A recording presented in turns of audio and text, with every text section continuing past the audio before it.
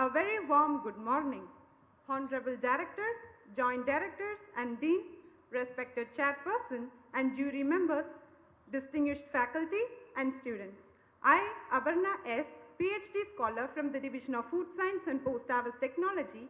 I, Tarun Sharma, PhD scholar from the Division of Agronomy, welcome you all on this auspicious first day of the week-long 62nd Convocation program of the Graduate School IARI. The journey of Indian Agriculture Research Institute IARI began way back in 1905 with the mission to provide leadership for science-led sustainable and globally competitive agriculture for food, nutrition and livelihood security. As the premier agriculture institute in the country, IARI has consistently explored new frontiers of science, developing human resources to lead in technology development and provide policy guidelines for vibrant and resilient agriculture. Keeping with this tradition, today it is the time to reap the meticulous achievements of the master's students. We will be witnessing the cream of all the divisions, presenting their outstanding research outcomes and going one step closer to the IARI merit medals, NABARD Professor B.L. Chopra Gold Medal and IARI Best Student of the Year awards. As per the Indian tradition, no occasion is auspiciously started without lighting the lamps.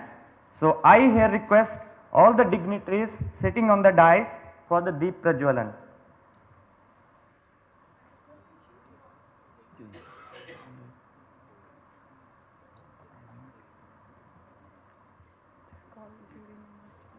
We request the jury members for Deep Prajwalan.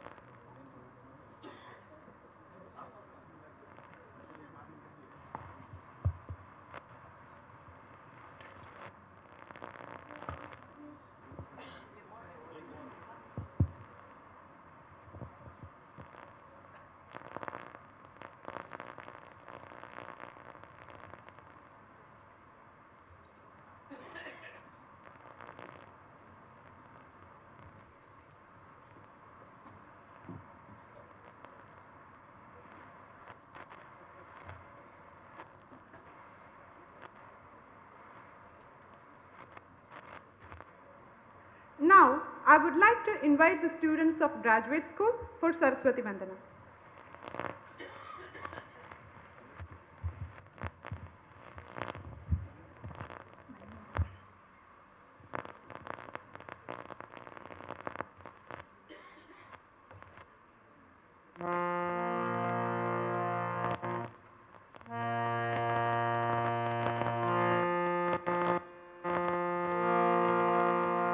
जय जय हे भगवती सुरभा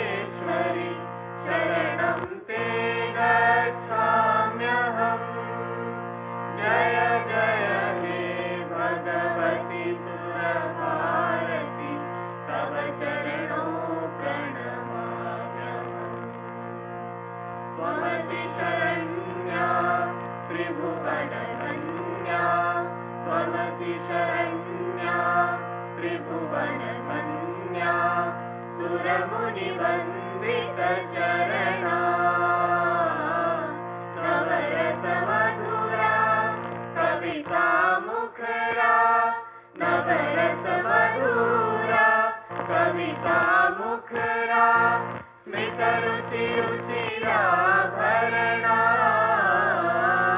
जय जय हे भगवती सुरभारती तव चरणों प्रणमाम्यहम् आसीना भव मानसहंसे आसीना भव मानसहंसे कुन्दतुहिन शशिधवले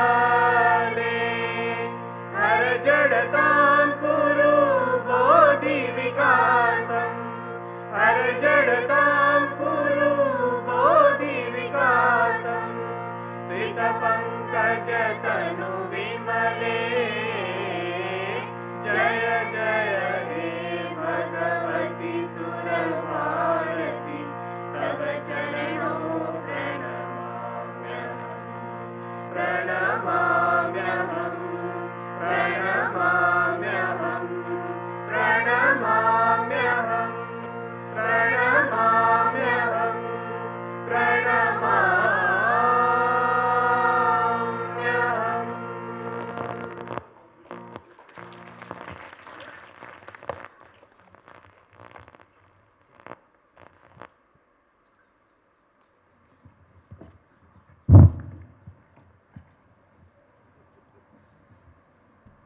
I request Honorable Director IARI, Dr. A.K. Singh, to felicitate the Chairperson Padma Shri, Dr. Arvind Kumar, Founder Vice Chancellor Rani Lakshmi Bai Central Agricultural University Jhansi and former Deputy Director General Education ICAR.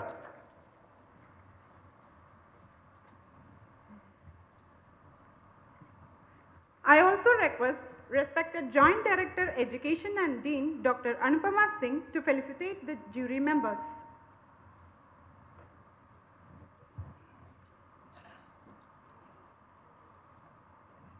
Go with the trees. Go as soon as possible. Go fast. Niche लो. जाओ. Go fast.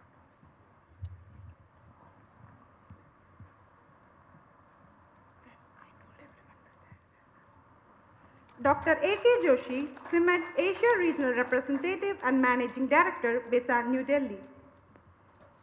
Professor P.S. Birtal, Director, ICAR NIAP, New Delhi. Dr. A.K. Joshi, CIMET Asia Regional Representative and Managing Director, Besan, New Delhi. Dr. Paul. Dr. R.K. Paul, former Director, NRC on Pomegranate, Solapur. Dr. Manoj Prasad, Professor and J.C. Bose National Fellow, Department of Genetics, University of Delhi.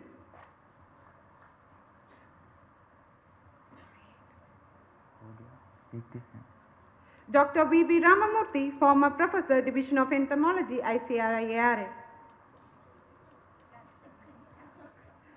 I here invite Dr. Anupama Singh, Joint Director Education and Dean the Graduate School, to present the formal welcome address and introduce the chairperson and jury members to the audience. Thank you, dear students. A very warm welcome to one and all to this auspicious morning of the Convocation Week program. On behalf of Director, on behalf of the whole IRI family, I welcome you all to the first day of the 6-day-long Convocation Week program, which will be finally culminating into the convocation ceremony on 9th February.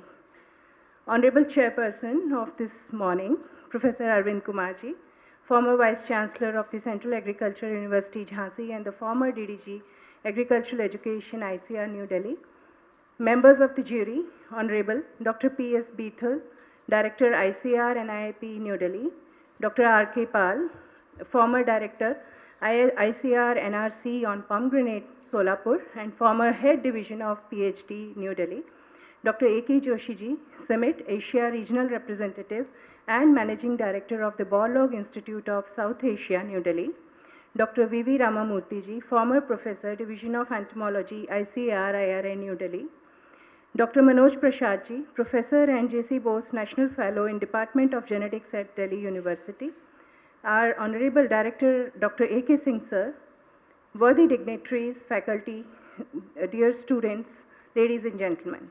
On behalf of Director and on my own behalf, it's my humble privilege to welcome you all for this today's session.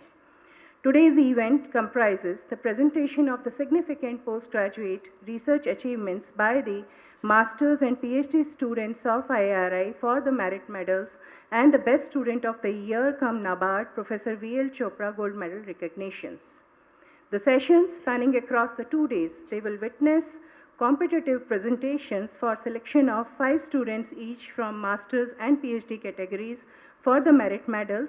1 each from the Masters and the PhD presentations will be selected for the NABARD and the Best Student of the Year recognition. This year, for the MSc category, we have 22 presentations which will be happening today, and tomorrow's session will witness 23 presentations from the PhD category. In this particular, these 2 days event, in the last part of it, the result will be declared. Well, I have somewhere, missed out the addressing the worthy dignitaries and my friends. In the front row, Dr. P.S. Brahmanand, the PDWTC, and my colleague, Dr. Ayan Padaria ji. So, I welcome you all also, sir. So now, it's my privilege to introduce the chair of today's session and the jury to the audience.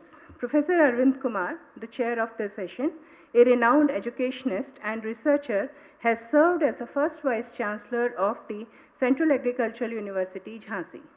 Professor Arvind Kumar ji has also served as the Deputy Director General Education, ICAR, New Delhi from 2009 to 2014, and during his tenure, everyone knows that the agricultural education in the country witnessed several reforms and implementations of the revolutionary policies for the improvement of the NARIS system in the education spectrum.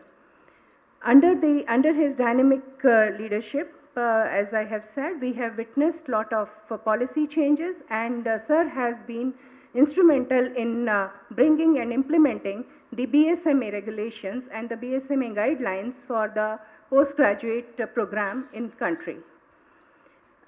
Recipient of ISA Gold Medal and Lifetime Achievement Award, Sir has been recognized for his professional achievements by several awards and fellowships. In NAS Fellowship he is holding, and for his outstanding contribution to the field of rapeseed mustard research, he was awarded membership by the International Consultative Group for Research on Rapeseed, Paris, France, which is an international recognition given to Dr. Kumar for outstanding contributions in rapeseed mustard research in India. We are honored to have you as the chair of this session, of the jury, sir. Dr. P.S. Beethel, another very eminent jury member, he is known for his contributions to the economics research in agriculture. And sir is Director, ICAR, Director, National Institute for Agricultural Economics and Policy Research, and another a very renowned IRI alumnus and an agricultural economist by training and profession. He is among us. So I welcome you, sir. Dr. R.K. Pal, the former director of the NRC on Pomegranate, Solapur, and former head division of PhD IRI. So he was the core team member for establishment of the Advanced Center for Agricultural Research and Education at IASIN in Myanmar in collaboration with the Ministry of External Affairs, Government of India. Dr. Pal has been a freelancer agribusiness consultant and has made several contributions in PG teaching, research and extension in the area of post-harvest management of horticultural produce for more than 3 decades. We feel honored to have your presence here, sir. Thank you very much. Dr. A.K. Joshi ji, a former professor of genetics and plant breeding at BHU. At present, he is Summit's regional representative for Asia and managing director of the Borlaug Institute for South Asia. He has more than 35 years of research and teaching experience and is a fellow of the 3 most prestigious science academies in India, INSA, NASI and NAS. Dr. Joshi has facilitated the development of the release of more than 3 dozen wheat varieties in India and South Asia and has handled large-scale seed scaling programs in various countries. His contributions to the breeding programs of wheat for climate resilience, disease resistance, conservation agriculture, and zinc-rich biofortification are just few of the ones which he has developed. Thank you very much, sir, to have you here, sir. Dr. V.V. Ramamurthy, former professor, Division of Entomology, IRI, everyone knows him in the discipline of crop protection and the crop improvement, has made significant contributions towards insect taxonomy at National Pusa Collection, Division of Entomology, IRI, for more than 3 decades. His specialization in the taxonomy aspects of Coleoptera in the last 38 years, he has developed expertise in insect taxonomy and has provided mentorship to the students and the scientists alike across country. His contributions to the National Pusa Collection is exemplary and is referred by one and all. He is well known in India and abroad for his contribution in weevil taxonomy. We are privileged to have you here, sir. Dr. Manoj Prasadji is a plant geneticist, molecular biologist, and working as professor and J.C. Bose National Fellow in Department of Genetics at New Delhi South Campus.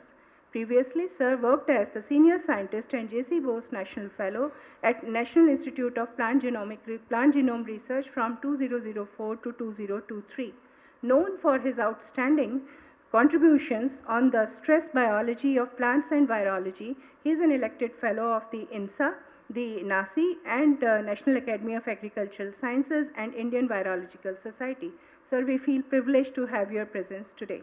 Thank you very much, and with this, I thank you one and all for your gracious presence. Thank you.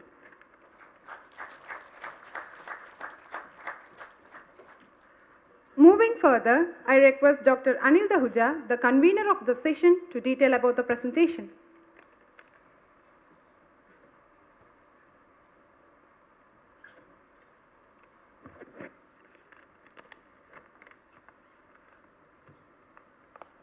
Good morning, everyone.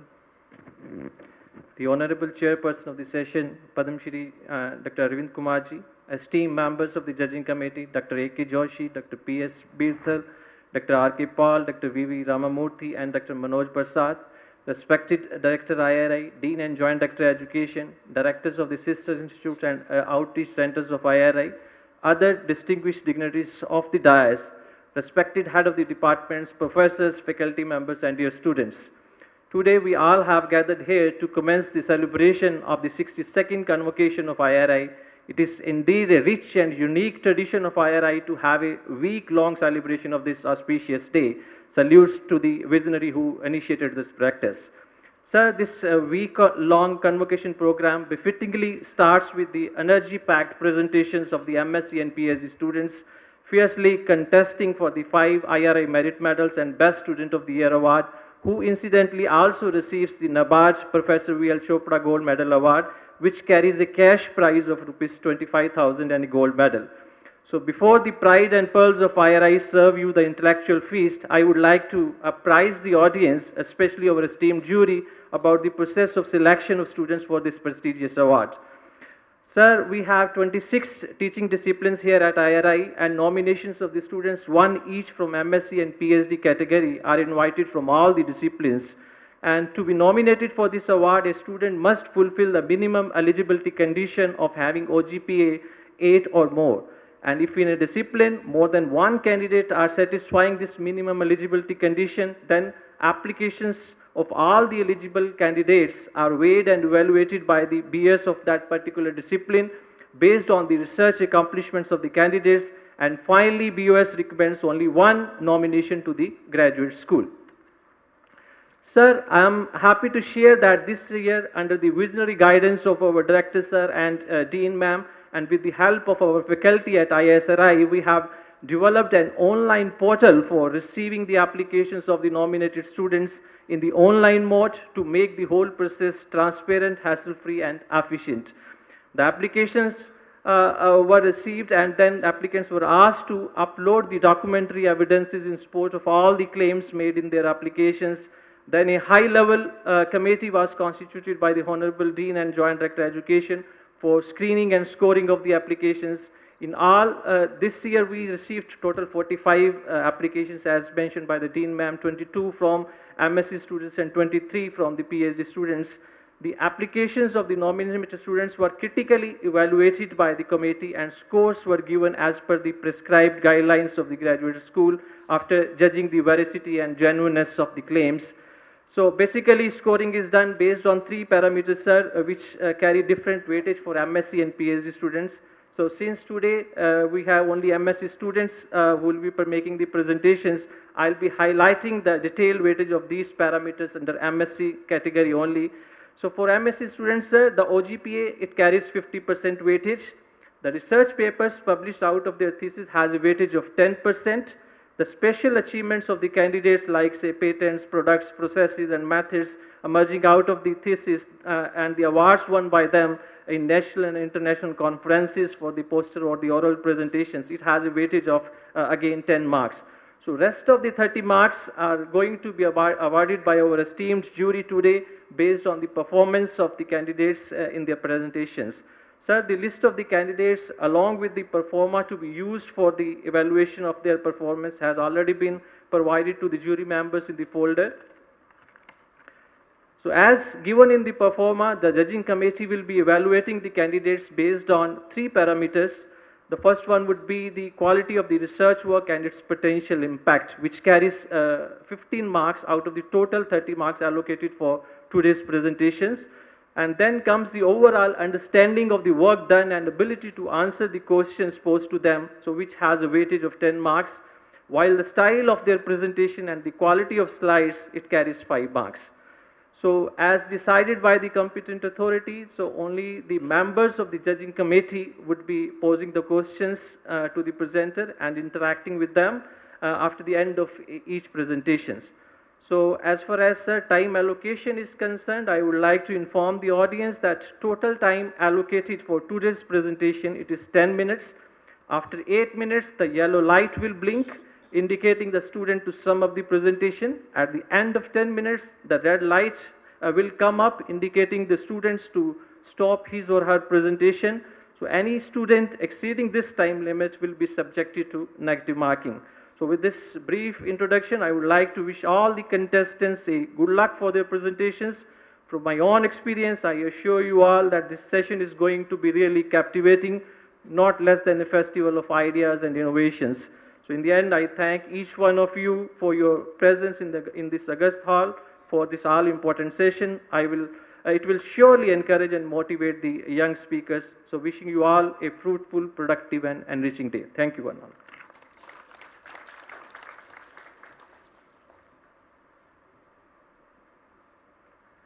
Now I invite Dr. A.K. Singh, Director and Vice Chancellor IARI, for his remarks.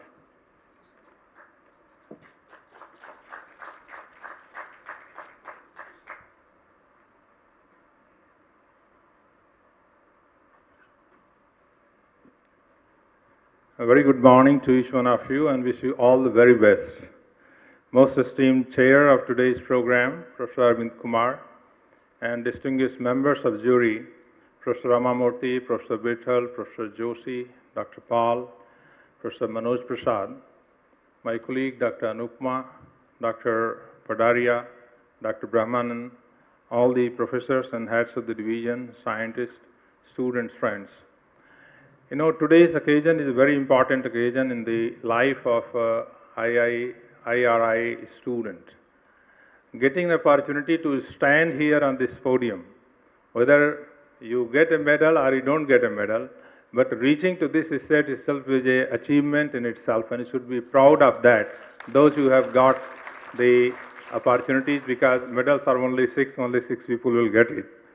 But coming here itself is a big honor for you, for your parents, for your guardians, for the purpose you are here. We have this jury chaired by Padma Shri Professor Arvind Kumar, a very distinguished educationist, and all the jury members who have been introduced to you just now by Dr. Anupma. In their own capacity, they are very distinguished researchers and teachers. We could not have thought of a better jury than what we have today here. And I am sure you are going to have a treat, the members of jury and the Honorable Chair, when our students stand before you for making presentation of the significant research achievements for their master's and PhD program.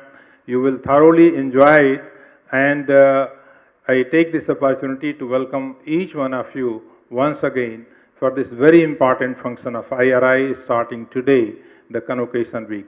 Thank you all very much.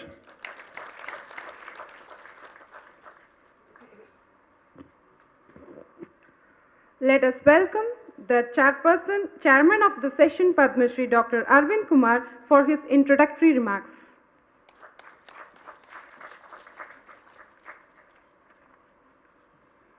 Good morning to all of you. Let me first thank the Honorable Vice Chancellor and Director of this prestigious institute, Dr. A.K. Singh ji, to have invited us for this very significant activity of the IARI. At this juncture, I am also very happy to personally see and greet our honorable jury members, Dr. A.K. Joshi ji, Professor Birthal, Dr. R.K. Pal, Dr. Rama Murthy, Dr. Manoj Prasad ji, who have been known to us and very eminent personalities in their respective field. We welcome you to this prestigious event of this institute. We have listened to Dr. Anupma Singh, Joint Director, Education and Dean of ICAR IERI New Delhi, and Dr. Anil Dahuja, Convener and Professor, Division of Biochemistry, about the IERI merit medals and NABARD Professor B.L. Chopra Gold Medal and selecting Best Student of the Year. We have also in this hall present many heads of division, professors of various divisions, faculty members, dear students, guest, Dr. Atul Kumar, the Associate Dean, and all the dignitaries present in this hall. I welcome all of them. In fact, it's a very prestigious, as Honorable Dr. A.K. Singh has already mentioned. You may or may not get the medal because it's limited. But to come and present your research activities in this hall, which is itself is a very historical hall, it's a prestige to all of you. And in advance, I congratulate each one of you for having reached to this stage and coming as a single person, single student out of the whole department is itself a matter of prestige. So I congratulate you all in advance. May or may not get the award, but certainly this is itself an honor and award for all of you. This institute, IRI, it's not only a name in India, but world over.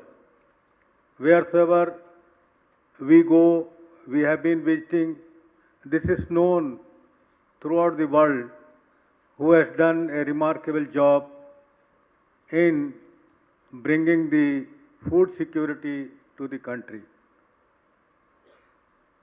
The institute itself is a brand name, IARI, and therefore many IARI-like institutions are on the way, and maybe in near future you may see more such institutes which will certainly have their significant role in influencing the social and economic structure of the common people in the country. Friends, I will not say much on this occasion, only I wish to thank you all. Today is not a good weather, but you have been able to reach to this hall on time and make your presentation. I think you will adhere to the guidelines which have been mentioned by the convener and professor, and we will be very happy to listen to you and the significant work which you have done and this opportunity for all of us. So thank you very much. Thank you one and all for inviting us, and thank you our jury who will certainly try to do justice in every way that the right people are getting the award. Thank you very much.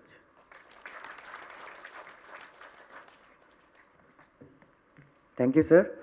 कोशिश कर हल निकलेगा, आज नहीं तो कल निकलेगा, अर्जुन के तीर सा साध मरुस्थल से भी जल निकलेगा।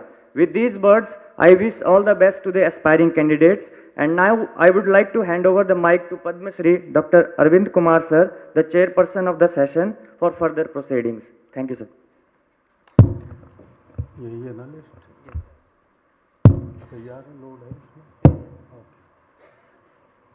So I think let us start the presentations, and today you know it's MSc students, and the time schedule is 10 minutes. 8 minutes is for your presentation, and after that 2 more minutes, and after 10 minutes you have to finish the presentation, otherwise it may attract the negative marking.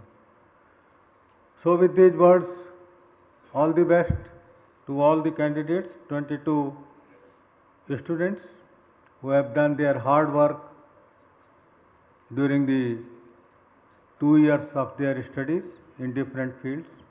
So first I invite Riya Kundu, roll number 21563 from the Division of Agricultural Chemicals, to come over here and present significant work which she has done.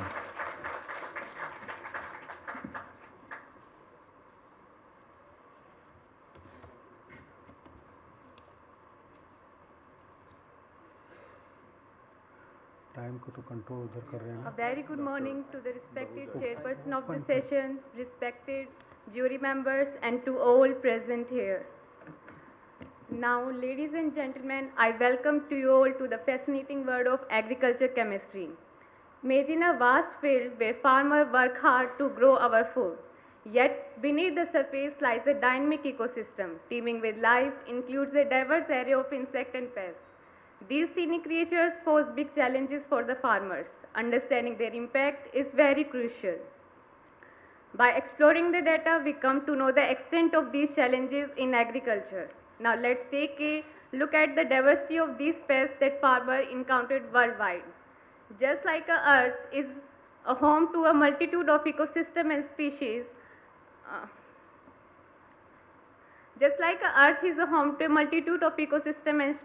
our farm hosts a rich diversity of these pests, from teeny insect to the microscopic pathogen. These charts shows the diversity of pest species that farmers contend with. Among them, the fungal pathogen shows a great diversity. Now let's shine a spotlight on one of the most significant challenges in agriculture, that is the fungal pathogen, that impacting the crop health and food safety. These fungal pathogens pose challenges like crop disease, post-harvest losses, and toxin production. These microorganisms destroy our crops by causing disease that leads to the yield loss and economic hardship for the farmers. From powdery mildew to rust and blight, these fungal pathogens come in all forms, each targeting to the specific crop and plant part. Their ability to spread under favorable conditions make them persistent threat in agriculture landscape. These newspaper cuttings shows that year after year farmers worldwide face face a significant losses due to crop disease caused by these fungus. So how to control these disease? A farmer employs various strategies to protect our crop. These methods include the crop rotations, maintaining proper sanitation in field, and planting resistant varieties and biological control. All the methods are very crucial in disease management. Yet one of the methods which stands for its efficiency and effectiveness, that is the chemical control. As we have seen, the continuous use of conventional fungicide lead to a significant challenge in agriculture, that is the development of fungicide resistance. So now what could be the next? So there is a need to develop a novel compound that solve this problem. But how we can do this? In chemistry, the solution often lies in exploring the novel heterocyclic moieties. One of the approach to address this problem is the development of a hybrid fungicide molecule by combining different scaffolds. These hybrid molecules have multiple sites of action which minimize the risk of fungicide resistance. So here we choose the two heterocyclic moieties. One is the indazole and other is the indachromones. These exhibit the vast biological activities. So I choose my research topic as the synthesis and evaluation of indazole-alchromone derivative against plant pathogenic fungi. Let's break some key objectives of my research work. The first one is the synthesis and characterization of indazole-alchromone derivative, and the second is the in vitro evaluation of indazole-alchromone derivative against Clostridium rolfsi and Fusarium oxysporum. The third one is the pot evaluation of potent synthesized compound against SR and FO in tomato plant. For the synthesis of indazole-alchromone derivatives, it takes the four systemic steps. The first one is the synthesis of two substituted hydroxyacetophenone derivative, which is obtained by combining the 2,4-dihydroxyacetophenone with different carbon chain with bromine iodoalkane. Then this substituted derivative is treated with DMF-DMA to yield the enaminone derivatives. Then enaminone derivative reacted with iodine in presence of chloroform to yield the 3-iodochromone derivative. Then this finally 3-iodochromone derivative is conjugated with the indazoles to yield our final product, that is the indazole-alchromone derivative. We totally synthesize the 20 indazole-alchromone derivative that yields ranges from 76 to 93%. Out of the 20 synthesized compound, 19 are found first time in the literature. All the synthesized compound and the intermediate product were characterized by using the proton NMR, C13 NMR and the FTIR. Now let's come to the second objective of my research work, that is the bioassay study. Here we choose the two fungus, that is Clostridium rolfsi, Fusarium oxysporum. And the poison food technique is used as a method. 5 concentration and 4 applications were done.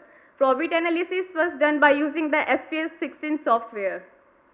All the synthesized compound shows the good antifungal activities against SR, and out of which 6F and 6T was found the most active. With ED50 values 16.18 and 10.10 milligram per liter, these values are compared with the commercially available fungicide, that is the hexaconazole, with ED50 value 8.57 milligram per liter.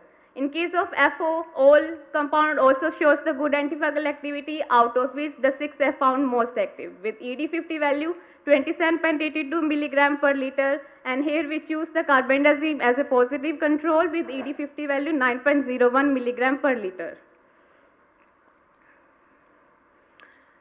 Based on the in vitro results, we choose the two compounds, that is the 6F and 16. For further study for pot experiment, here the 6F is evaluated against both fungus SR and FO, and 6T is specifically evaluated against one fungus SR. Now coming to the third objective, that is the in vivo study. Here we choose the completely randomized design, and the seedling is prepared by using the Pusa ruby variety, and the method of chemical application is the soil drenching. Preparation of inoculum is done by taking the sorghum seeds soaked overnight and then filled in the sterilized flask, and the flask was inoculated specifically with SR and FO, and the soil was made sick by incorporating the 14 days old inoculum. And then plant disease index is calculated by using the PDI formula. In vivo research shows against SR that the 6T was found the most active one with PDI value 26% and followed by the 6F which shows the PDI value 30%. These values are at par with the hexaconazole with PDI value 25% and these values are evaluated at higher concentration of 1000 ppm. In case of FO, the 6F shows the PDI value 35% and the carbendazim shows 24%. These are the conclusion of my research work that we successfully synthesized 20 indazole electromone derivative out of which 19 were reported first time. All the synthesized compounds shows the characteristic peak in NMR. In vivo study shows the compound 6T and 6F was found most active against SR. And in case of FO, the 6F was found most active. In vivo study, 6F and 6T have the PDI value at par with the hexaconazole against SR. In case of FO, the compound 6F is not showing good activity compared to carbendazim. Field evaluation of potent compound will be done further, and these are the publications and conference that I attend. I give my heartiest acknowledgement to all the members who were the part of my MSc journey, and I conclude my thesis work with the words of Paracelsus that poison is in everything and nothing is without poison. The dose make it either a poison or remedy. Thank you, everyone. Thank you, Riya ji, for a very good presentation. Thank you. Now I request Professor Rama Murthy ji to raise a question. Riya, good presentation. Thank you, sir. For the standard of MSc, I think is really very good, fantastic. Thank you. Your products, whatever you have come out with in vitro and in vivo studies, Yes, sir. they have to be now taken to the field. Taken to the field, is it not? Not So- yet, sir. They have to be taken to the Yes, field. sir, yes, What are the prescriptions you would like to give for those who will like to take this to the field level? Sir, I don't get the question. What are the prescriptions or what are the conditions which you will give to the people who would like to take these products to the field? For going for the field evaluation, first we do the better formulations of this compound shows the good activity in the field conditions. Any specific conditions you will give in terms of formulating the product, taking into account the chemical or physical qualities of the products which have come out?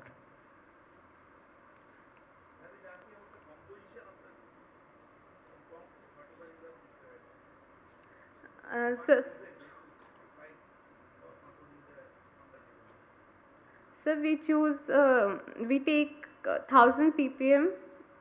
In port conditions, we apply 20 ml of compound in each port.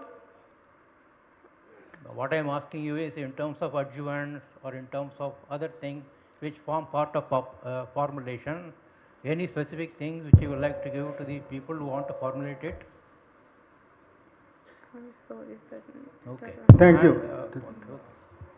And, Director will ask.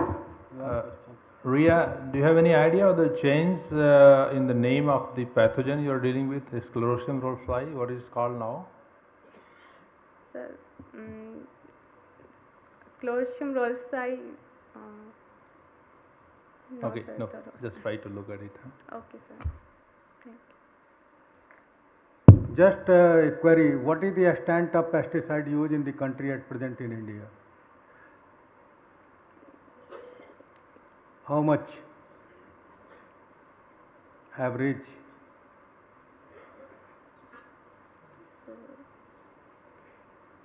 Okay. Thank you. Thank you for your nice presentation. Thank you. The next presentation is Mr. Pavan Kumar Kumawat, roll number 21570 from Agricultural Economics.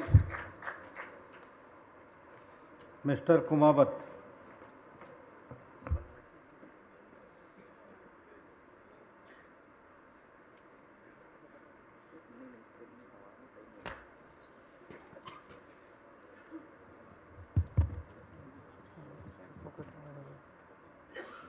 Respected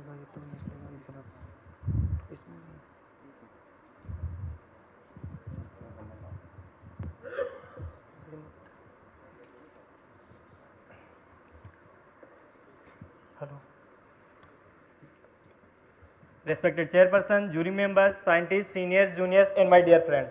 A very good morning to everyone and warm welcome to my IARI Merit Medal Award presentation. I would like to start this presentation with the quote of Drew Hodgson. Don't worry about the failures. Only you have to be right once. As you know, 21st century is known for the startups which are revolutionizing our society with the innovations and which has the potential to solve the major problems of our society.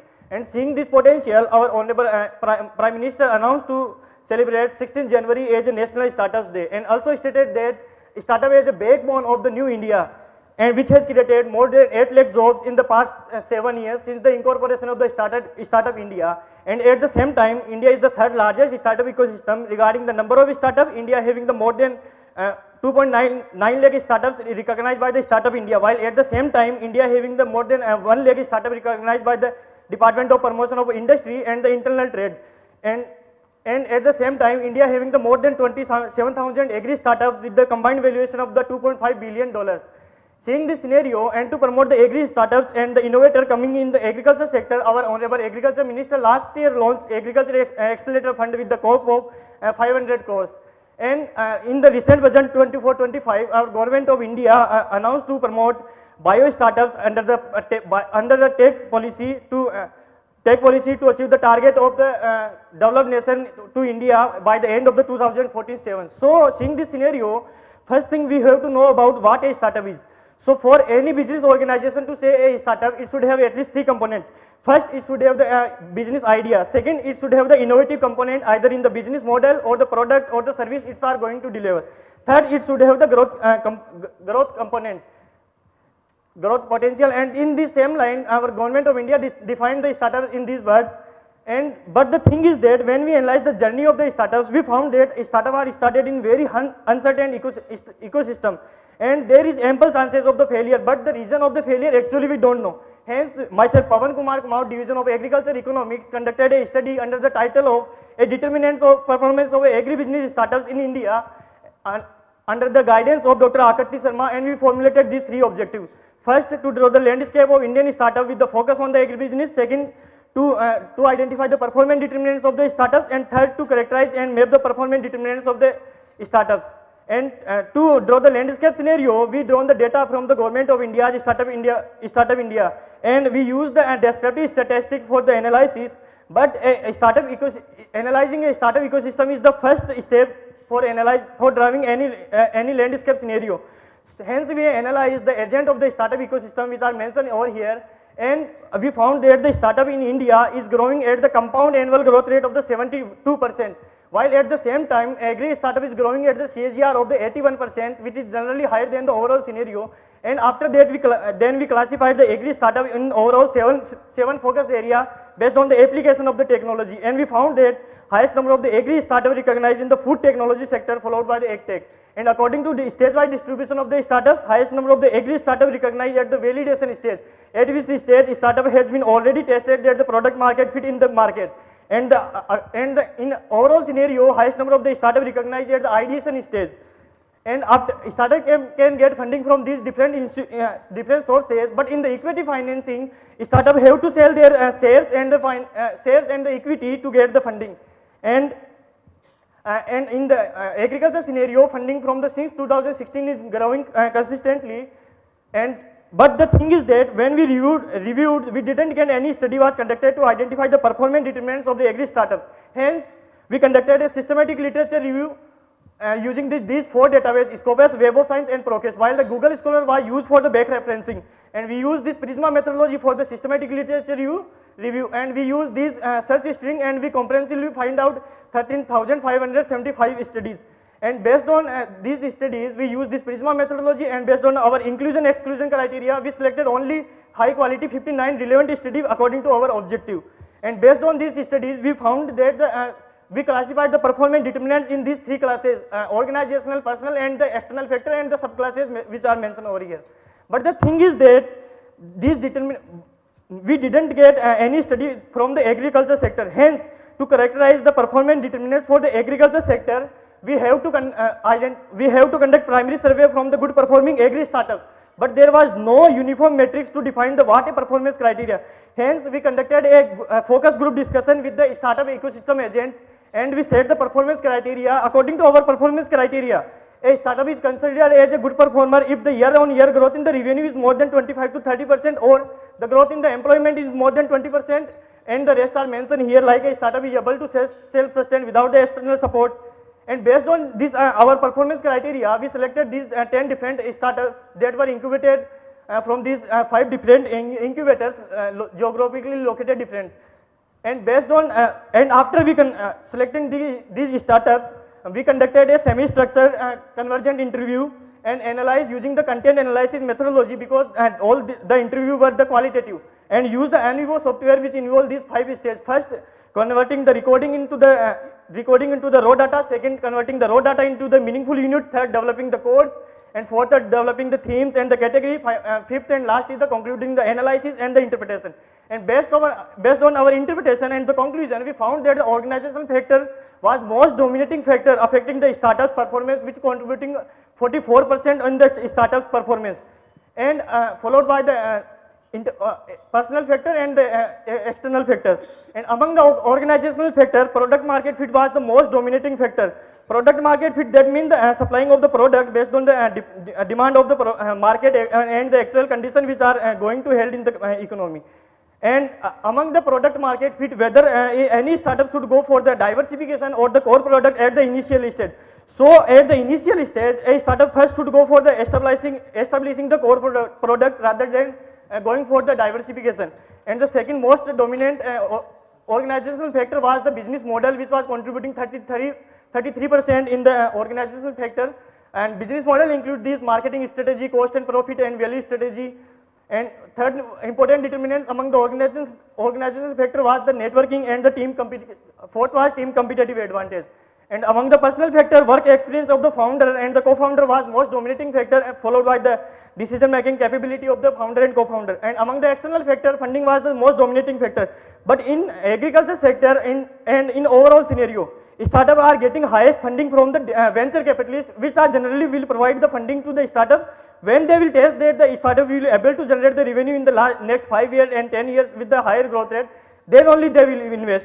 So this venture capitalist was the most dominating factor among the external factors, followed by the government support policy and the mechanism and the previous capital of the founder and the co-founder. And to identify the constraints faced by the startups, agri startups in India, we use this Jaccard index, which work based on the similarity index. So as there is the one major problem was that product-based, service-based, and the product and service-based startup having different kind of the problem. So we use this Jaccard index that whether the product-based and service-based have the different view or not. So we found that the major problem was no common platform for the startups. Second was the unavailability of the skilled people. And based on our result, we concluded that funding to the agri startups was increasing consistently, even the external constraint was there. And the second conclusion, most important performance determinants was the product market fit and the business model. The third finding was the startup were getting highest funding from the venture capitalists, and the major constraint faced by the startup was there was no unique platform for the government regarding support mechanism. Based on this conclusion, we suggested policy that ecosystem agents shall be focused on the providing mentoring support regarding the developing good product market fit and the business model. And second is government either should give opportunity to the incubators or should develop a mechanism for the technology validation, and debt instrument for the startup shall be developed. And I have one acceptance letter with the NAS rating 3, and I got a third best award in the oral presentation in the international conference conducted by the National Institute of Food Technology, Ministry of MSME.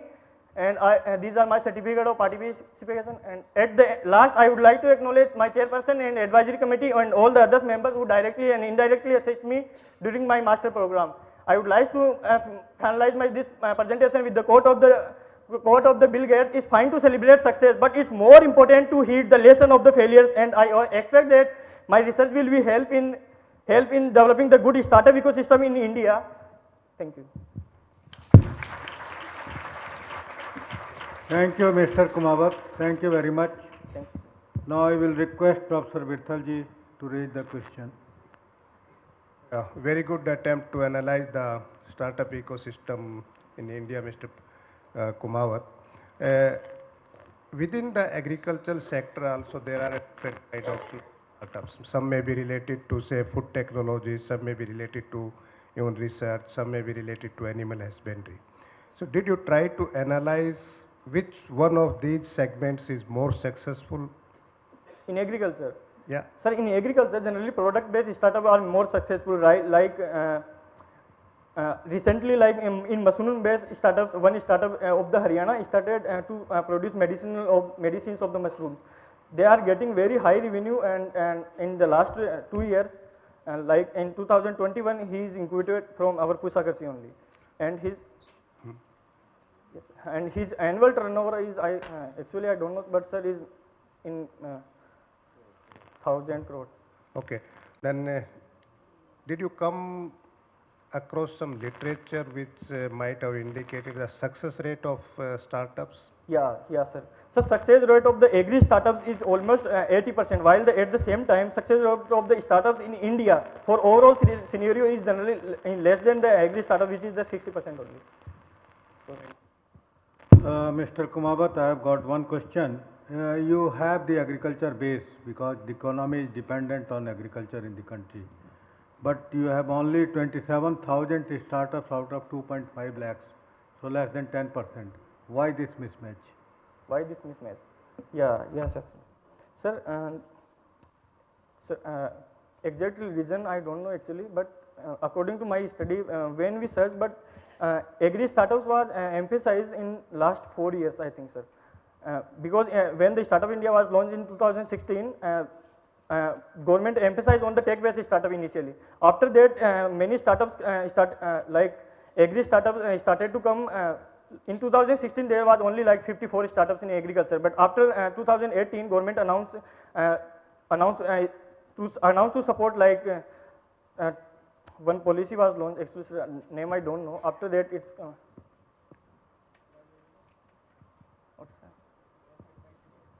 Thank you, Mr. Kumawat, for your nice work.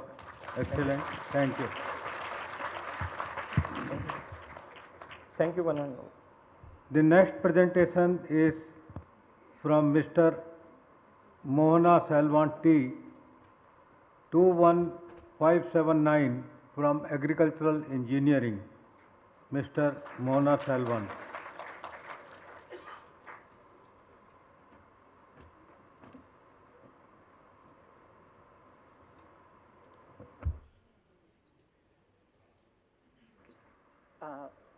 Respected chairperson of the session and jury members and distinguished scientists and all my beloved friends, a very warm good morning to all. I welcome you all for my presentation. Here, occupational safety and health, it is a discipline which is dealing with protection of farmers from various occupational injuries, farm workers and their work environment. Actually, the agricultural workers are actually unprotected, and they are in poor living condition, and they are having low infrastructure, and also they are having low literacy. There is no surveillance of the various operations performed in the field, and also all activities are purely performed by farmers and agricultural workers.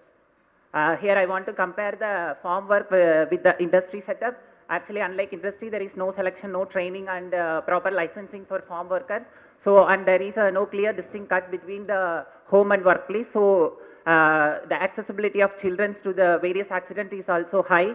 And also other factors like occasional use of machineries, heavy work, difficult environmental condition, contact with hazardous chemical, no periodic maintenance of the tools, and unscheduled long duration work. These are all the major causes for occupational health hazards in agriculture. Here the health issue status in India, around 60 million sugarcane farmers are involved in sugarcane cultivation. Among these, overall accident incidence rate is around 333 per 1 lakh workers, whereas fatality rate is about 18.3 per 1 lakh workers. Previous studies indicated that sugarcane related injuries were more predominant in the sugarcane cultivating areas. The background image, we can see that various injuries are recorded during the agricultural accidental survey. As we all know, India is the second largest producer of sugarcane next to Brazil. Here are the top 10 producing states I have given. During past sugarcane season, Maharashtra tops with a production of 13.8 million tonnes, followed by Uttar Pradesh. And acreage is, sugarcane acreage in the country is around 5.9 million hectares, whereas production is 419.25 million tonnes. Sugarcane is the one crop which there has been little mechanization in India, and purely all operations are labor dependent. As the most of the cultivation practices are being done manually, there are a chance of occurrence of injuries also high in this sugarcane cultivation. From research gap, there are many studies are related to intangible injuries and development of safety intervention, but there are limited studies are going with tangible injuries. So these serious research gap need to be addressed. Based on these among queries, the title fixed for the research is Study of Sugarcane Mechanization and Health Hazard in Erode district. The objectives framed were to study the sugarcane cultivation and to study the health hazards and to develop safety intervention for the prevention of health hazards. This is the methodology followed for the study. The experiment were designed and the studier were selected. The data were collected through the pre-structured interview schedule with the direct personal investigation method, and the collected data were analyzed for mechanization level and occupational health hazard. Then finally the development of intervention. This the selection of study area. Tamil Nadu state was selected particularly from country, from India, and the Erode district were purposively selected from this Tamil Nadu, as it is well supported in irrigation facilities and well developed in agriculture, and agriculture is a major economic activity in this district. Here the cultivation practices, it's starting from manual set cutting. The set cutting operation is done with the knives and locally prepared woods, and also transporting the sets to the field. It is run by the trailers, and further it is transported to the prepared furrow with the head loads. Then it is randomly dropped and arranged with the help of hose with female laborers, and detressing. The plucking of leaves were done with bare hands with the female laborers, and earthing up with spades. Fertilizer application is purely done manually, harvesting also, and bundling also done manually. The load carrying is done with the manual head loads, and loading is done with the long leg stools. And here the distribution of injuries recorded. The detrashing contributes around 20%, 28% of the injuries, whereas earthing up 20%, 28%, 30% is due to spades, and 15% is due to sugarcane blade. The fertilizer application is accounts for 44% of the injury. Here we can see that sugarcane leaf blade itself a tool for causing various injuries. And these are the recovery days for the identified injuries. It varies from 6 to 15 days, even though these injuries are minor and moderate, which took more time to heal because of lack of proper medical care. And also the workers are continuously working after the injuries, so which leads to delay in healing. Here are the manual set cutting operation. Again, these pole used for this sugarcane sets are lack of adequate holding area, which may cause severe cuts. Again, these detrashing operation, the plucking of leaves were done with the bare hands, so these sugarcane leaf blades can cause severe cuts. The fertilizer application while moving into the field, the sugarcane leaf blades while hitting the faces, it causing severe cuts. While earthing up, the spades is used for this earthing up injuries, earthing up operation, while the spade blade hitting any obstruction directed to the worker's feet, which causes severe cuts. And load carrying, which is the load carried by the male and female laborers are actually exceed the prescribed safe limit, which may cause severe muscular discomfort. The loading also, we can see that the platform used is not sturdy, so which may cause fall and may cause severe fracture. Here are the safety interventions suggested for these. The face shields will be a very cost-effective intervention for the face-related injuries, and also hand gloves will be a injury prevention for detrashing. And here boots will be a preventive. It will prevent the workers from the reptiles. Immediately after I have terminated the study, one female labor got snake bite, and she lost her life before reaching the hospital. Even though it is seeing like a very small intervention, it will give a big impact. That load carrying harness that will distribute the load. That's why we can reduce the muscular discomfort. And also set cutting also observed as a potentially hazardous operation. We have developed one manually operated set cutter. For this, various development parameters have been studied, and the design of these equipment have been done with CAD software, and it is fabricated in the Division of Agricultural Engineering workshop at IARI. Then it is evaluated for its performance. Here the specific cutting resistance have been studied using the externalizer. From this we can see that the speed of the blade increases, the force per set cutting, and also the energy required for the set cutting is decreases. This is a designed CAD design diagram of these set cutter. This is a developed foot operated set cutter. From this we can compare the traditional method with the developed equipment. Both ergonomic and performance point of view, this machine shows a better performance. And these are we can see the visual quality of the sets obtained from manual set cutting and developed set cutter. Here are the man-hour utilization for various operations performed in these. Why I am giving this means the exposure time of the various operation increases, the chance of occurrence of injuries also increases. The salient findings out of this study, most of the injuries are related to fertilizer application and detressing earthing up. The injured parts were face, arm and finger and foot, and these prevention can be a cost-effective intervention for the prevention of injuries. The developed set cutter will be an effective intervention for safe manual set cutting. Here are the achievements arose from my research work.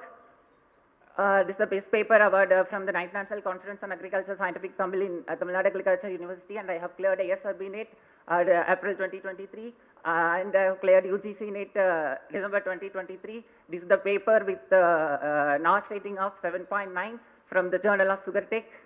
And finally, I want to thank my chairperson, co-chairperson, and advisory committee head of the division, professor and faculties, and my beloved friends ICAR and IRF for all the facilities. Thank you.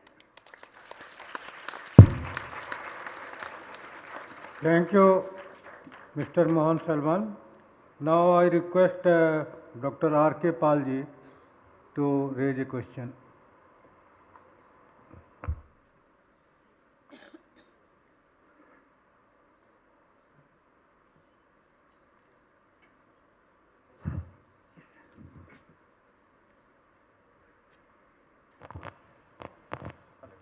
Hello.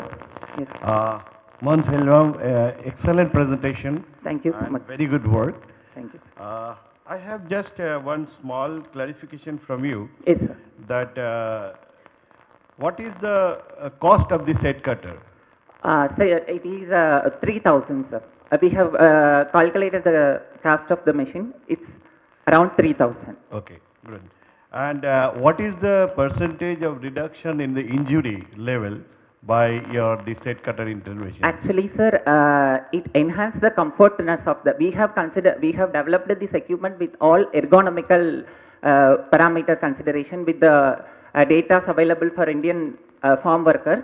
So we can comfortably operate this equipment. So thereby we can work for a long time without any fatigue or anything. Now you can say that you said that there is a 10% difference in the efficiency. Yes. Right?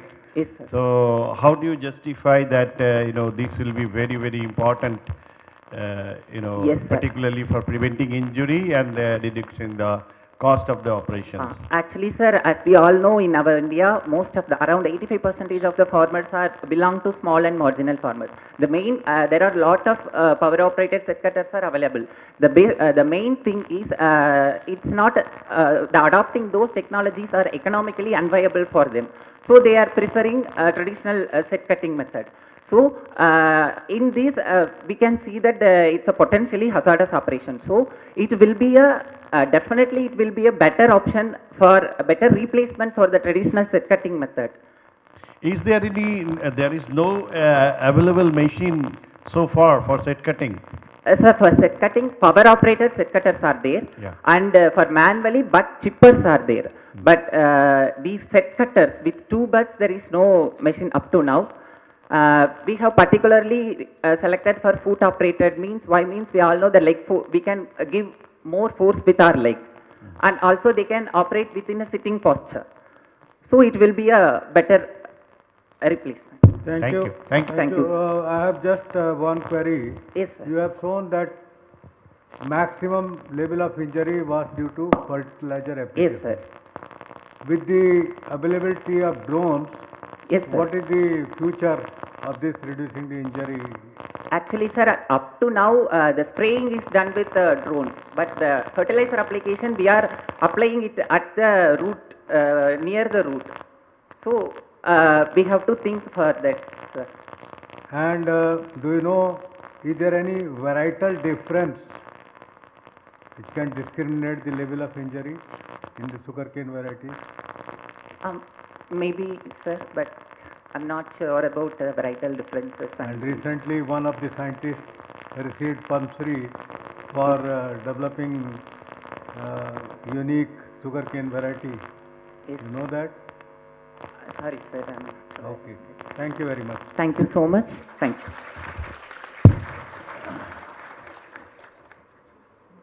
The next presentation is Mr. Pasupuleti Sahithi, roll number 21589 from Agricultural Extension Education. So, इधर ये नहीं है क्या ये है क्या स्वामी miss ना वही मैं कंफ्यूजन हुआ ना सॉरी हेलो हेलो नहीं ठीक है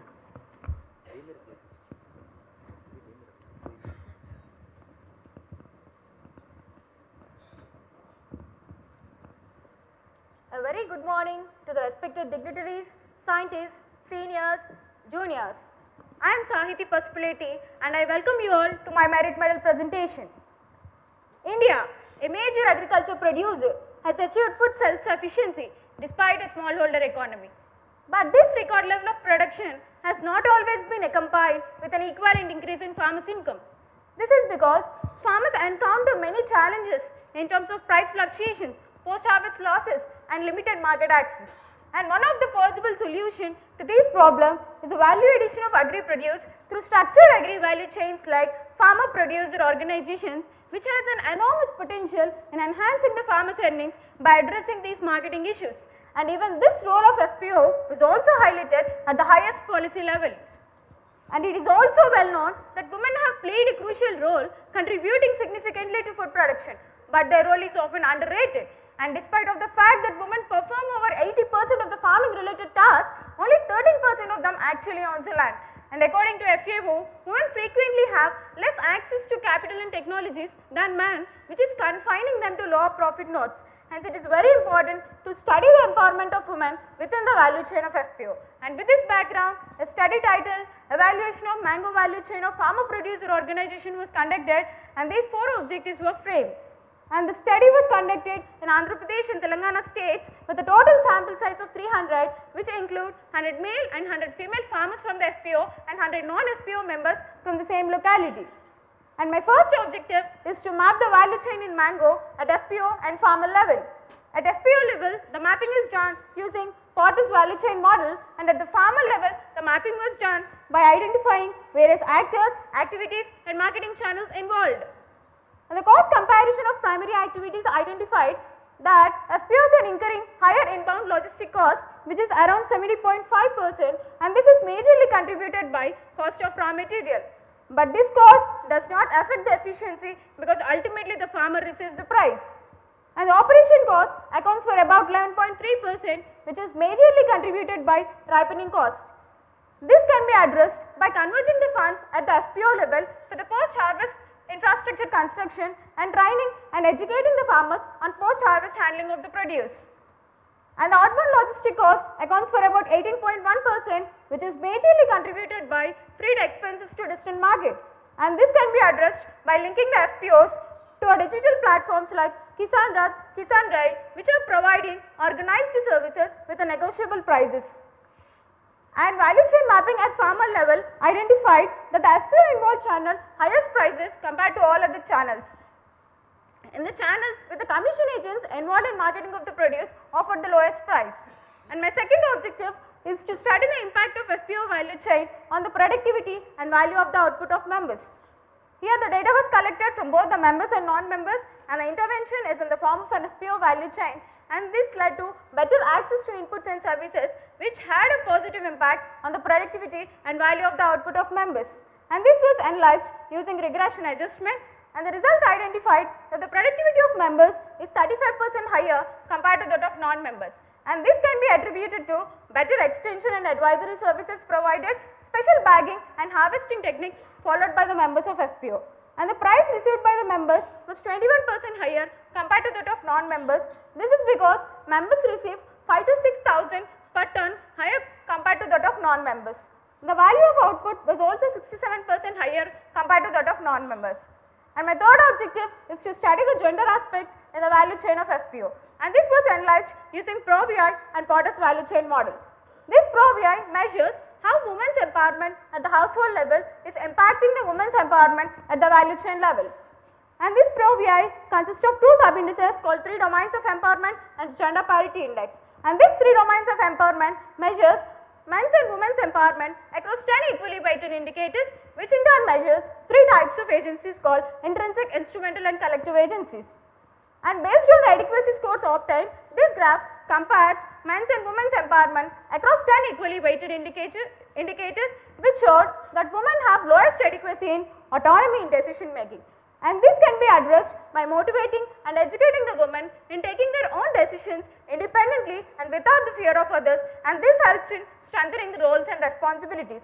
Another inadequacy is input in productive decisions, which can be addressed by advocating for gender inclusive policies like involving women in decision making bodies related to value chain will ensure that women's voices are heard and their needs are considered. And ProVI at the household level identified that nearly 48% of women are empowered, and out of 52% of women who are not yet empowered have an average inadequate achievement in 33% of the domains. And the ProVI at the household level is around 0.82. And ProVI at value chain level identified that nearly 40% of women are empowered, and out of 60% of women who are not yet empowered have an average inadequate achievement in 31% of the domains. And the ProVI at the value chain level is around 0.80. And this showed the ProVI at the household and value chain level identified that women who were empowered at the household level were also empowered at the value chain level.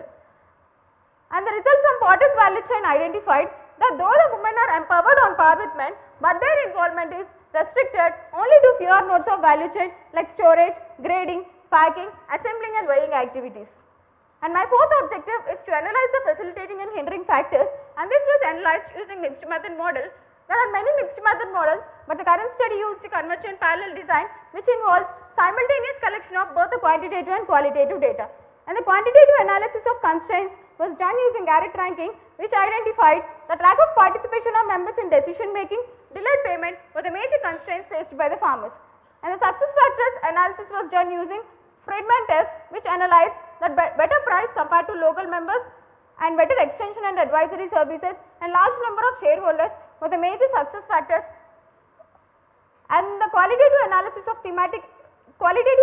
was done using thematic analysis, and it identified that lack of sales promotion, branding and short processing period were the major constraints faced. And the success factors are provision of skilled labor for harvesting, capacity building of stakeholders and educating the farmers for harvesting and picking techniques. And coming to the implication from this objective, the participation of farmers can be improved with a well established feedback mechanism and acting on their inputs to demonstrate that their opinions are valued. And even ensuring early price payment to the farmers will reduce the financial stress and helps them to meet the immediate financial obligations. And by focusing on these success factors, the FPOs can streamline their operation, encourage the improved stakeholder participation, and which helps in the attainment of organizational goals. And major policy implications from this study are effective utilization of existing schemes like Agriculture Infrastructure Fund or Pradhan Mantri formalization of microfood enterprises, which are providing 50% of financial grant for branding and sales promotion, especially for FPOs, will help the farmers in branding their products and fetching higher prices. And providing financial literacy to women will help to manage the income they get from the value chain and also negotiate better prices for their produce. And more focus on supporting and developing women-led FPOs will have a multiplier effect on agriculture, farm families and rural economies. And advocating for and adopting gender sensitive approaches like involving women extension agents will help in addressing the unique constraints that women face, like the time constraints and the traditional gender roles. And this empowerment within the value chain will serve as a positive role model for the next generations, inspiring the younger women to pursue the economic opportunity and break free from the traditional gender constraints. As there is a positive economic impact on the members, non-members can also be motivated to form and join the FPOs in order to reap the collective benefits.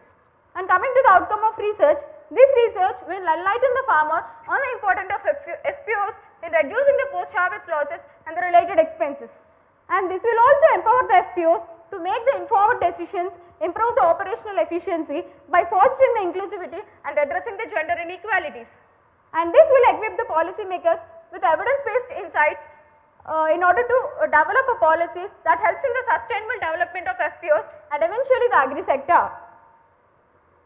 And coming to path ahead, this research can be extended to measure the impact of FPO value chain on farmers' livelihood and also to investigate the impact of governance and management structures on the performance and sustainability of these FPO value chains. Coming to the research publication, from this research, there are 3 research publications and still 2 more to be communicated shortly. And these are the awards and achievements. These are certificate of participation in the conference. And finally, I would like to extend my gratitude to everyone who contributed to the success of this journey.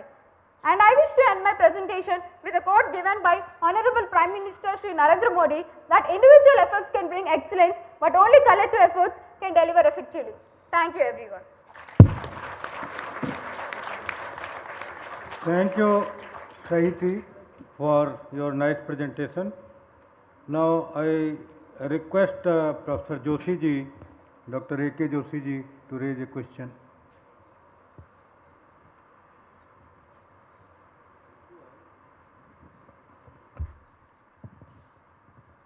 Hello. Oh, thank you very much. I am surprised, you know. You have picked my name for this. No, really. Really, I'm really surprised, but anyway.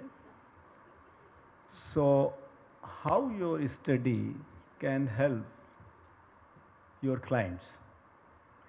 Sir, like this will help the farmers there is a lack of awareness About the services provided by FPO. So there are many services provided by FPO in case of value addition, processing of the produce and also marketing. So this study will help the farmers in like enlightening them about the post-harvest losses that the FPOs are dealing with and the related revenue they are generating and the relative cost reduction they are involved in. Thank you. Sir, you may ask. Good presentations. So, thank you, sir. Yeah. Can you just list the 3 conditions to make FPOs successful? Okay? Because at present, the success rate, the viability, only 1/3 of the FPOs in the country are viable. So, from your study or from the literature you have done, just list 3 important factors which can make this venture of the Government of India as a success. Yes, sir. Like converging the funds at the FPO level for the construction of infrastructure is a one point, sir. Because every time we rely on government to provide the financial support and all, we can converge the funds at the FPO level for the construction of these infrastructures. And improved participation of the farmers is the second most thing to be addressed, sir. And there are many existing schemes that are directly helping the FPOs. So, making the people aware of these schemes will also help to serve the purpose. Okay, thank you. One question, just a query. What is the target for formation of FPOs in the country by the government? Sir, actually it is 10,000 FPOs, sir, and till April of 2023 we have reached half of the target. Just one query. So in continuation to what Professor Virthal asked, can you elaborate a little bit in terms of a farmer group joining, FPO, in terms of input cost and in terms of price realized for him for the produce, how he is going to be benefited? Yes, sir. Like there is a benefit in terms of economies of scales here, like if purchasing an input by individual farmer and by a collective farmer is different. So it will definitely fetch the farmer. In case of this mango value addition, as I have seen during my data collection, that farmer is benefiting that nearly 5 to 6,000 per ton who are involved, like who are related to this FPO, and non-member is not fetching that price. So relatively there will be at least 3 to 2,000 difference per ton between a member and non-member due to this collective action. Thank you very much. Thank you for the nice presentation. The next presentation is Ms. Soumitra Chakrabarti, 21595 from Agricultural Physics. Soumitra, yes please.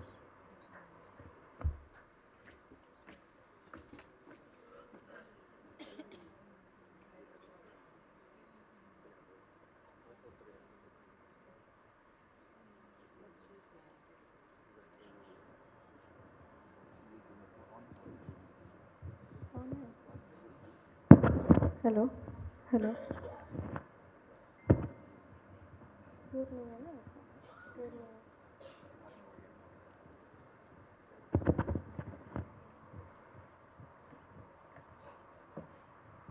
A very fresh and humble good morning to the respected chairperson, honorable jury members, dignitaries on and off the dais, and dear ladies and gentlemen. Myself, Soumitra Chakraborty, representing the Division of Agricultural Physics. Remote sensing bridges the gap from the laboratory to the land between scientific inquiry and sustainable agriculture. As we know, India is the second largest producer of wheat worldwide, but in recent couple of years we can see there is a decreasing trend of a grain yield production, which can be attributed to the recent climate change scenarios and resulting into the warmer climate as well as the changing pest and disease dynamics in the crop field. Only biotic stress can account for 30% yield loss in wheat. Among those, disease constraints are one of the most crucial in case of crop production. Yellow rust is considered as one of the most economically important diseases, referring from some latest news articles, and we can also say this disease can be mainly concentrating over the mainly northern regions of India. So early detection and monitoring of the disease throughout the region is very crucial, and that can be done in the greatest potential by remote sensing approaches. Non-imaging and imaging remote sensing approaches are of a greater concern. Among the non-imaging remote sensing approaches, spectral reflectance data are very important to identify the diseased vegetation and healthy vegetation, which can be notified by the healthy reflectance can be more in NIR region and less in red region, whereas the disease can show less reflectance in red region and less reflectance in NIR region and more reflectance in NIR red region. So some advantage of the remote sensing methods are, it can help in timely detection and monitoring, non-destructive management of diseases are possible, spatial heterogeneity is maintained, real-time monitoring can be done, and also judicious pesticide application can be achieved. So from some previous study we can identify that radius analysis, that means some specific narrow band analysis were only performed. After that some broadband analysis like multispectral analysis has been done, and my focus is on the hyperspectral analysis of the disease detection, so that more detailed information we can obtain from narrow and contiguous nature of wave bands, and with the detailed information will be help us for monitoring the disease. So the title of my thesis is Hyperspectral Remote Sensing of Wheat Yellow Rust. The objectives of my work is first to characterize the disease hyperspectrally, and next to develop some sensitive models and bands using the sensitive bands and indices. So the methodology so far concerned is total 10 wheat genotypes with having varying level of disease susceptibility were identified. After that pathogen inoculation and scoring of the disease was done, and spectral reflectance measurement were carrying in some basic peak infection stage, and spectral observation were taken after successful calibration of the instrument of field portable spectroradiometer throughout the wavelength of 350 nanometer to 2500 nanometer.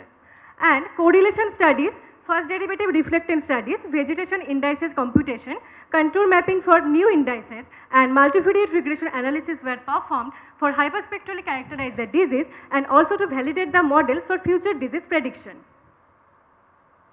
The protocol for for scoring the ELORA severity has been shown here. They're given by McNeil et al. And different genotypes of which has been accounted in this regard is shown here. So the results of my objective 1 is discussed further. So the spectral signature, if we see, in case of different scoring level, the difference in the spectral reflectance is observed in visible region and as well as the near infrared region. Contrast in the spectral reflectance is well understood in case the difference in the spectral difference and also the reflectance of the healthy crop also shown in the secondary axis, so that we can compare the reflectance difference. It is shown in the positive difference in red region, and whereas the negative reflectance difference is shown in the NIR region. Correlation analysis of the whole spectrum were performed for each wavelength and each spectral reflectance data. After that, we have found, keeping correlation coefficient of 0.6 as a threshold level, we have found the sensitive bands in visible region from 580 to 680, in NIR region 750 to 1340 nanometer, and some specific regions or shortwave infrared regions were also mentioned here. So, if we see the spectral reflectance curve, then we can observe that the red edge region is overlapping for all the severity levels. But there is a huge potential of red edge region to explore the disease of further level. So, the red edge region is very much crucial for identifying the disease, where the transition in the reflectance takes place from positive to negative. So, the first derivative reflectance spectra as per the concern, whereas changes in reflectance with the changes in the wavelength is utilized for making the graph. And here we can see the visible region and NIR region is showing a difference and the varying level of severity levels. So, for the radius characteristics of the curve, we can identify that different severity levels and different radius diagram is depicted, that within the escalating severity levels of the diseases, the radius value and the dip of the curve is progressively decreasing with increasing severity levels, and also the curve's incline is also less pronounced in case of more severely affected plant. So, the radius amplitude and also the sum of the first derivative reflectance spectra is showing a decreasing trend with increasing the severity level. We can also found a robust associationship with the radius value and the disease score having a R-squared of 0.91. So, the analysis of my objective 2 is further. After doing the hyperspectral characterization of the disease, we have calculated some vegetation indices based model and also performed some multivariate regression models like partial least square regression, multiple linear regression and random forest regression to evaluate the yellow rust infestation severity in wheat crop. So, after some extensive literature survey, we have found some narrowband indices which are previously used for disease detection, mainly related with the pigment concentration, chlorophyll composition and moisture stress and in different physiological attributes of plant. For some yellow rust specific indices like yellow rust optimal index and yellow rust index were also performed. Along with that, for moisture stress, we have also performed the normalized difference water index and normalized triangular vegetation index. So, as we see, the performance of different indices based on their root mean squared and RPD values, greater the RPD value, the model's validation accuracy is the best. So, along with that model, we can identify triangular vegetation index, yellow rust index, renormalized difference vegetation index, and modified triangular vegetation index and enhanced vegetation index showing a best RPD having the value of greater than 2.85. So, here are some calibration curve of the based on the univariate modeling of the disease code and the sensitive indices. And the validation of the indices based univariate models were also performed. So, here we can see the limitation of the vegetation indices because it only focuses on some very specific wavebands in the entire spectra. So, if we consider the entire spectrum region considering from 350 nanometer to 2500 nanometer, then it could better explain us the disease severity levels change with the wavelength distribution function. So, the advantage of multivariate modeling is that in case of vegetation indices, we can only focus the sensitive bands, whereas the multivariate analysis help us to predict the disease in a complete spectrum and with a holistic approach, and it can also help to reduce the data dimensionality, multicollinearity, and it is a better predictive capacity of the disease, and it is more informative than the univariate models. So, partial least square regression, multiple linear regression and random forest regression were performed based on the 80% of training dataset and also 20% of testing dataset for fitting the model. So, if we see the performance of the multivariate regression model, then all the models are performed better, but among that, partial least square regression having the R-squared value of 0.97, which is significantly accounting for differentiating the disease severity level among the plants. So, PLSR, the calibration and validation curve PLSR, multiple linear regression and random forest regression is been shown here. So, we have also done the sensitive bands basic lambda contour mapping for developing some new indices for differentiating the contour plotting, and wavelength combination were also correlated and optimal sensitive bands were constructed. So, first is normalized error index 1 and the second is normalized error index 2 I have formulated from my thesis. The linear regression of these models is shown here with R square of 0.87 and 0.91. So, the conclusion of my study is with vegetation indices, PLSR models and triangular vegetation indices found the best performance, and in the correlation analysis NIR region and short of infrared region are found the best with a negative correlation, whereas radius region are found in the positive correlation. So, the path ahead is the integration of hyperspectral imaging data, real-time monitoring system with acquisition of machine learning algorithms, and simultaneous study of ground, air and spaceborne technologies can be incorporated further. I have published my research paper in the Journal of Agricultural Physics having the last rating of 5.02, and I had attended a training program conferred by Naheb Cast and also Journal of Agricultural Physics. I topped in AIR 1 in ICAR PhD examination in the division Agricultural Physics, and I also qualified in lectureship and JRF. So I would like to acknowledge all the advisory committee members, professor and head of my division, dean, director, IRI and the PG school and the research fellowship, and none other than my parents, teacher and friends. Thanks all for your kind patience and time. Thank you. Thank you, Soumitra. Thank you, sir. Now we have Dr. Manoj Prasad ji. You may like to raise question.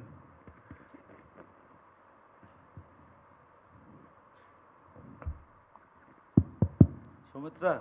Yes, sir. Very good presentation. Thank you, sir. So I will ask you some basic question. What is the genome size of wheat, hexaploid wheat? You are agriculture physics, right? Yes, sir. So you are working on wheat. So what is the basic hexaploid wheat chromosome number? Any idea? Now tell me that you have developed a remote sensing Yes, sir. device for detecting the disease. So what is the symptom of yellow leaf rust, and how your remote sensing technique will detect this? Sir, the symptoms basically constructing of some yellow rust which is appear on the margin of the leaves alongside with the veination also, and it is actually the urideniospore which is responsible for this yellow spore formation, and the pathogen has a wider host distribution along with the alternate host, and the main host is the wheat plant. And after urideniospore also some black teleospore is formed after the maturity of the urideniospore, and it will also further spread the disease. But what is the measuring scale? What is the scale? Yes, sir, the measuring scale is from 0 and to 9. I have measured the disease scoring and representing the 0 score as a complete healthy vegetation, whereas the 9 score is mentioning the completely sporulated and highly infected plant. So did you develop any algorithm to detect this? Symptom? Sir, actually some multiple regression models were performed which can be used for further prediction of the disease. Because sir, if we now focus only for the time being I have only focused only the model development, but if we want to detect the disease in a larger area with a synoptic view from satellite data or like airborne data, then this model can help us with the sensitive bands and indices I have shown here. From that we can develop a better prediction model and accurate estimation of the disease before the symptoms will be so what about the literature about this area of study? Sir, in literature before coming to the hyperspectral analysis, there were some studies based on only specific bands, like only radius region were considered. After that some multispectral analysis were also performed, but that is also only considered 5 to 6 bands in visible band and only NIR band. But in hyperspectral studies, sir, we are concentrating more in the entire visible region, that is from blue to red region, and the NIR region also very spectrally different regions we have identified. so that plant physiological responses with this wavelength reflectance can be studied. Thank you. Thank you, Dr. Joshi साहब, आपका. Thank you, Saurabh. Very Thank you, sir. challenging work, very difficult work. Yes. Just tell me one question. Which stage of the crop you recorded data and why? Sir, actually, the disease was inoculated throughout the field artificial inoculation method with the wheat genotypes having varying level of susceptibility against this pathogen. So, when the peak infection stage arrived, after the arrival of peak infection stage, during the grain filling and during the anthesis, when the disease was uniformly spread throughout the field, that time I collected my data. Thank you. Thank you, sir.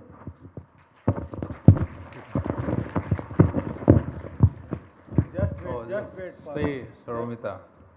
Thank you for a nice presentation. I just wanted to know, any kind of prediction based on satellite or airborne methods would be helpful in controlling disease when we use it as an early warning symptom. Yes, sir. Now, when the disease severity is at the peak, and at that stage your R-square is 95% perfectly fine, what kind of R-square you would expect when it is in the initial stages of development, because that's where the prediction would be helpful in controlling disease in terms of intervention.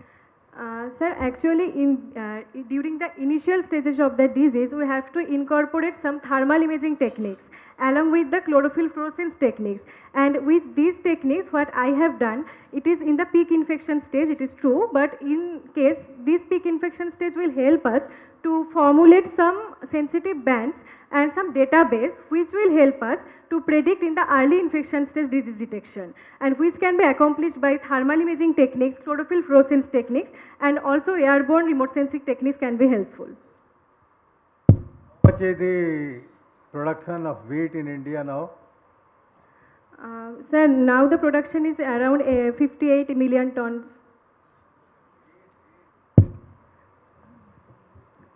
Okay, thank you.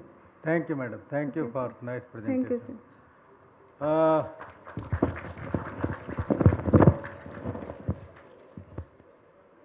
The next presentation is by Mr. Satyam Rawat, 60099 from Agronomy. Mr. Satyam Rawat.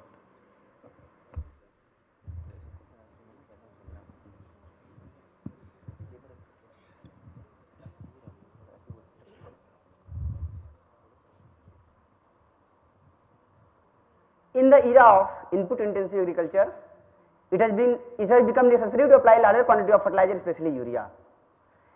And this excess application causes declining in fertilizer response ratio, and the nitrogen efficiency hardly goes beyond 40%. I would like to welcome you all with my presentation with the quote of Honorable M.S. Swaminathan: to ensure the food security for all, we must be clear about the definition of the problem. A very fresh and humble good morning to respected jury, dignitaries, one and all present here. As we know, the India's population increasing day by day, and we reach to the 1.4 billion, and by 2070 we will be 1.7 billion. So to feed that much of population, the required food grain is 50 million ton, and currently we are consuming 35 million ton of urea. In that 10 million ton we are importing, and 25 million ton we are indigenously producing. And that 10 million ton which we are importing, we are giving 45,000 crore to that 10 million ton subsidy. And the 25 million ton which we are producing indigenously, we are giving 55 crore. And the actual price which we are getting in the market of 1 bag urea is 240. But without subsidy, that bag of urea is 2,300. And also per kg use of urea emits 4 kg carbon dioxide equivalent. So what is the solution? Now our Honorable Prime Minister talking about many sustainable development goals like no hunger, zero poverty, climate action, life on land. So what will be the solution? We have two solutions. Either we produce more indigenously in India with efficient technology, and the second one, which is most promising, we just curtail at the field level nitrogen by increasing its efficiency. From the last few years, many alternative fertilizers is there, including nano urea. Under PM Pranam scheme and recently introduced interim budget, Honorable Finance Minister highlighted the nano. The initial results of nano was very exciting, but it further need optimization, validation in different agroclimatic zones. Maize is very potential in the biofuel, fodder and feed, and in the acid soil of Jharkhand, the nitrogen is lost in various ways, but the nano urea may work. So my study plan effect of nano urea on maize productivity and nitrogen efficiency in acid soil of Jharkhand. I am Satyam Rawat, did my research under the chairmanship of Dr. Ajit Kumar Singh with the objective to effect of nano urea on productivity of maize, impact of nano urea on nitrogen dynamics in maize, to work out the economics of nano urea in maize. Detail of experiment, I included 12 treatments, 4 level and 3 combination. In first combination, no any spray, and in second 5 to 8 combination, nano urea spray, and in third one from 9 to 12 pre-urea spray is there. Now coming to the findings, as we know the leaf area index is very important for harvesting maximum solar radiation. The as per result is found between nitrogen 75% recommended plus 2 nano spray with respect to 100% of recommended nitrogen. And yield, the 75% of recommended nitrogen remains at par with 100% of recommended nitrogen, and interestingly very high degree of correlation is found between leaf area index at 60 days after sowing with the grain yield. The nitrogen uptake, which is calculated by the nitrogen content in grain and sugar with the yield, the similar trend is observed, that is 75% of recommended nitrogen plus 2 nano spray remains at par with 100% of recommended nitrogen. And the correlation, that is R square value, coefficient of determination is 0.74, which indicates very good fit between leaf nitrogen content at 60 days after sowing and the grain yield. This is the mechanism behind this effect. The nano urea is easily absorption, efficient utilization, and at biochemical and molecular level, which fulfills 4R concept, that is right time, right dose, right source and right site, which ultimately increase its efficiency up to about 90%. Economic efficiency, that is kg increase in grain yield per kg nitrogen applied, and partial productivity, that is kg grain per kg nitrogen applied, which highest recorded in the 75% of recommended nitrogen plus 2 nano urea spray. The effect of biological properties, as our eminent scientist Professor Lakalal recently propagated one health concept, starting from the soil to the planet Earth. The DHA FDA, dehydrated activity, frozen digestate and microbial biomass carbon is recorded highest in the 100% recommended nitrogen, 100% recommended plus 2 nano urea spray, 100% recommended plus pre-urea spray. The great correlation is found between microbial biomass carbon and grain yield. The R square, that is coefficient of determination, is found 0.73. The apparent balance of state of soil nitrogen, we applied different doses of nitrogen in different plots. We are expecting that much of nitrogen balance, but apparent net loss in most of the treatments, and the less loss in the nano urea treatment in acid soil of Jharkhand. The effect of nano urea on economics, if we compare with the 100% of recommended nitrogen with the 75% recommended nitrogen plus 2 nano urea spray, if we calculate with the subsidized urea, the extra 750 rupee incurred with in 75 plus 2 nano urea spray, and if we calculate with unsubsidized urea, 3,500 about rupee we can curtail, we can save. Coming to the greenhouse gas emission, if we compare with 100% of recommended nitrogen with 75% recommended nitrogen plus 2 nano urea spray, the extra 400 carbon dioxide kg per hectare we can reduce, because for recommended nitrogen, which is 100%, is emitted 16,000 kg carbon dioxide equivalent, and in 75% 1200 kg carbon dioxide equivalent. So I want to conclude my presentation with these remarks. There is a possibility to curtail 25% of recommended nitrogen with the use of 2 nano spray in maize in acid soil of Jharkhand. Use of nano urea has potential to curtail that 10 million ton which we are importing and giving 45,000 of subsidy, and it can also support ecosystem service by reducing greenhouse gas emission, which is I already told 400 kg carbon dioxide equivalent per hectare, and increasing soil health and reducing transport costs.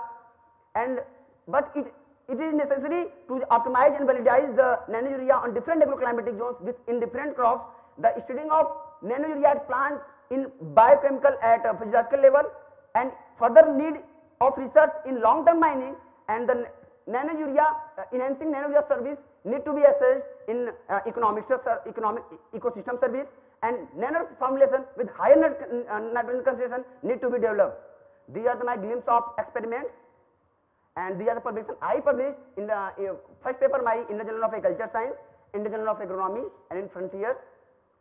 I attended many seminars and international conferences across the India. I also awarded with Best Poster Award in the Symposium and in international conference and Best Oral Award. And I also participated in many curricular and extracurricular activity. I also represented IRI at the Agri Sport in Hisar and Agriculture at the Bangalore, and very many ICAR IRI sports events. And in last, I heartily acknowledge my chairperson, advisory committee, faculty division of agronomy, director sir, dean ma'am, and friends, my family. Thank you so much. And I wish to end my presentation with the quote of Professor and Dr. H.S. Bennett: out of the long list of nature's gift to man, none is perhaps so essential to human life as soil. Thank you so much. Thank you, Mr. Satyam Rawat, for the nice presentation. You know, nano area, there is lot of news in the newspapers about its controversy, about its application. You have told that this nano urea could be effective in maize, in acid soils of Jharkhand. What about in other areas? What about in Punjab, if we talk about which is considered to be, you know, the key bowl, Punjab and Haryana? What the views of the people over there? Thank you, sir. Sir, in acid soil, we as you know, most of the losses of nitrogen different from, but in respect of Punjab and Haryana, we also know the excessive use of they are using urea, and if we just curtail that 25% by replacing that with nano urea, it might be useful in term of ecosystem service by, as I already told, by improving soil health and excessive use of urea.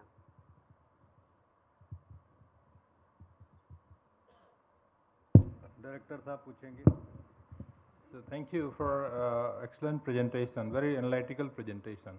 I just want to understand that you said 25% reduction in the nitrogen use, which would work to around 30 kg if you take 120 kg per hectare as the recommended dose. Through nano urea, we are applying with 2500 ml per hectare at 4% content, 100 gram nitrogen. So 100 gram nitrogen replacing 30 kilogram of nitrogen. What is the science behind it? Sir, how it works? Nitrogen efficiency, which I told, in the field condition hardly goes beyond 30 to 40%. So whatever we applying by urea, it is not means 100 kg we are applying, then not 100 kg is absorbed by the plant.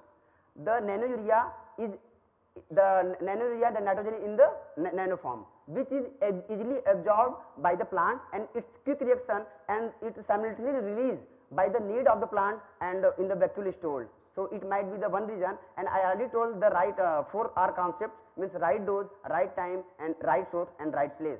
Foliar spray we are already giving, and that might be the one of the other reason. Are you saying it is increasing the nitrogen efficiency of applied nitrogen? Increasing nitrogen efficiency of applied, and also at biochemical and physiological behavior, means some study also quoted that nitrogenous reductase activities there, some enzymatic activities also there. Okay, all right, thank you. Sir, I have a query.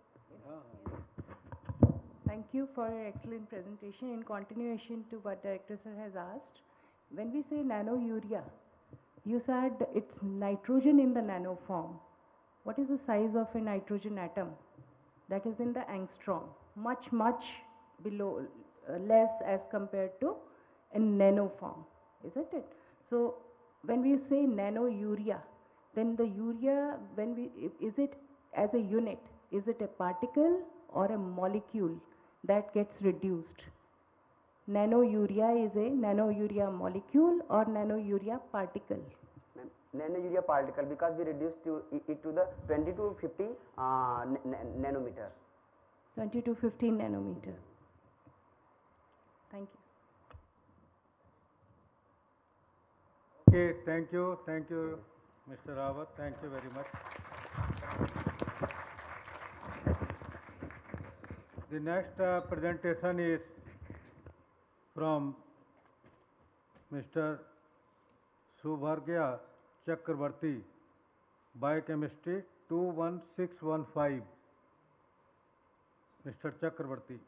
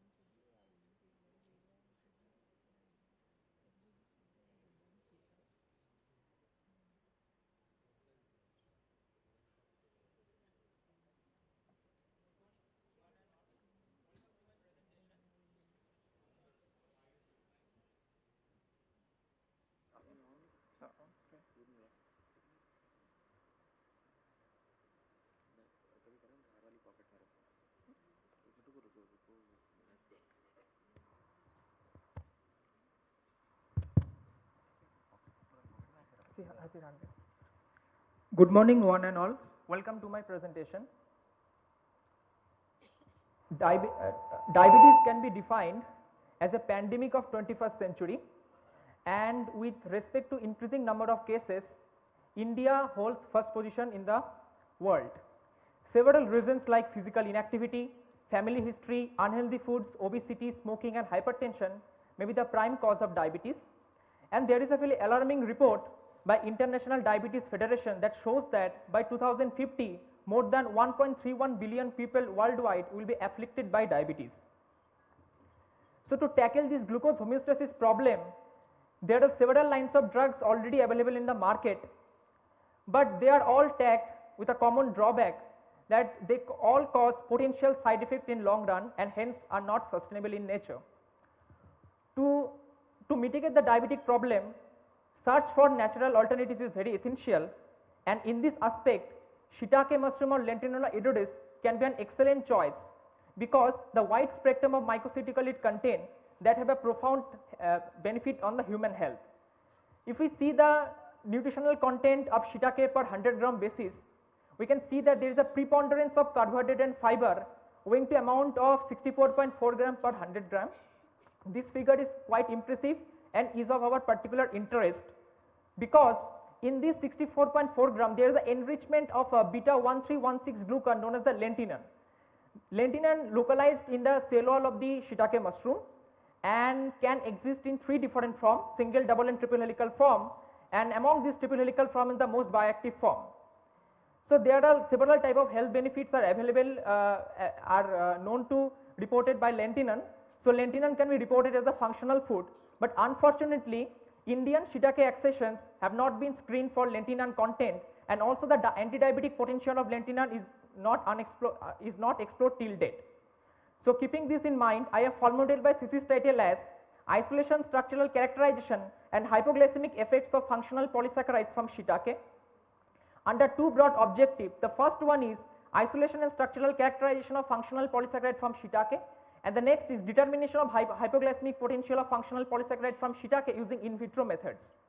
So at the onset of my research program, I have procured 12 diverse shiitake accession from the northeast part of India, particularly from ICAR NaH, and the next challenging task was to optimize the efficient extraction protocol for the extraction of the bioactive form of lentinan.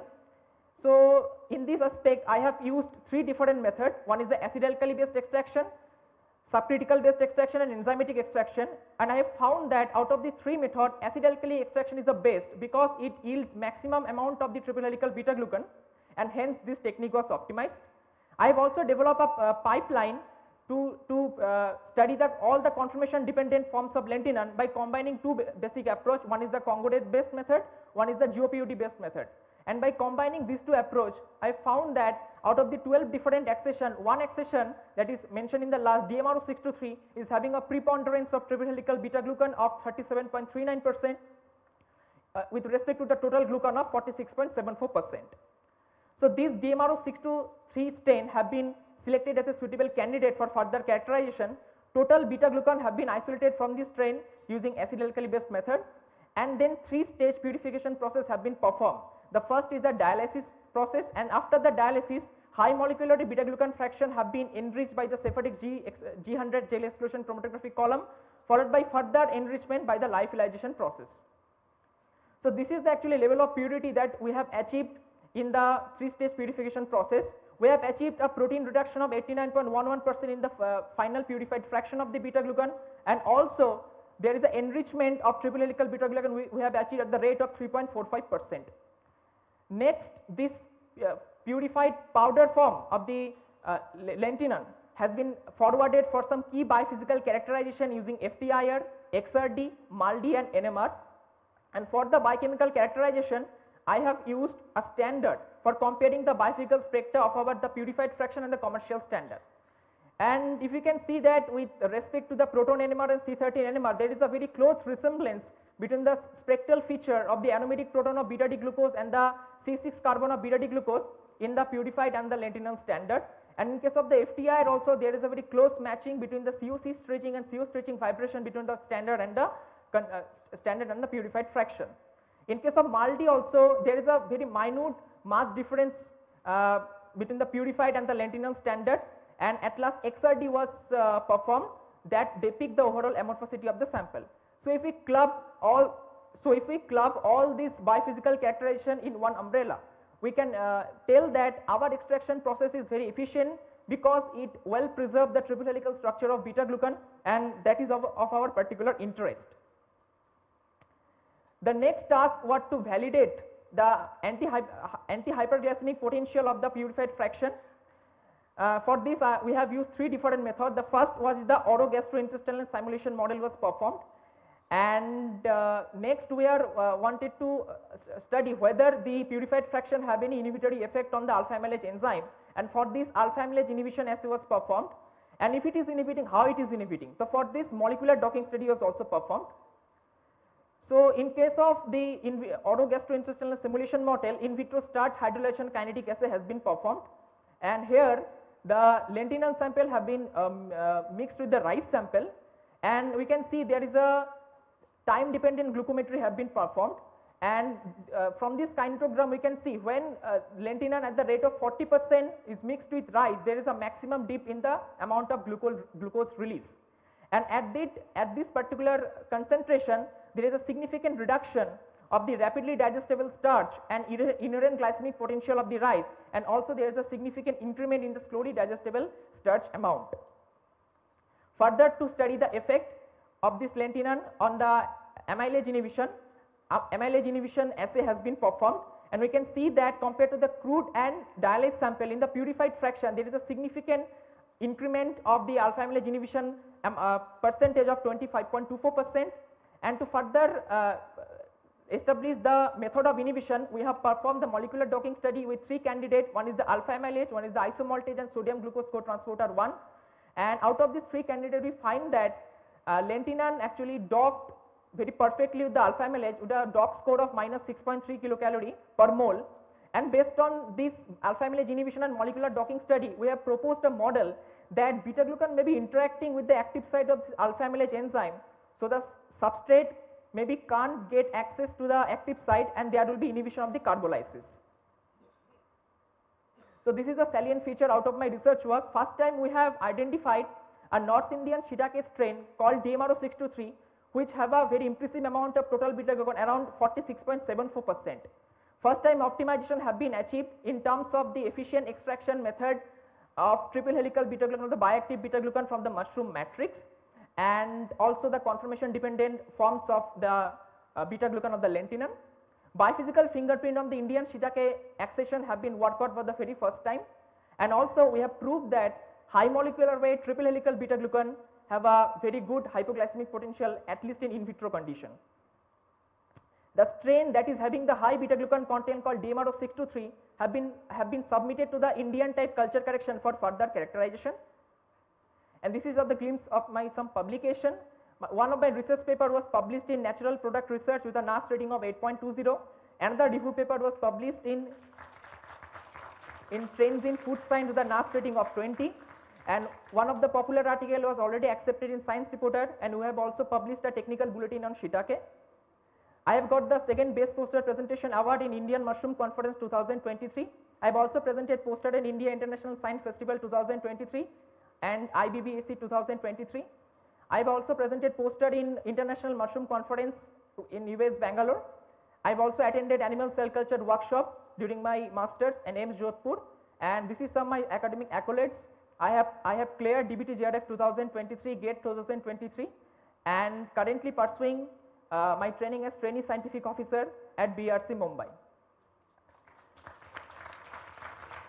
So at last, I would like to acknowledge my sincere gratitude toward my chairperson and all my advisory committee members, facilities that is provided by IRI, all my collaboration, and last but not the least, precious support I got from my parents, friends, lab mates, and also from my team.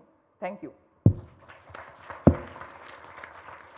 Thank you, Mr. Chakravarti, for Thank a you, sir. very nice presentation on a very important topic, because diabetic is one of the major concerns, as you have told large number of people, about half you have told, 3.5 billion? 1.35 billion people, 1.35 billion people afflicted by diabetes by 2050. There is a prediction by Right. International Diabetes Federation. That's a prediction. Yeah. And how much is the population now? 130 crores. World population, because you have told in billion. So, world population, what is the world population now? Sorry sir, I am not about World this. population. What is the world population? Population. Sorry sir, I am not about this. And how much is the Indian population? It's 130 crore. Huh? 130 crore. 130 तो past का हो गया. And which is number one country as far as the population is concerned? It is India. It is India. पूछेंगे पाल साहब? Okay.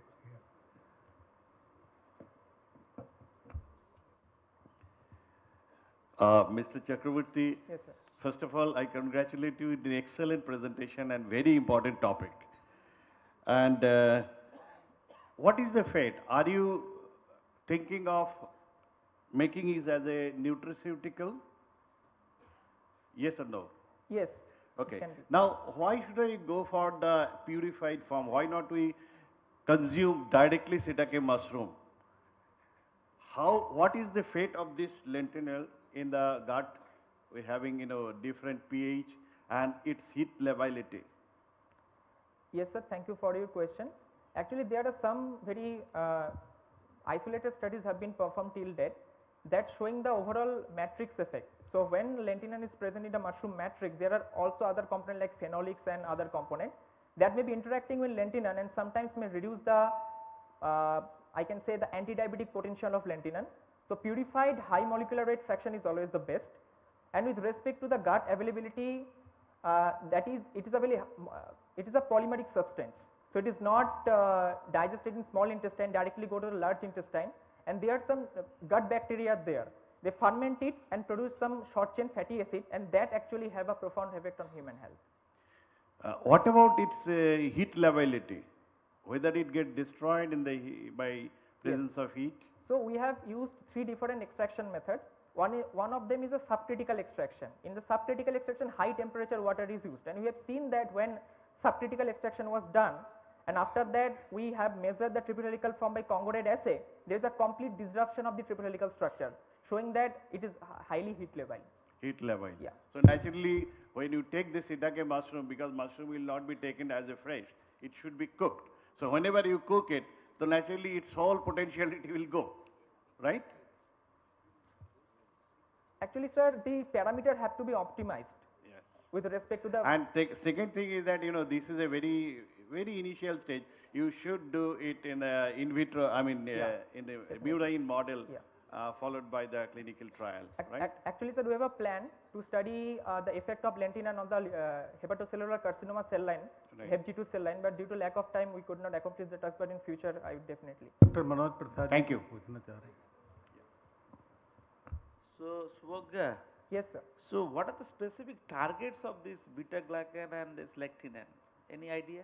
Yeah, there are some receptor have been known in cellular receptor in which this beta glucan bind, but they are all the immunological receptor like dectin-1, lactosylceramide, CR3.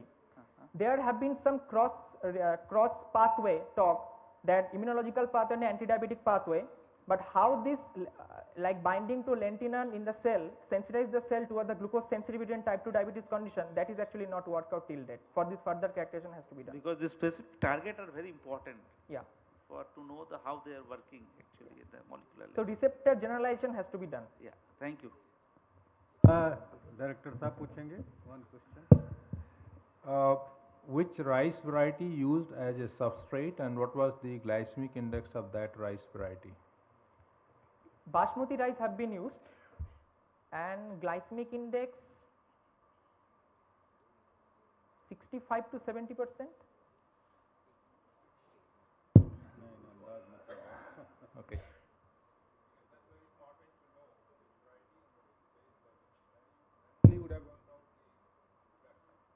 Sir, actually we have mixed the lentinan with the rice sample and time dependent glucometry have been performed in different concentration. So 10%, 20%. You will always have a control where you have not added lentinan, right? So in that sample, what was the glycemic index? And when you have added, what is the glycemic index?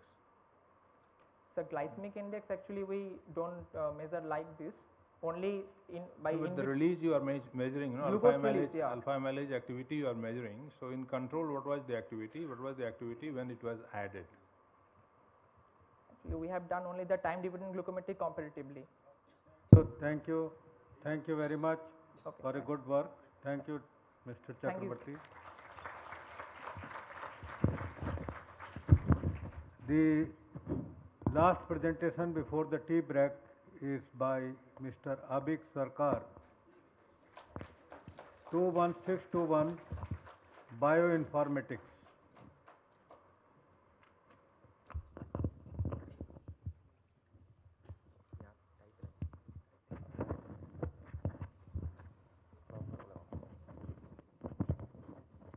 Let me know.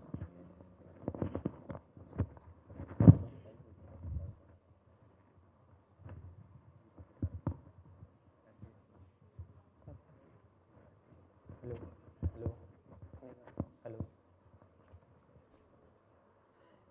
Respected chairperson, honorable jury members, eminent scientists and all other friends, welcome to my presentation. Today I am representing my division in front of you all. Let's begin my presentation with the famous quote of Olivia Judson.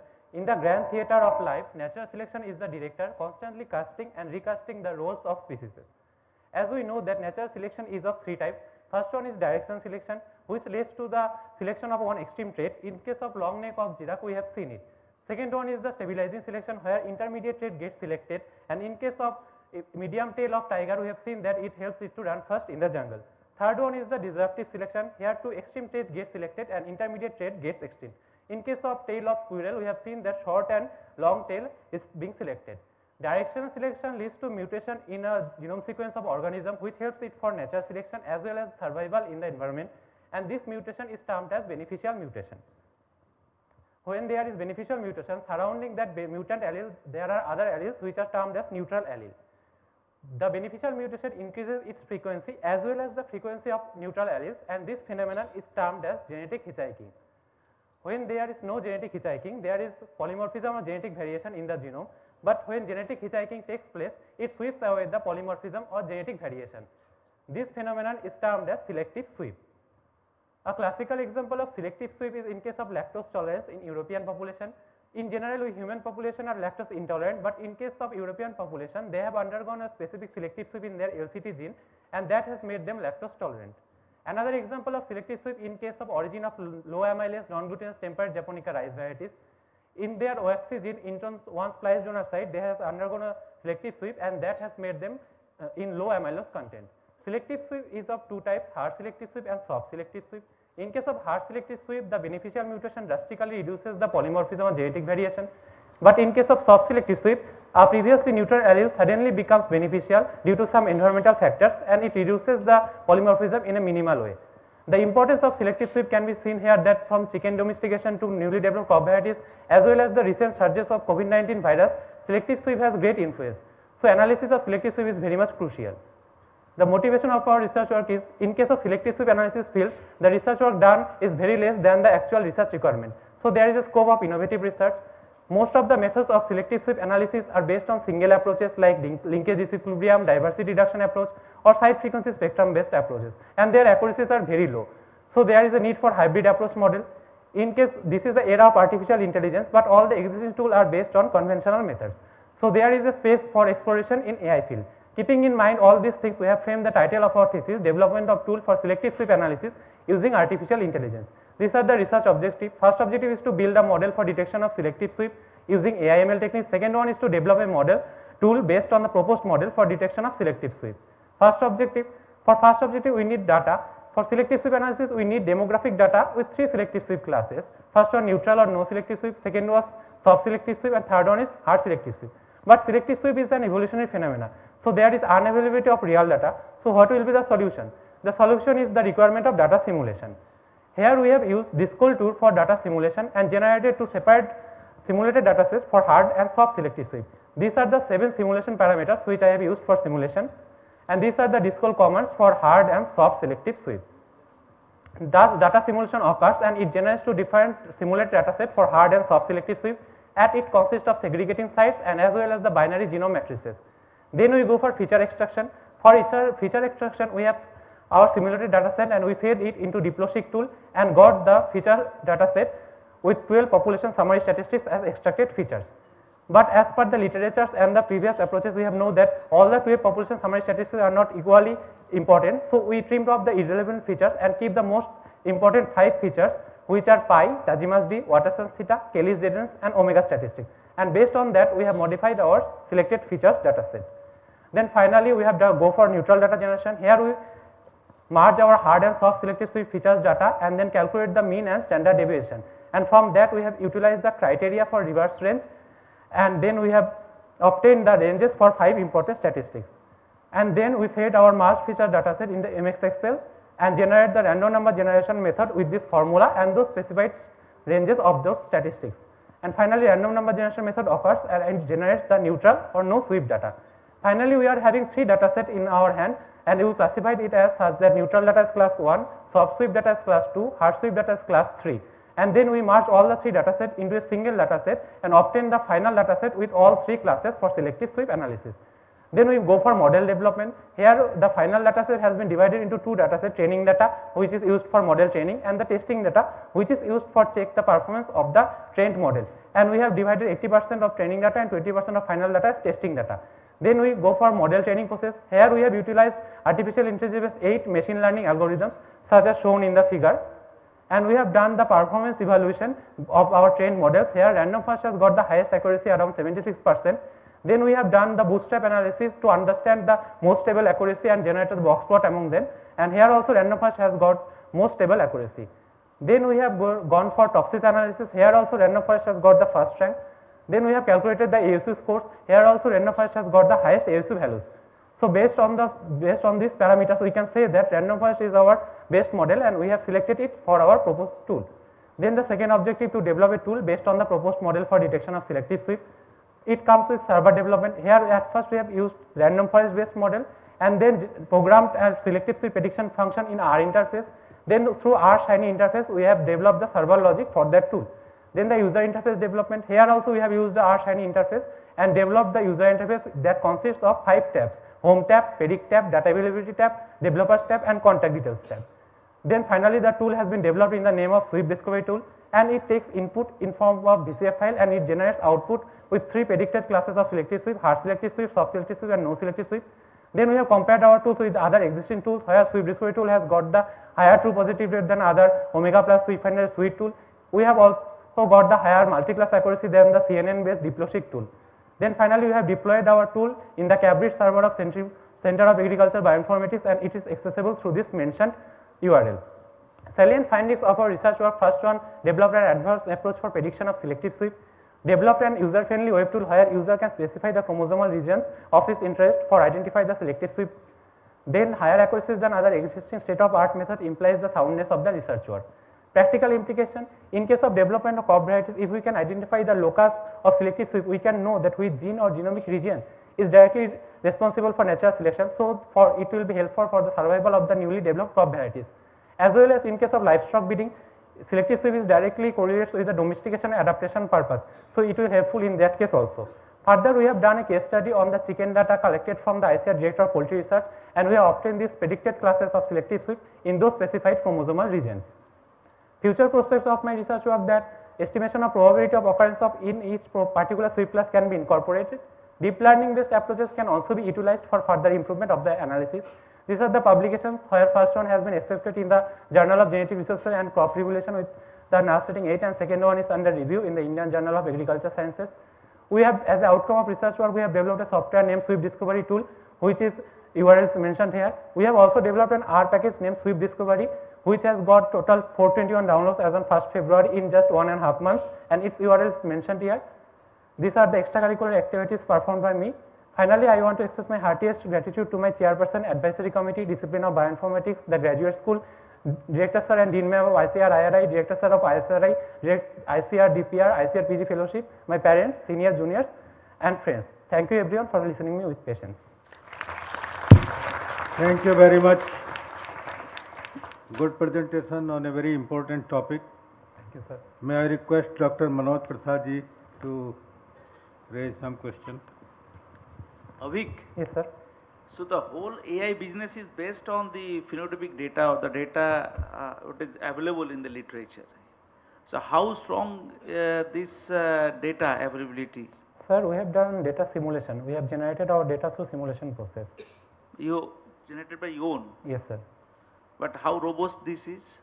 Sir, we have studied the literatures, and we have discovered the demographic parameters or simulation parameters which directly relates with the demography, like as mutation, recombination rates, and these parameters we have used for simulation. So so we can say that it is robust. No, but what the literature says regarding the disease resistance, so for example, so there are several good examples for disease resistance in crop plant. Yes, sir. So did you check that with your Sir, tool? due to limited time frame, we have not checked it for in practically. But that will be a real test, na? Yes, sir. We will do it in further analysis. Okay. Thank you. Joshi साहब पूछेंगे कुछ? Doctor A.K. Joshi. Thank you. पूछ लेते हैं भाई. सरकार साहब बहुत अच्छा presentation है. I like it. Varieties or livestock that will not extinct in environment after some years. So this is our main goal. Thank you. Thank you.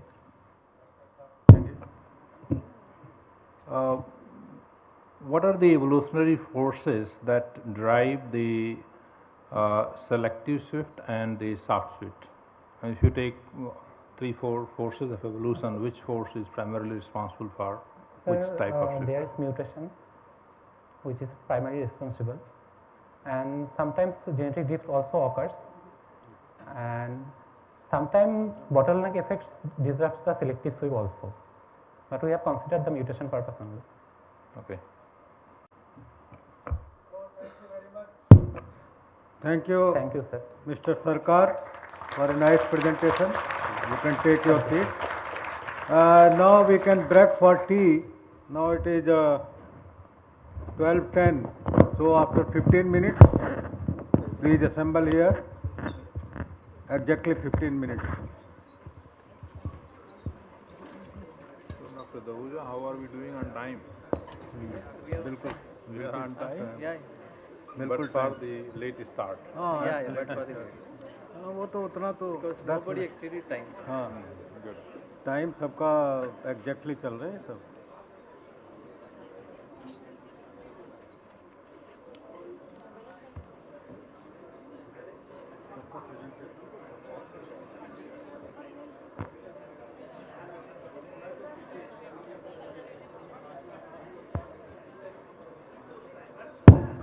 Hello, check. Hello.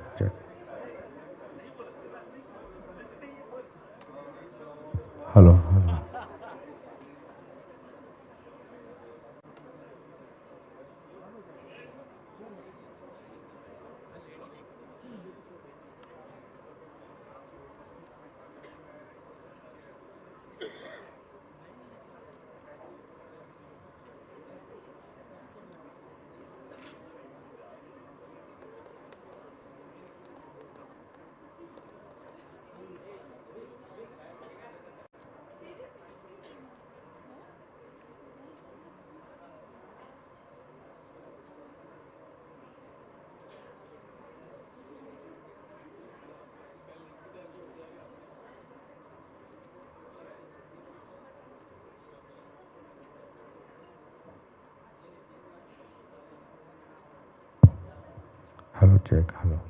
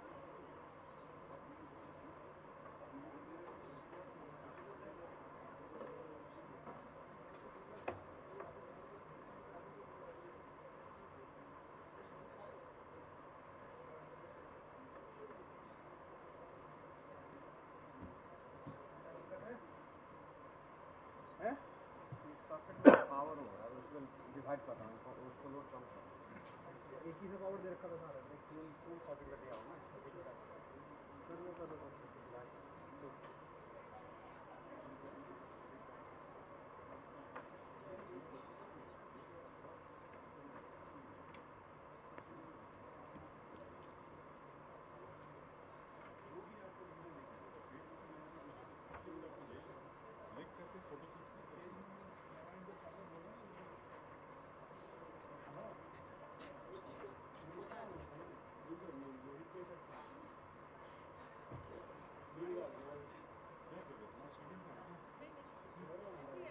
बीजे पाल का खेल लेने आए हैं 2005 का खेल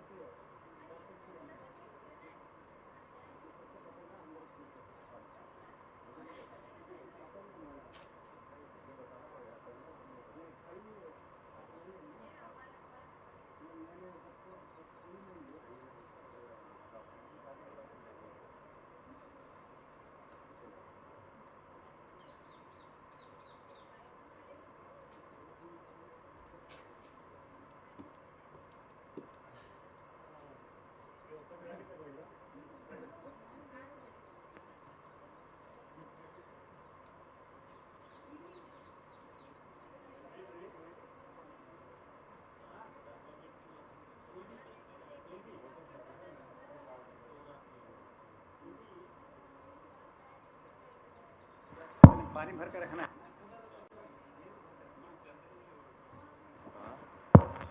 पानी भर के रखना है ना। Hello, check. Hello.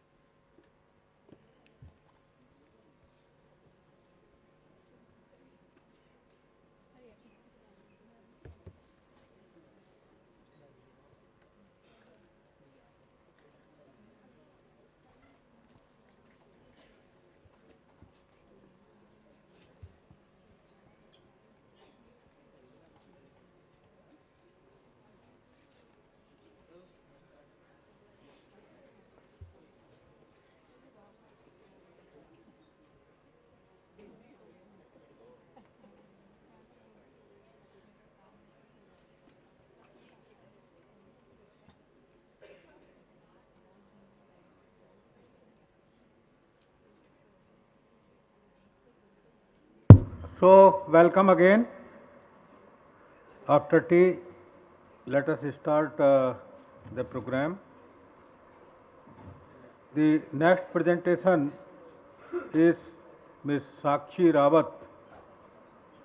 Sakshi Rawat, 21558, Computer Application.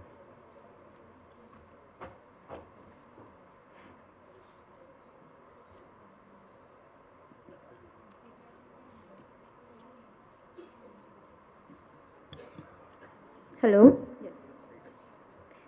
A very good afternoon to the respected panel judges and honorable guests. I would like to start my presentation with the most crucial topic in a researcher's career. The importance of research publications. French mathematician rightfully said that science is built up of facts as a house is built up of stones. But in a generation, facts is no more a science than a heap of stones is a house, which says that science needs organized structure in order to derive deeper, meaningful meanings out of knowledge. And this is what the research publications intend to do. Out of the vast, important uses of research publications, research papers play a pivotal role in the academic and professional development of researchers as they increase their visibility of research work and also increase the grant opportunities and the collaboration with other scholars. How do we identify influential researcher? And how do we come to a conclusion that the researchers are influential? Well, it lies in the values of the very globally accepted quantitative parameters which are associated with research publications. These parameters are collectively called bibliometrics, and bibliometrics mean book measurements. But a question arises that how scientific documents, what are the elements that can be measured from scientific documents? Research publication, being the building block of science, offers a lot of elements that can be measured. And when these elements are measured in a large publication, it leads to research evaluation at author, institute, as well as country level. Also, when the research assessment takes place, it helps in the pivotal decisions for grants and promotions. Also, the science dimension, also the social dimension in science can be assessed by the study of collaborators, how these scientists are collaborating. And this quantitative technique applied on scientific literature is known as bibliometric analysis. I would like to show the potency of bibliometric analysis through a case study of the journal Nature. Here you can see, on the 150th anniversary of the journal, they commissioned a citation network of more than 88,000 publications published since 1900. And as you can see, the entire 150-year of legacy of journal Nature can be seen beautifully with research domains and how these are interconnected to each other.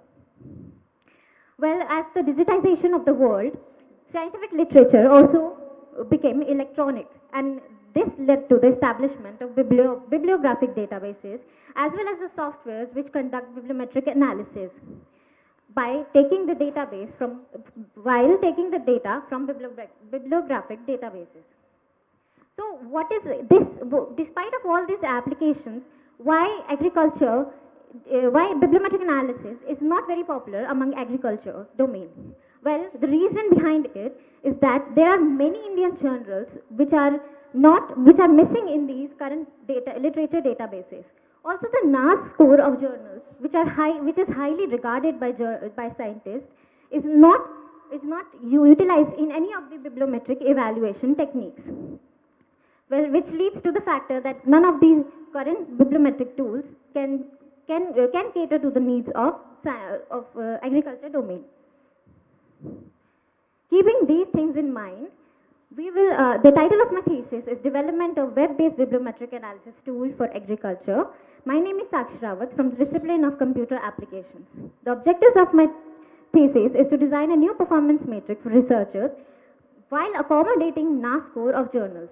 The second objective is to develop a web-based bibliometric analysis tool that focuses at the author level insights for institute.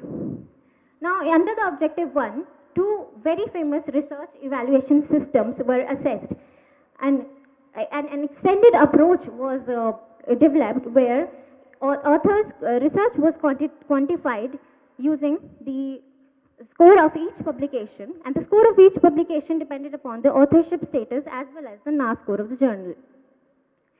In this, we developed a new metric known as author performance indicator of a scientist. The formula is as seen on the screen. It is a normalized indicator according to the NAS score, so that the range of the author per index is between 0 to 1. The authorship weight can be seen, which is assigned as per the authorship status.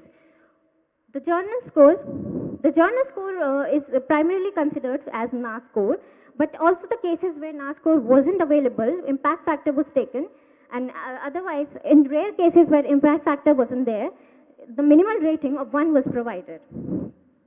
Here, on the basis of the Krishi publication repository, we have calculated the author per indicator of 6 scientists at the same management positions. As you can see, despite of having different number of research papers, the author per indicator was quite close.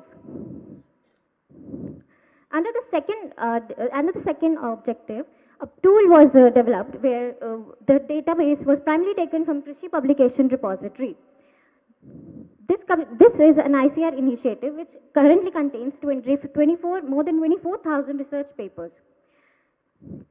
The tool was made on Django framework, which uses very strong languages such as Python and HTML. This is the entire flowchart of the web application, where the user can input a scientist's name. The scientist's name is searched in the Krishi publication repository, and the publication of the data and the publication is extracted. It goes through the data processing phase where it is clean and structured, and then goes to the analysis phase where it is integrated with the employee details and the performance. Then three analyses are conducted: performance, collaboration, keyword, and then the result is consolidated into a single web page.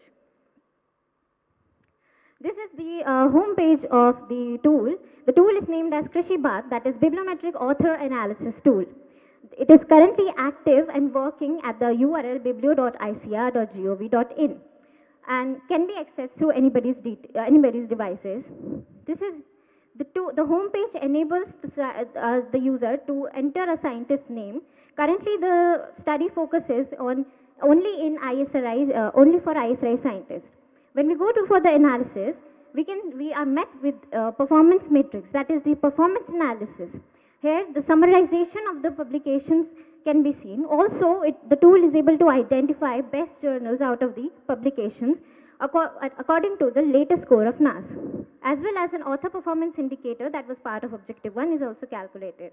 Here we can see the performance graph of the scientist, that is the yearly contribution, also, which is the number of research papers which are published by the scientists each year from the latest to the oldest. This is the top 20 collaboration of the scientist, which is complemented by the color of the bubble, that is discipline. Here we can see the keyword analysis, where we can identify the major and minor research domains of the researcher. The benefits of the tool includes that it comprehensively summarizes a researcher's work within minutes and ease. The institution can use the result of this tool to aid promotions and funding. Scientific community is encouraged to publish the papers in influential journals. Also, it is easier for scientists to find relevant collaborators for their future research. As this tool is, as agriculture is multidisciplinary, this tool will help in promoting quality research and at the end benefiting the hard-working farmers in the fields. These are my extracurricular activities. I would like to acknowledge all the people who helped me in my master's journey. Thank you. Thank you, Sakshi. Yes, sir. पूछेंगे विठल जी?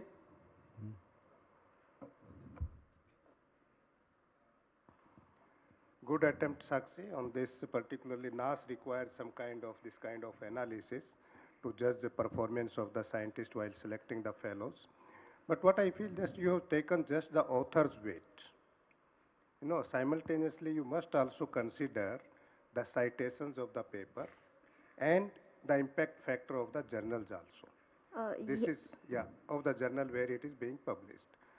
Another is how you identify the predatory and paid journals out of that, because that is becoming a very big issue. Sir, for the question, there's a Krishi publication repository that is an ICAR initiative. It stores all the research papers related to ICAR scientists. So then every journal name is there. So I have created a database where the paid journals, I had to search the impact factor of those journals and create a database. So in this way, it is able to identify the journals which are out of the NAS system.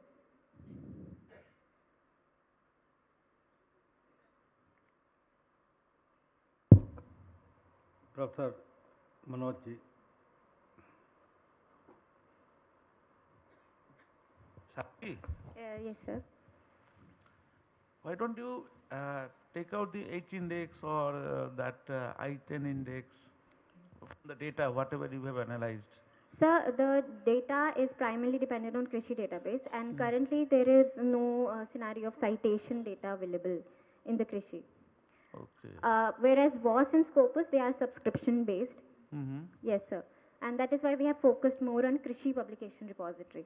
But without citation, how there was several limitations then in your Yes, study, sir. Sir, in future, I believe when we can add citation data, Mm-hmm. the citation analysis can happen.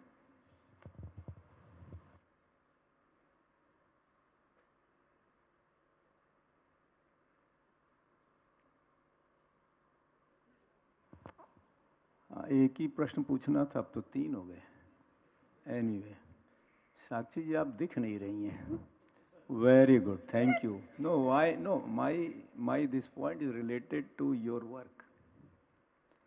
Are you increasing by this visibility of a scientist or helping institution to do its work? So it's a twofold question, and yes, it is. I am trying to help the institute as well, because it takes a lot of time for peer reviews and all this process, and it will be very easier for the institute to analyze the research work of the scientists currently working. Also, so I have a student's perspective also, where I will be able to find the collaborators with whom I want to work for future using the keyword analysis, where I can see their major and minor domains. Thank you, Sakshi. Thank you very much. The next presentation is from Mr. Roshan Kumar, 21655 from Fruit Science. Mr. Roshan Kumar.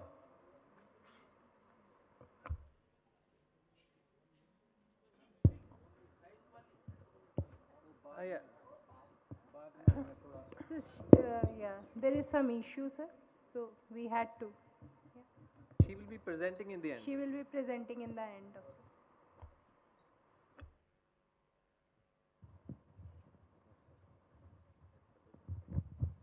Hello.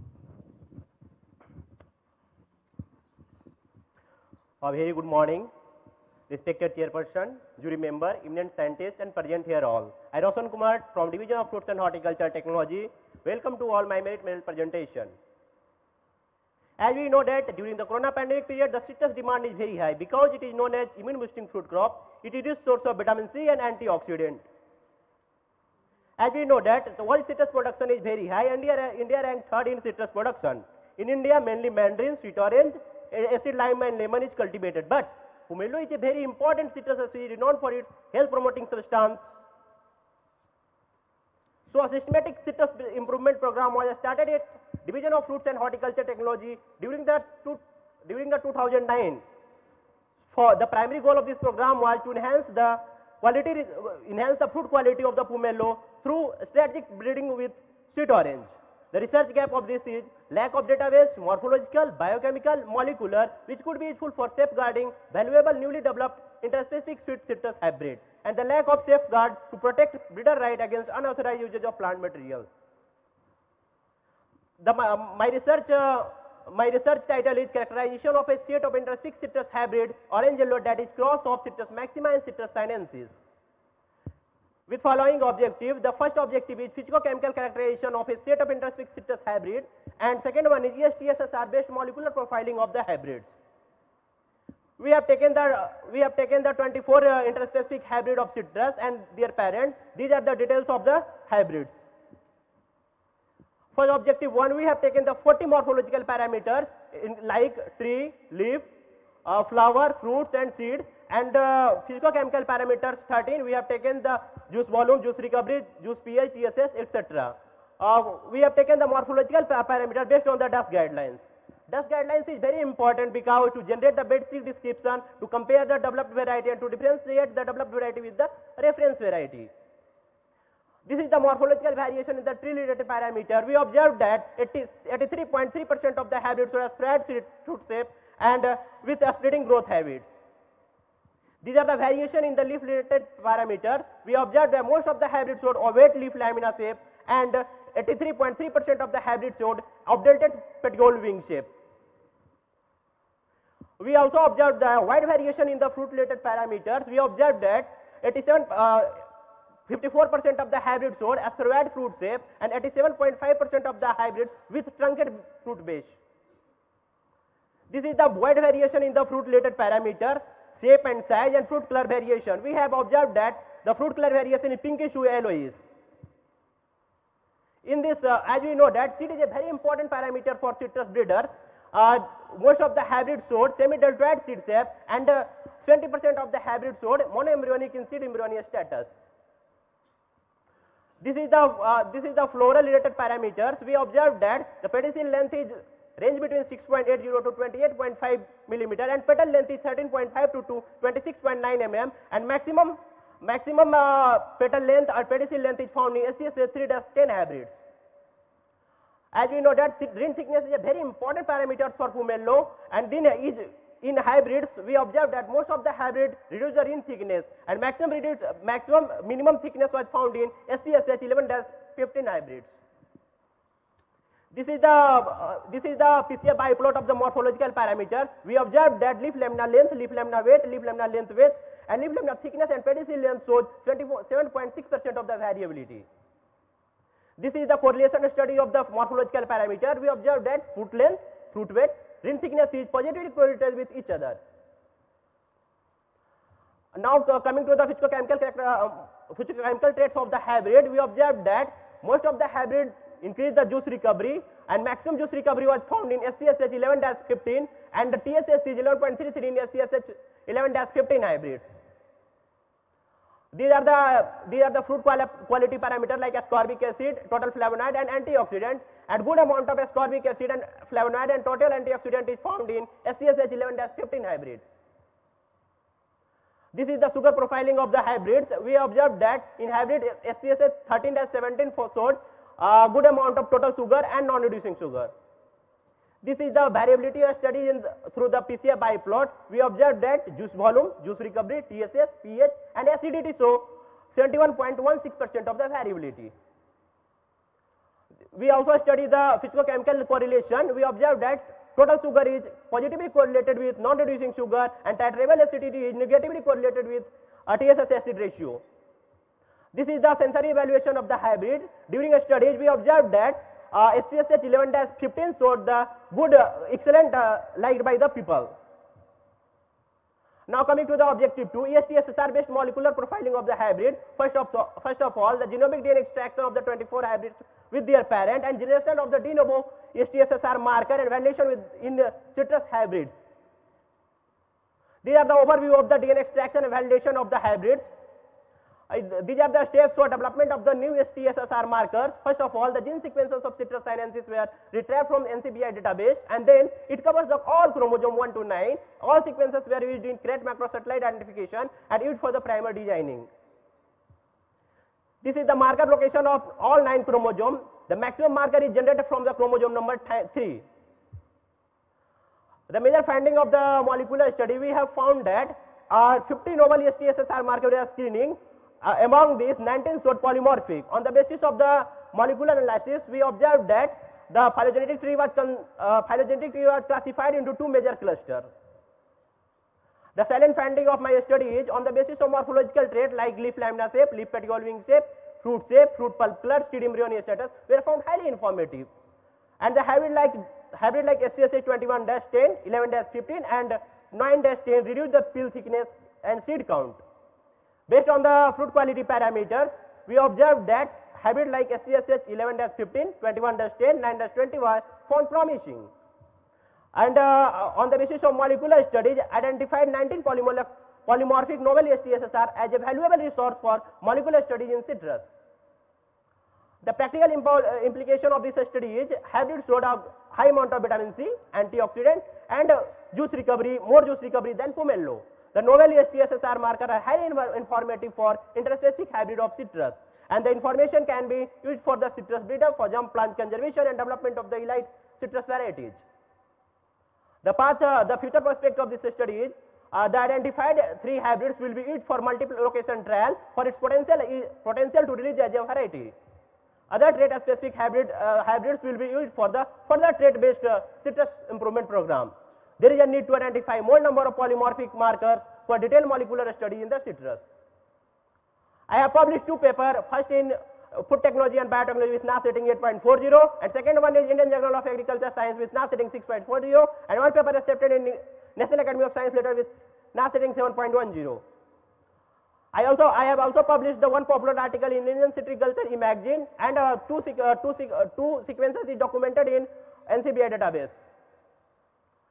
I would like to thank Chairman and member of the advisory committee, Director, Dean, the Graduate School, Head and Professor, Division of Fruits and Horticulture Technology, Faculty, Staff and Fruit Science Discipline, ICAR for Junior Research Fellowship, Parents, Friends, Juniors and Juniors. Thank you for your kind attention. Thank you, Mr. Roshan Kumar, yes, for the nice presentation on a very important topic. Dr. Pal, sorry, Dr. Prasad first. Dr. Manoj Prasad. Yes. It does for some of these. Yes, sir. For qualitative traits, sir, we have taken the 17 morphological parameters, sir. Yes, sir. So these samples has not been identified earlier? This is first time attempted by me, sir. Regarding your EST SSR? Yes, sir. So how it is correlated to your dust character and the EST SSR marker data? Yes, sir. According to my studies, sir, on the basis of the morphological and biochemical parameters, sir, we observed more variation, sir. But genetic analysis, we found that, sir, less variation, sir. On the basis of the molecular studies, sir, most of the hybrids showed related to the female parents, sir.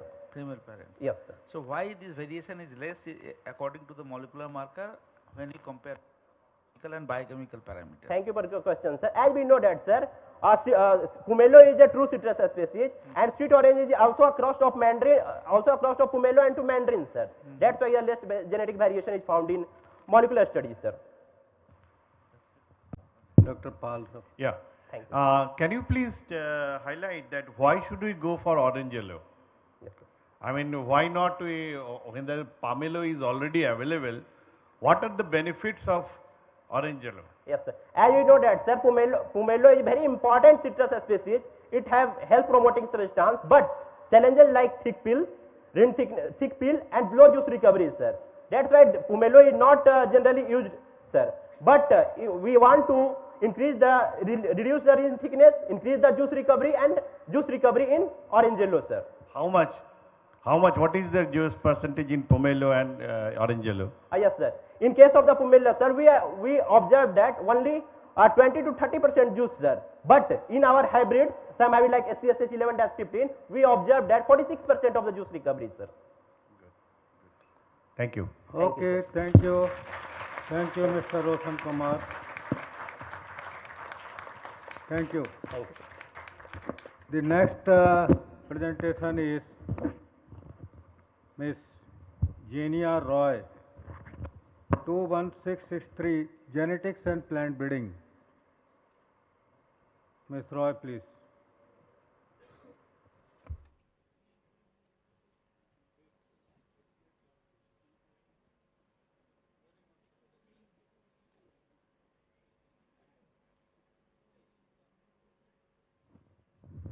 Hello. Hello.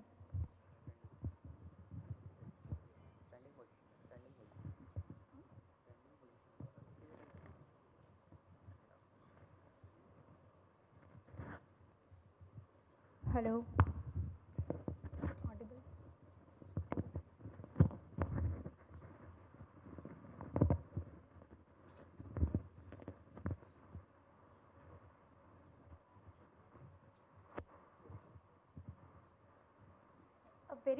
A very good afternoon.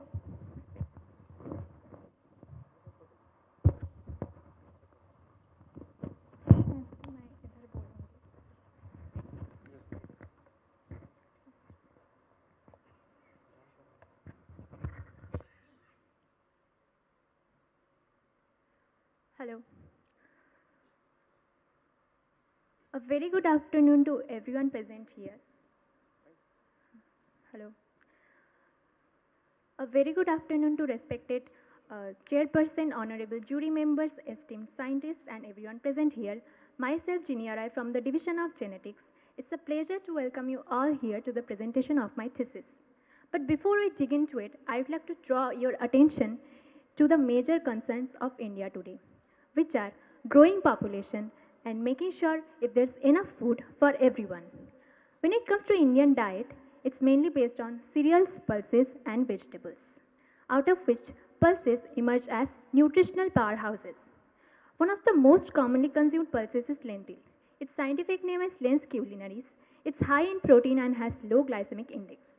Worldwide, the top two producers of lentil are Canada and India, together contributing more than 50% to the global production of lentil. However, cultivation of lentil has lots of challenges leading to significant yield reduction. A disease outbreak in the year 1978 in the Narmada Valley of Madhya Pradesh and during 2008 and 9 in Uttarakhand caused 100% yield loss, threatening the food security of our country. The disease was lentil rust caused by Euromyces vicia fabi. The average yield loss due to this disease ranges from 60 to 69%. It affects all aerial parts of the plants, and it is characterized by the appearance of rust pustules. In case of severe infection, the plants die before seed formation. Planting resistant cultivars is the most eco-friendly and cost-effective approach to combat with this disease. However, developing resistant cultivars requires information on resistant genes and understanding their roles and patterns of expression during the infection process. When it comes to lentil rust, the key genes governing resistance and susceptibility are yet to be identified, and detailed regulatory molecular pathways leading to resistance have also remained unexplored. With this backdrop, we framed our thesis title to be Unfolding the Complex Regulatory Network of Rust Resistance in Lentil Using Comparative RNA-seq Analysis. The objectives of our study were identification of candidate genes and pathways regulating rust resistance in lentil and validation of candidate genes involved in lentil rust resistance through quantitative expression analysis. For this, we used two genotypes, rust susceptible LLS 18109 and rust resistant L4147. The plants were inoculated with the Urodinio spores at 40 days after sowing, and leaf samples were taken from both control and inoculated plants of both the genotypes. The isolated RNAs were used for cDNA library synthesis and sequencing. The raw reads were processed and aligned with the lentil reference genome, and differentially expressed genes were identified. The sequencing resulted in total of 153 million reads, and overall mapping percentage ranged from 85 to 98%. The highest number of DGs was observed between the resistant and susceptible genotype under control condition, suggesting the inherent genetic difference between them.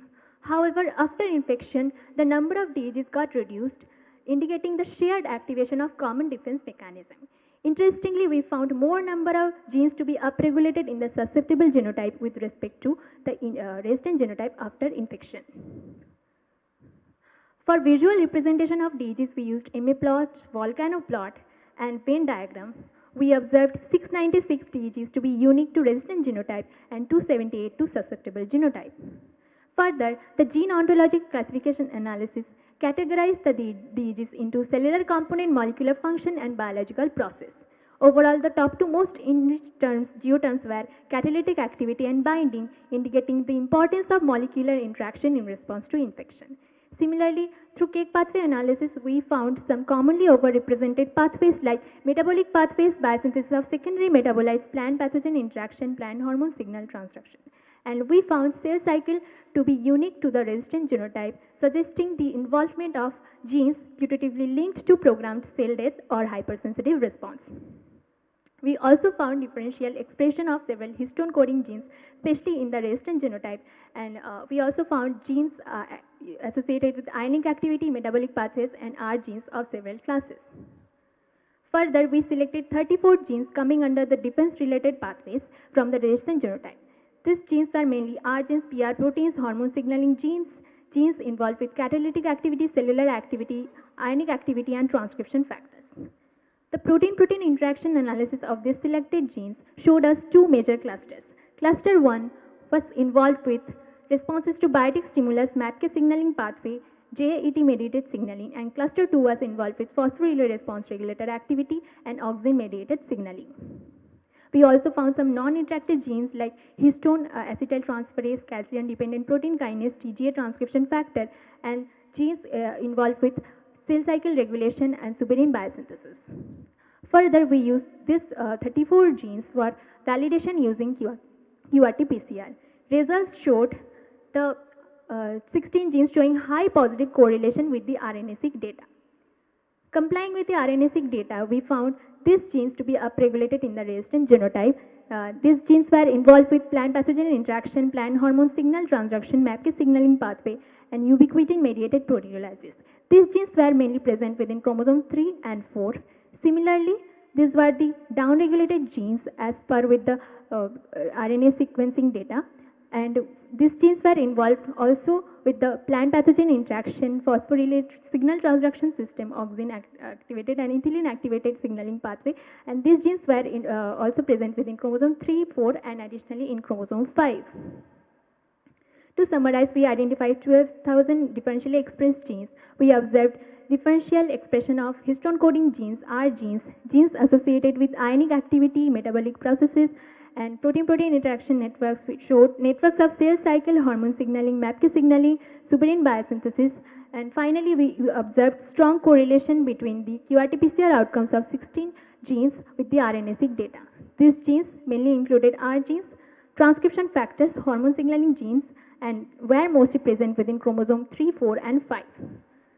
This is the summary of the identified genes and pathways. So we observed that the resistant genotype mainly relies on LRR receptor-like kinases for disease perception. It allows upregulation of TGA transcription factors, accumulation of histone variants to modulate the gene expression, arrests cell cycle progression as a part of hypersensitive response, induces stomatal immunity to prevent the entry of the pathogen, and uses salicylic acid-mediated signaling to induce systemic acquired resistance. Whereas in this susceptible genotype, we observed broader activation of defense-related genes as a general stress response. We also observed activation of some antagonistic pathways in the susceptible genotype. So we hypothesized that the resistant genotype had more targeted and efficient defense system, whereas the susceptible genotype lacked an effective defense system leading to susceptible response. The future scope of this study would be identifying markers present within chromosome 3, 4, and 5, investigating temporal dynamics of candidate genes and pathways to orchestrate effective defense system, integration of RNA-seq data with other omics technologies for more comprehensive understanding, and utilizing all this information for developing resistant varieties.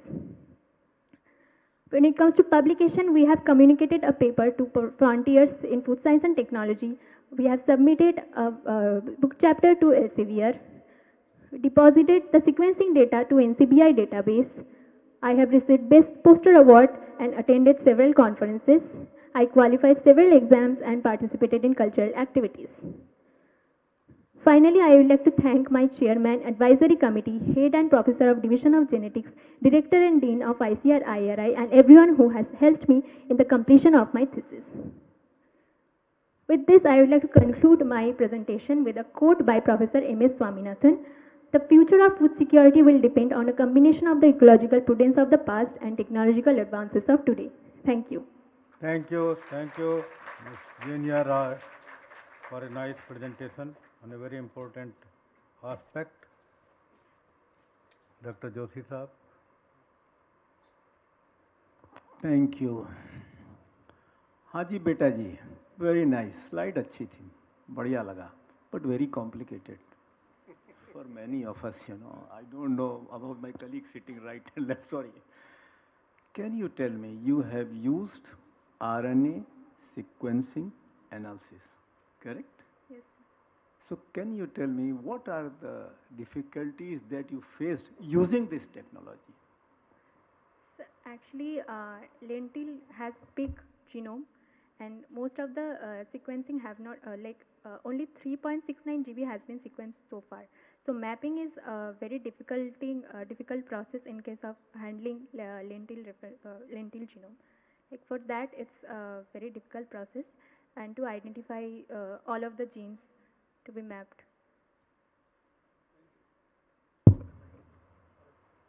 Dr. Manoj Prasad Saab. Engineer. Yes, sir. So why all the legumes have narrow genetic base? What is the reason for that? Mainly, they are self-pollinated crops. So the diversity will be less within the crop. That is one. But what is the major reason for it? There is something related to selection of some trait or... हाँ sir. चलो ठीक है. What is the yield of this lentil per hectare? Sir, it's 1.1 ton like that per hectare. 1 ton.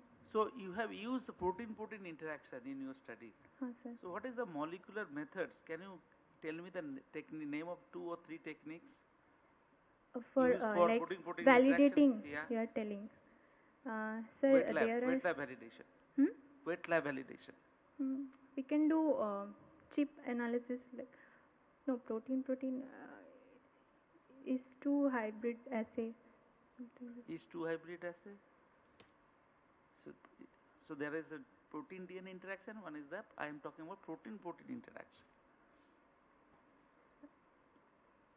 I don't know much about that. Okay, thank you.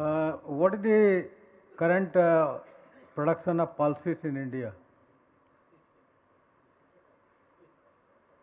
This is when you work on lentil, this is a simple thing. Okay, one more thing, you know that iron deficiency is one of the major causes in most of the women. So, you have the lentil, are you aware some iron rich, iron fortified varieties of lentil? Good work has been done from this institute itself. Are you aware? Pusa Ageti Masoor is there. How much is the 4717? How much is the iron content? 65 between. Gas mat lagao. Okay, it's more. 7. Okay, thank you.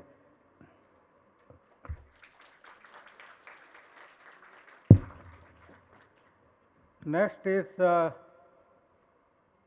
Miss Barnana Maitra 21667 from microbiology. Ms. Barnana.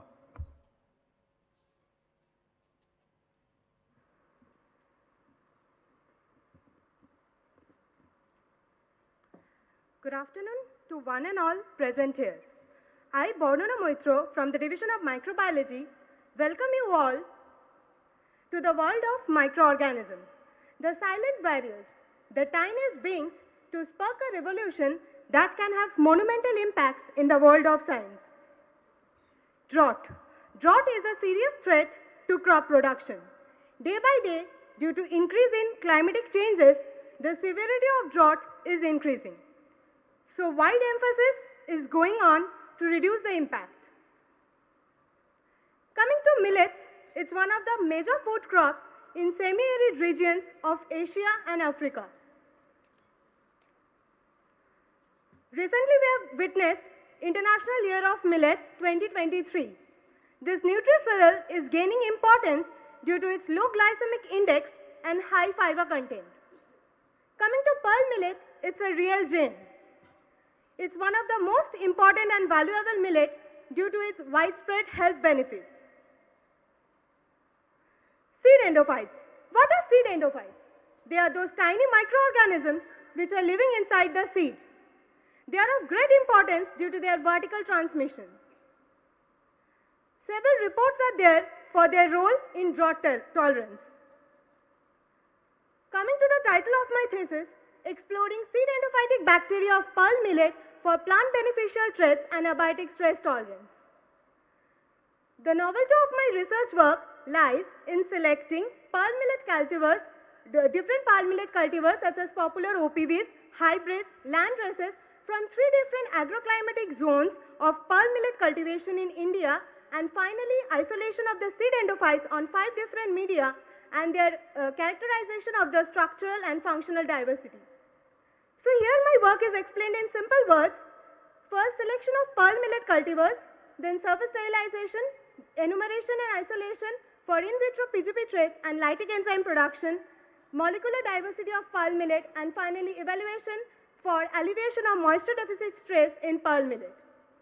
Coming to my first objective, to isolate and characterize the structural diversity, and coming to the second one, to study the functional diversity of isolated bacteria. So coming to the first one, 8 different varieties of pearl millet has been procured from 3 agroclimatic zones. A protocol was standardized for surface sterilization, and finally aliquots of different dilutions were sprayed plated on different media, including copiotrophic and oligotrophic media. This chart shows the bacterial population of different media, highest found in TSA followed by R2A. And coming to the seed variety, the highest average population was found in MPMH21 followed by MBC2. A total 86 bacterial isolates purified and maintained. Coming to my second objective, pearl millet seed endophytic bacteria has been screened for different in vitro PGP traits such as ammonia production, IA production, siderophore antifungal, phosphorus, zinc, potassium solubilization, osmotic stress tolerance, and ARA. This chart shows the different person-positive isolates for different in vitro PGP traits, where we can see that more than 95% of the isolates showed positive results for IA and ammonia production, and most probably 20 to 60% of the isolates showed positive for the other PGP traits.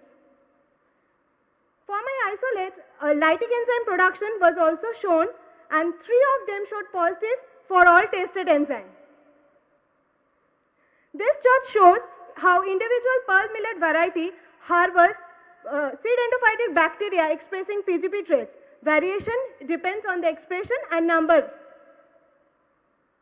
So the selected strains were finally evaluated in National Phytotron Facility, and here showing T1 to T24 individual inoculation treatments maintained at 75% fill capacity, and T25 and T26 are the uninoculated treatments maintained at 75% and 100% fill capacity respectively. The following observations were noted. So here we can see a reduction in the plant growth parameter in the control in uninoculated treatment maintained at 75% fill capacity with respect to uninoculated treatment maintained at 100% fill capacity. However, the bacterial treatments or the inoculated treatments showed better results when we compare to the uninoculated stressed control. Similar trends have been observed for the relative water content and root dry weight. Coming to the effect of inoculation on the chlorophyll content, membrane stability index, proline and sugar content, here also uninoculated control maintained at 75% fill capacity shows less effect than that of uninoculated control at 100% fill capacity. However, the treatments are showing better results with this 4 showing the best. Coming to the effect of inoculation on antioxidant enzymes, as we know that stress accumulates antioxidant enzymes. So in case of uninoculated control maintained at 75% fill capacity, the value is more when compared to the uninoculated control at 100% fill capacity. However, the stress effect is less in case of the bacterial isolates. This is a pictorial representation of my treatments, and a clear indication has been seen in the root traits also. Coming to the molecular diversity of culturable seed bacterium, genomic DNA was isolated and 16S rRNA gene was amplified, and finally sequencing was done, and sequences were submitted to NCBI gene bank and accession numbers were obtained. The most interesting fact of my research work is that in Acinetobacter genus was found in 6 different seed varieties, whereas Pantia and Staphylococcus found in 3 different seed varieties. So this may be an indicate evolutionary relationship with the host. Coming to the salient findings of my research, seed endophytic bacteria exhibited functional and structural diversity. Number 2, PGP traits and lytic enzyme production. Number 3, tolerance to PEG 6000 indicating their potential to perform under stress conditions. Atlantibacter was found in 6 pearl millet cultivars and Pantia and Staphylococcus in 3. Inoculation with seed endophytes under moisture deficit conditions enhanced shoot, root length, dry biomass and other parameters. Study indicates the potential of pearl millet seed endophytic bacteria to alleviate the abiotic stress in the host plant. Coming to my conclusion, characterization for structural and functional diversity observed, and the pearl millet seed endophytes exhibited potential to alleviate moisture deficit stress in pearl millet. Future perspectives, prospecting lytic enzyme in endophytic bacteria, evaluation of promising strains across diverse agroecologies for yield increment, in-depth studies on microbial mechanisms of plant growth and modulation, development of suitable delivery systems.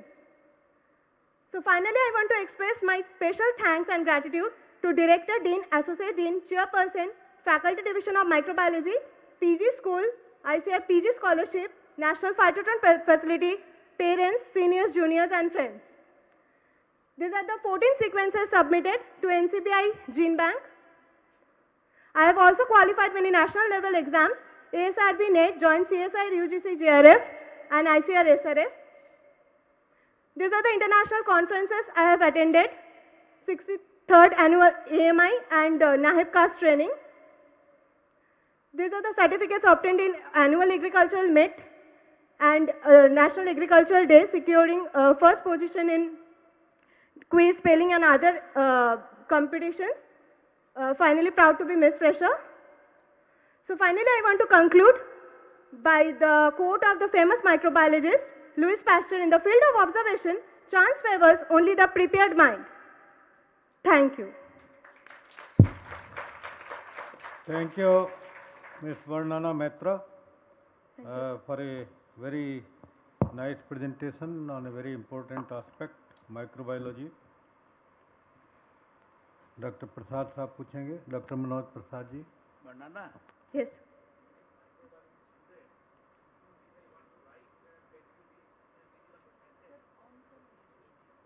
थोड़ा on कर लीजिए.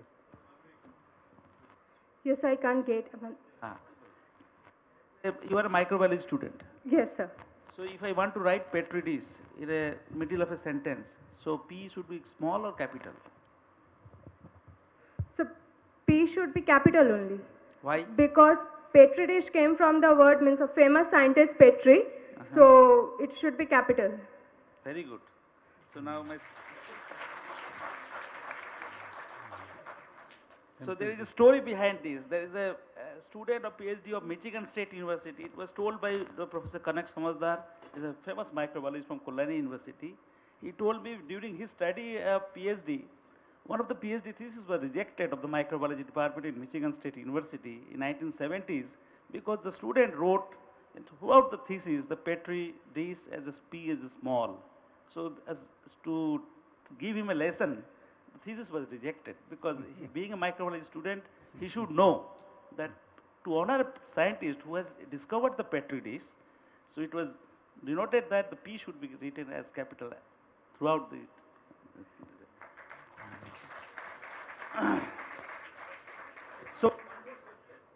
So endophytes actually basically they are good for biotic, abiotic stresses. So what is the basic molecular mechanism that seed endophytes are helping the plant as a biocontrol agent or as a protecting against the biotic and abiotic state? What is the basic mechanism behind this? So seed endophytes means they will show different, they will help the plant in different stress conditions by different PGP traits and lytic enzyme production. Some of the mechanisms such as biofilm production, EPS secretion, these are the sometimes seen in... Anything related to the plant hormone? Sir? Which hormone is producing more when seed endophytes are... Yeah. IA production. Yes, IA. And what about these other factors? Biofilm production is there, EPS secretion is there for to combat stress. Ethanol? Ethanol production, proline storage. Yes. Yes, sir. Thank you, sir. Dr. Paul sir. Vandana, Yes. first of all, it is an excellent presentation. Thank you, sir. Very good. And one thing I'd like to ask you, that you were only taken into consideration of 75% of the field capacity, only moisture. But abiotic stress does not mean only moisture. It has got the temperature also. So when you have conducted that experiment in phytotron, so why didn't you take the, Sir, only moisture deficit stress only taken into account and I did the experiment. Other factors means it was controlled for moisture deficit stress only we had selected. Okay. Okay, thank you. Okay. Yes, sir. It's not your topic, but you are touching field capacity. Yes, sir. So can you define field capacity? So field capacity is the amount of water which is present after the drainage. It is maintained as minus 1/3 potential. Against the? Field capacity, it is the amount of water present in the soil after ठीक है. which is available to the plant after drainage of the... Okay. ठीक. Thank you. Okay, thank you, sir. Next is Miss Usha, MS 80022, Molecular Biology and Biotechnology.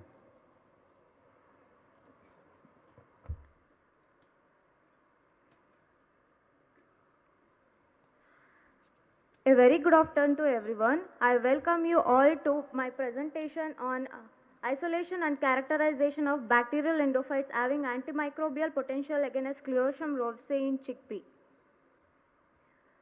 As the title bears, I choose the chickpea as my plant. We all know that chickpea is an important pulse crop having a vital source of protein and also the soil enriching nitrogen fixing ability. And India is the highest producer and consumer of the chickpea. During the cultivation of the chickpea, it will undergo several biotic and abiotic stresses. In that one, collar rot disease induced by the Sclerotium rosae is causing the major yield loss and the weakened seedlings.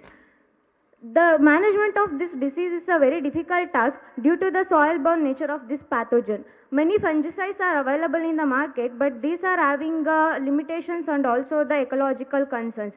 So these are prompting to use the eco-friendly alternative for a sustainable agriculture.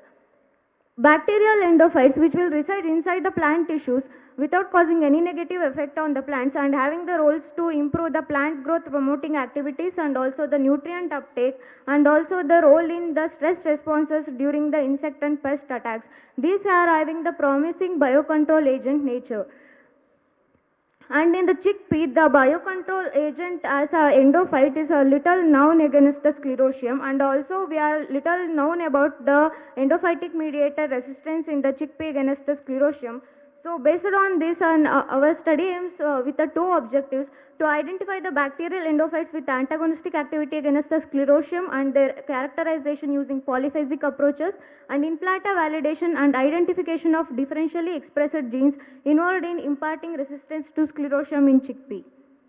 In the first objective, we grown the variety of IBAV chickpea plants and we isolated and purified the bacterial endophyte from the different plant tissues like we have isolated totally 108 bacterial endophytes from the chickpea. In that one, 20 from root, 39 from stem, 35 from leaf and 6 from flowers and 8 from the nodule. Further, these were molecularly and biochemically characterized using basic tests like catalyzed oxidase, KOH and the gram staining, and we took the colony morphology of all the bacterial endophytes. Further, these were screened for the ability of plant growth promoting activities like IAA production, phosphate solubilization, hydrophore activity, citrate utilization ability and the DNase activity. As you can see, our bacterial endophytes are comparing to the control, they are producing the more IAA and also the phosphate content. Further, these were screened for the urea production and also the nitrate production assay, and several enzymatic assay also we did like cellulase assay, protease and the amylase test. Further, all the bacterial endophytes were screened for the antagonistic activity against the sclerotium in the chickpea. In that one, we have used the in vitro dual culture techniques to check the pathogen inhibition by the endophytes. Inhibition of the pathogen was recorded along with the control to determine the percentage of inhibition. As you can see in the picture, our bacterial endophytes are inhibiting the fungal growth as compared to the control. Among 108, we found that 21 bacterial endophytes were positive for the antagonistic test, and that's the graphical representation of the fungal growth inhibition along with the control and 21 bacterial endophytes. In 21, we have found the range from 26 to 60% of growth inhibition. And the isolate NIBSM CPS 5 is having nearly 60% of fungal growth inhibition. Further, we molecularly characterized all these 21 bacterial endophytes. Firstly, we have isolated the DNA, then we used the DNA for the PCR amplification of 16S rDNA region. Then we sent for them for the sequencing. After the sequencing, we have got to know that our bacterial endophytes were belonging to the different strains of the genera Bacillus, and this is the genomic information of all the bacterial endophytes and their accession numbers. Further, we have screened them for the presence of a lipopeptide genes like iturin, surfactant and the fungicin, and we got to know that our bacterial endophytes were positive for the surfactant and the iturin lipopeptide genes. As based on the observations of the first objective, we have selected the 5 best potential endophytes based on the PGP and also the antagonistic activity for the implanter validation assay. And in the implanter validation assay, the sterilized seeds were bioprimed with these potential endophytes, and these were sown in the pots, and artificially we inoculated the sclerotium pathogen, and different treatments were maintained like a control treated with a pathogen, and also the endophyte inoculated plants and endophyte along with the pathogen inoculation. As you can see in the picture depicted, this is the implanter validation of plant, host and the pathogen interaction. A is depicting a control plant and B is a pathogen along with the control, and C is endophyte bioprimed along with the pathogen inoculated, and D is a endophyte bioprimed control. We can clearly see here the more survival rate in the endophyte bioprimed and pathogen inoculated as compared to the control along with the pathogen inoculated. And these are the graphical representation of protection efficiency of treatment and protection over control. And we did the implanter validation for the PGP activities also. As in the picture it is shown, we can clearly see the endophyte bioprimed plants are clearly indicating the more plant growth promoting traits as compared to the control plants. These are the graphical representation of the plant growth promoting trait, and whatever we have chosen 5 bacterial endophytes in which NIBSM CPL12 was shown the more plant growth promoting activity. Further, for the differential gene expression analysis which are involved in imparting the resistance against the sclerotium in chickpea, we have designed the primers and we have selected the genes like lipoxygenase and NAC transcription factor, chitinase and also the CDPK, and we have used GADPH as a endogenous gene. For the differential gene expression assay, firstly we have isolated the RNA from the different plant intervals, taken samples like after the 0, 24, 48 and 72 hours after the pathogen inoculation in the chickpea plants, we have collected the samples and we have isolated the RNA from the control treated with a pathogen and the endophyte treated and endophyte treated with a pathogen. Then we synthesized the cDNA from that, then we used this cDNA for the gene expression analysis by using RT-PCR. We used the delta-delta CT method for the qPCR analysis to know the tripartite interaction between the pathogen plant and the endophyte, which means the endophyte mediated resistance. And we have taken the CT value and also the MELD curve analysis for each and every gene to know the specification of the amplified product. And this is the chain fold expression of all the 4 genes. As you can see, this is the chitinase gene fold expression. It is increased up to 4-fold, and lastly it was increased up to 18-fold in the chitinase because it is involved in degradation of the chitin.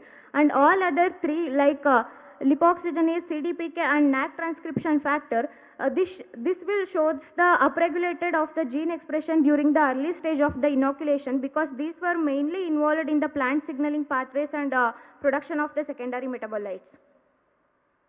These are the outcomes of our study.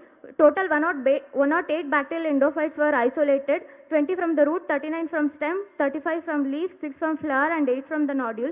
Among that 77 were gram positive and 31 are gram negative. 21 bacterial isolates were shown the promising antagonistic activity and the fungi growth inhibition was ranging from 26 to 60%, and these bacterial endophytes were tested for the different PGP activities. Like 8 were positive for the phosphates, 35 for the siderophore production, 19 for the DNase activity and 36 for the IAA production and 35 for the nitrate reduction activity and 22 for the urease production. And all these 21 bacterial endophytes were molecularly characterized and sequenced and submitted to the NCBI. And we also screened for them lipopeptide genes and these were positive for the iturin and surfactant. And in the implanter validation which we used the 5 different bacterial endophytes, these endophyte treated plant were shown the improved plant attributes like a root length, shoot length, total root plant weight and dry root weight and dry shoot weight, etc. And adequately the survival rate of the treated plant showed a significant augmentation from the 25 to 75% as compared to the untreated plants.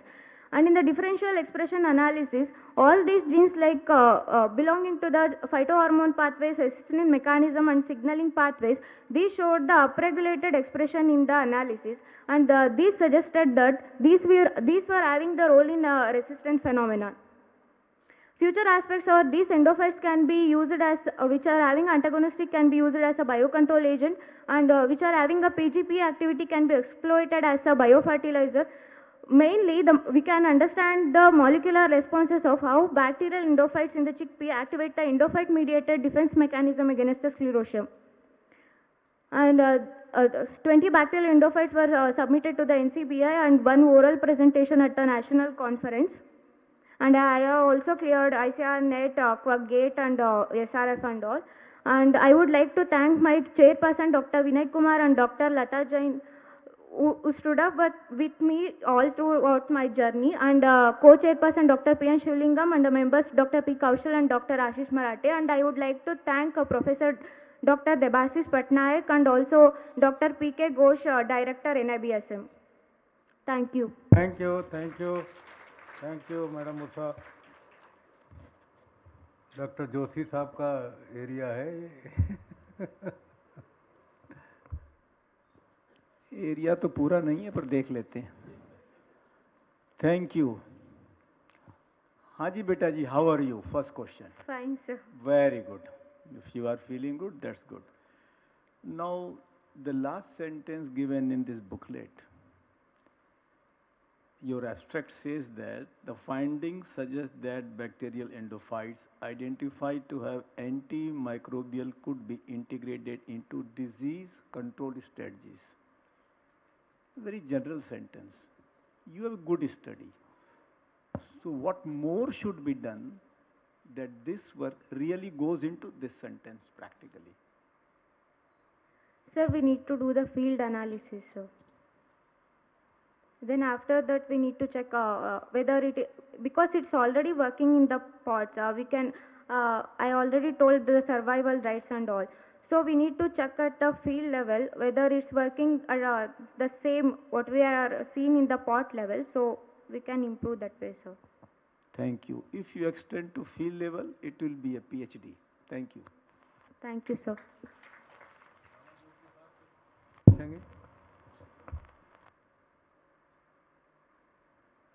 there any where Sir. Are there any examples where endophytes have been known for their biocontrollability, which are already used?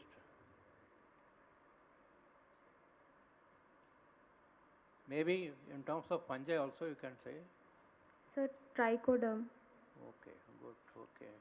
And what is the projection you foresee for these kind of thing to come to the field level application? What is the promise? Sir, first we need to apply in the field level, then we can spread to the local farmers, then we can use as a biofertilizer. Can they be used in amalgamation with the BNF bacteria and other things, or we have to use a different technology? Sir, farmers.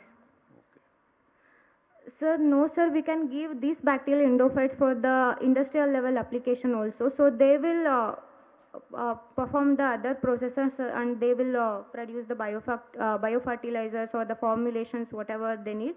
So they can distribute to the farmers, sir. Okay. I have a question. Yes, ma'am. As Dr. Joshi Saab asked that what is the strategy. So, is there any study that that examines the effect of fungicides or the pesticides per se on these endophytes? On the means, what is the fate of the endophytes? What is their viability? Ma'am, because they were resides within the plants, so they won't die, ma'am. Means So- this is your hypothesis, or is there some study which has been conducted? Ma'am, as generally I studied in the research paper and all. Because as the last line that Dr. is referring to, that it can be used in the disease, integrated disease Yes, modules ma'am. and all. These were not affected by the fungicides, ma'am. Okay. Yes, ma'am. Okay, thank you very much. Thank you for the nice presentation, Thank you. Ms. Sousa. Now it's a time for lunch break, and you may be getting hungry after listening, good presentation. So we may assemble right at 2:30. Is it okay? 2:30? 2:30 sharp. Please come over here. So, all are requested to reassemble at 2:30 sharp so that we can finish by 5 o'clock or 5:15 as it has been planned. Thank you.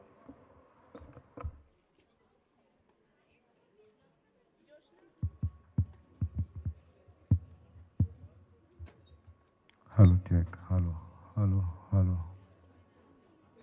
hello.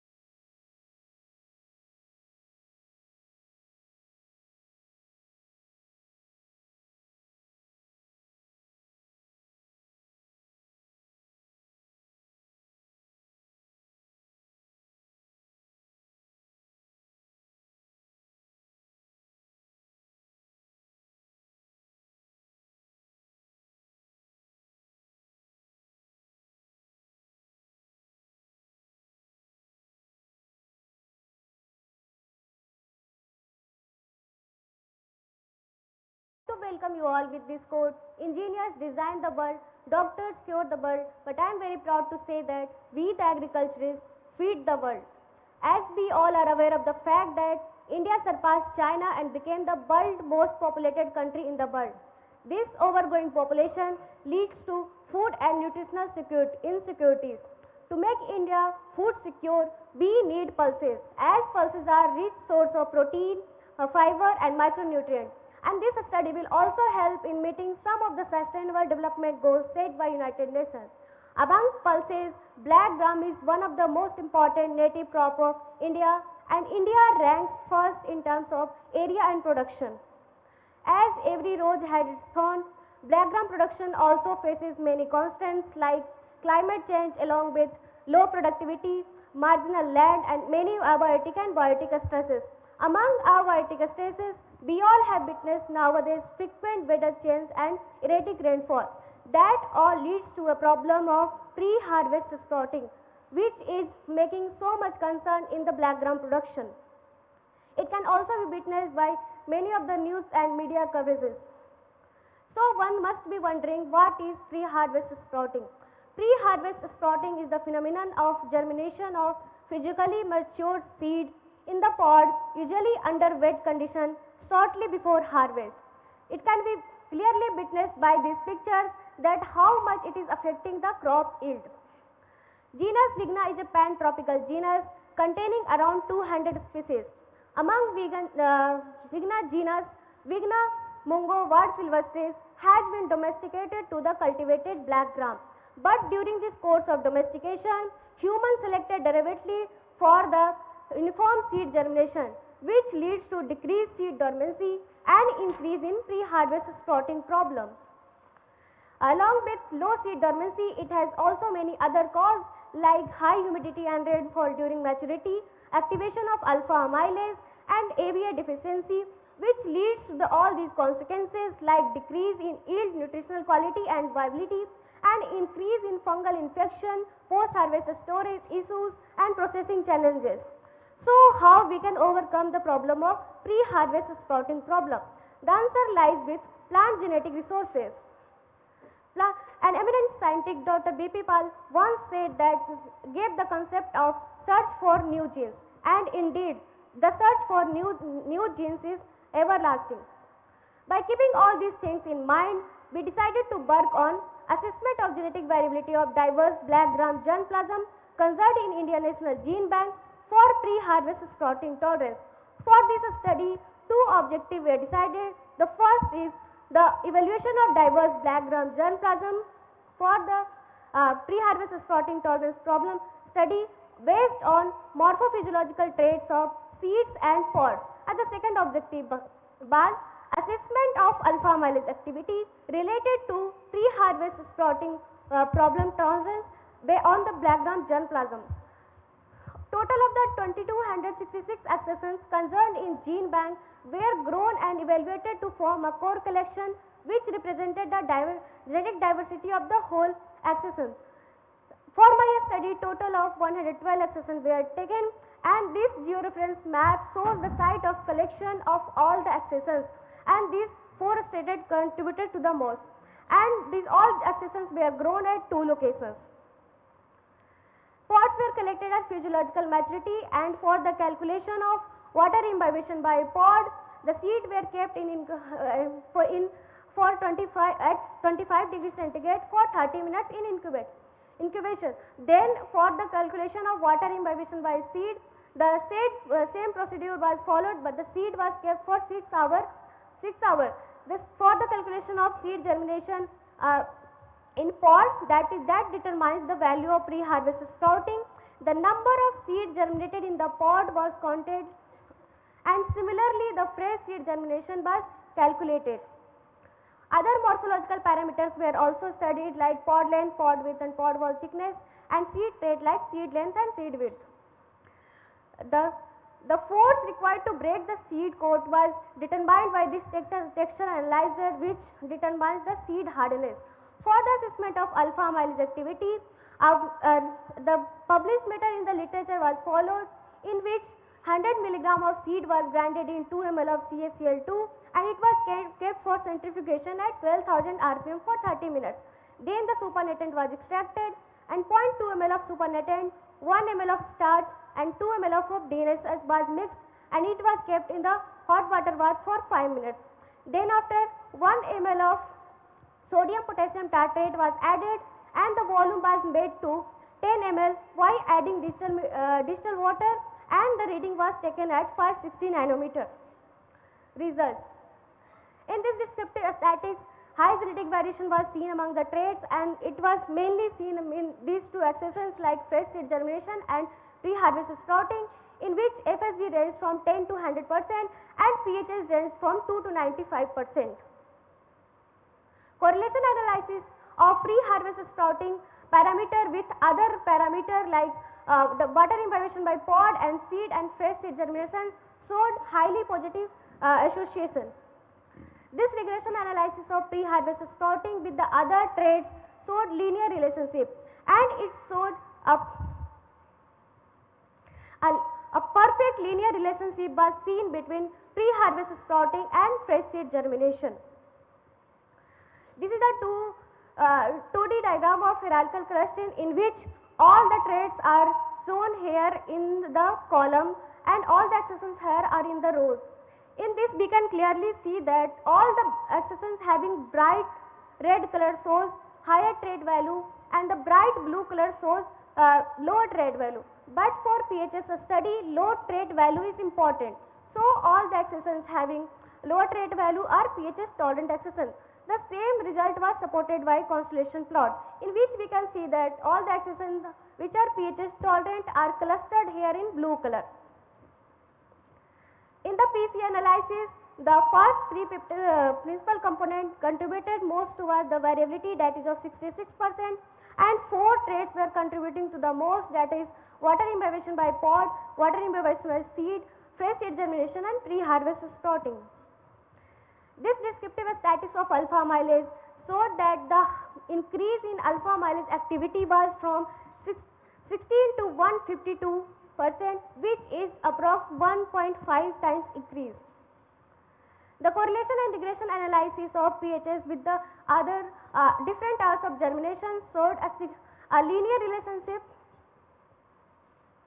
This is the graph showing clear-cut difference between a tolerant and a susceptible accession, in which the accession which is having low pHs value is showing low fold of increase in alpha amylase, whereas on the other hand the accession having high pHs is showing high fold of increase in alpha amylase activities.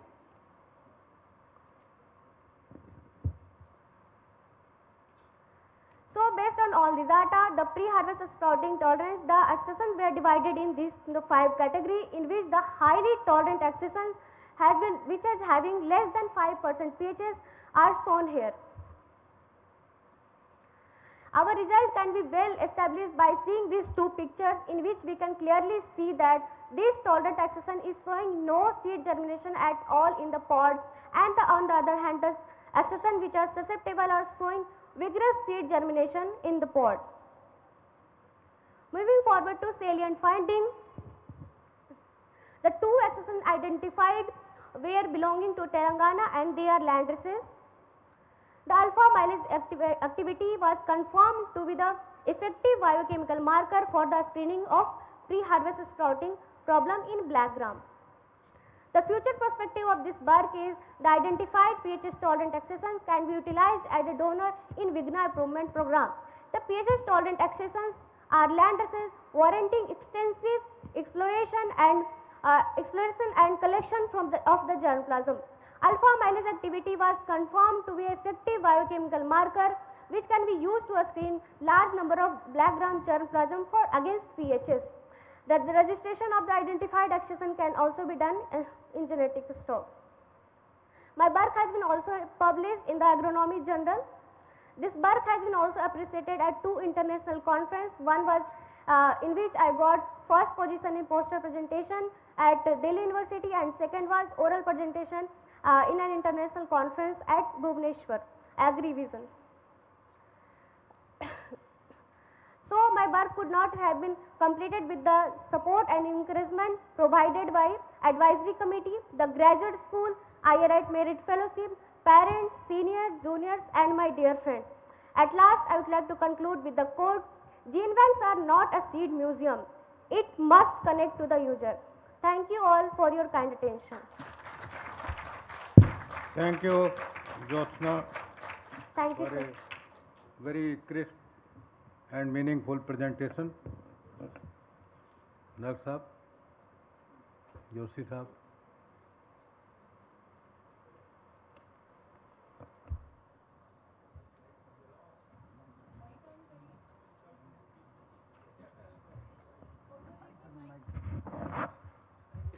आई का mood ठीक है. हाँ जी ज्योत्सना जी. जी. Very good. Thank you, sir. If you have to say to somebody, Yes, sir. my work is really very good, what is the one point you will tell?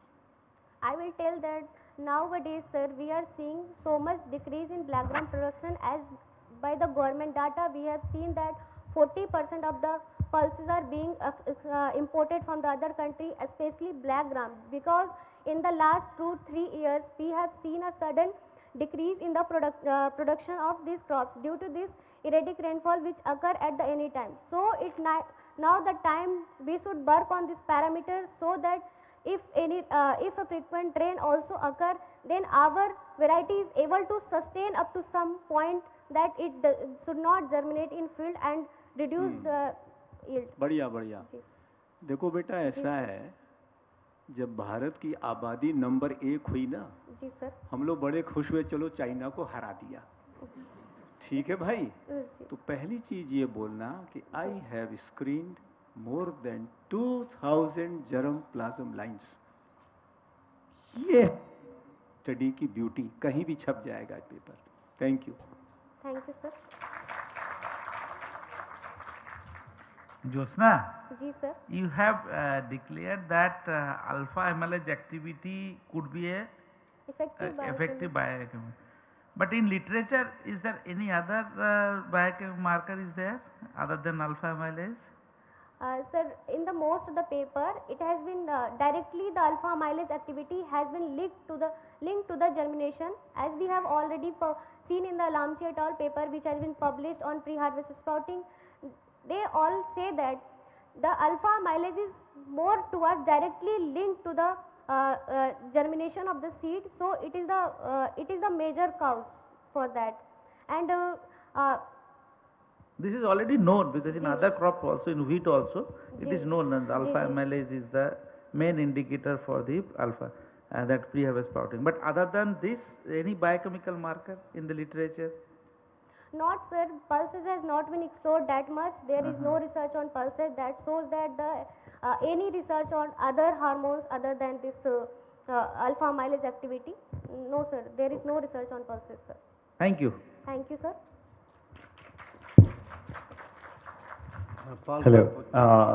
Jyotsna, actually it is a wonderful experience of your work.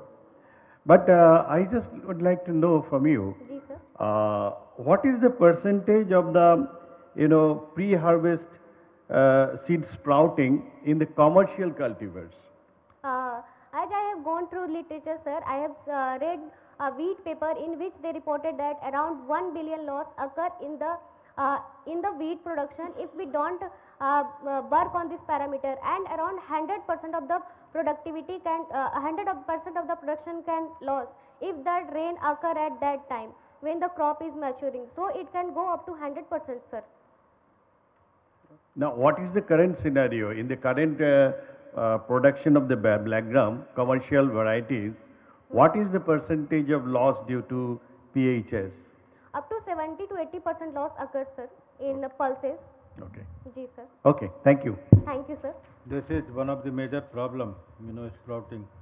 Madam Jyotsna, there is one more gram, horse gram. What is that horse gram? Horse gram, Vigna. Gram है ना? जी जी sir, जी sir. Black gram, green gram, एक horse gram भी आता है. What is horse gram? Horse gram also comes under legume, sir. क्या है?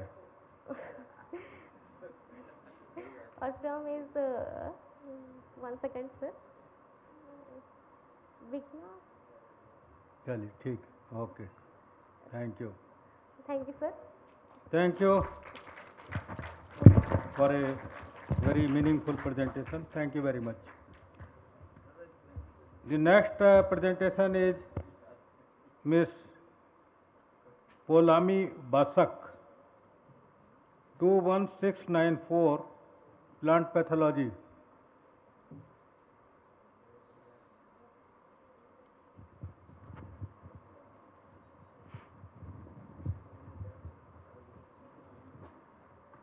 Very good afternoon to respected chairperson, honorable dignitaries, esteemed jury members, scientists and fellow audience. I am Polami Basak from the Division of Plant Pathology and I welcome you all to my presentation. Starting my presentation with the crop which I worked on, which is barley. Barley has been denoted as one of the earliest domesticated crops with its cultivation history tracing back to the ancient Egyptian society. It is the fourth largest cereal crop grown worldwide with an annual production of around 154 million tons and it holds a significant position amongst the cereal grains. However, the cultivation of barley is constrained by a number of factors. Amongst the biotic constraints, spot blotch caused by Bipolaris sorokiniana has been designated as a cereal pathogen of global concern. This pathogen has the potential of causing an yield loss of around 53% in the Indian context, and with the growing climate change scenario, we can expect that these numbers could escalate even further in the near future. Traditionally, the management of this disease is mostly by the use of chemicals. However, they are not eco-friendly and are not even sustainable. Therefore, practices like resistant cultivar development and use of biocontrol agents are eco-friendly and sustainable methods. With that, we identified few areas of studies which were lacking in this field. Firstly, the present population structure of Bipolaris sorokiniana infecting barley is not known. Also, limited work has been done in the field of resistant sources and its cultivar development, host-pathogen interaction and biological agents. With that, we formulated our thesis title as Characterization of Bipolaris sorokiniana, Transcriptome Profiling and Assessment of Bioagents against Spot Blotch of Barley, having three objectives. Number 1 was to characterize the pathogen based on morphology and pathogenic nature. Number 2 was to conduct a transcriptomic profiling and number 3 was to evaluate the biocontrol agents. So, with the first objective, what we did was, we conducted a survey in the hotspot locations of Uttar Pradesh and Bihar, followed by morphological characterization, molecular conformation, phylogenetic and haplotype analysis, pathogenicity assays and cross-infectivity assays. So, briefly, we established 45 isolates of Bipolaris sorokiniana and found that BS36 showed the highest mycelial diameter and the lowest mycelial diameter was seen by BS45. Thereafter, we also characterized based on the conidia dimensions and found out that the highest conidia length was seen in BS54 and the maximum amount of sporulation was seen by BS32.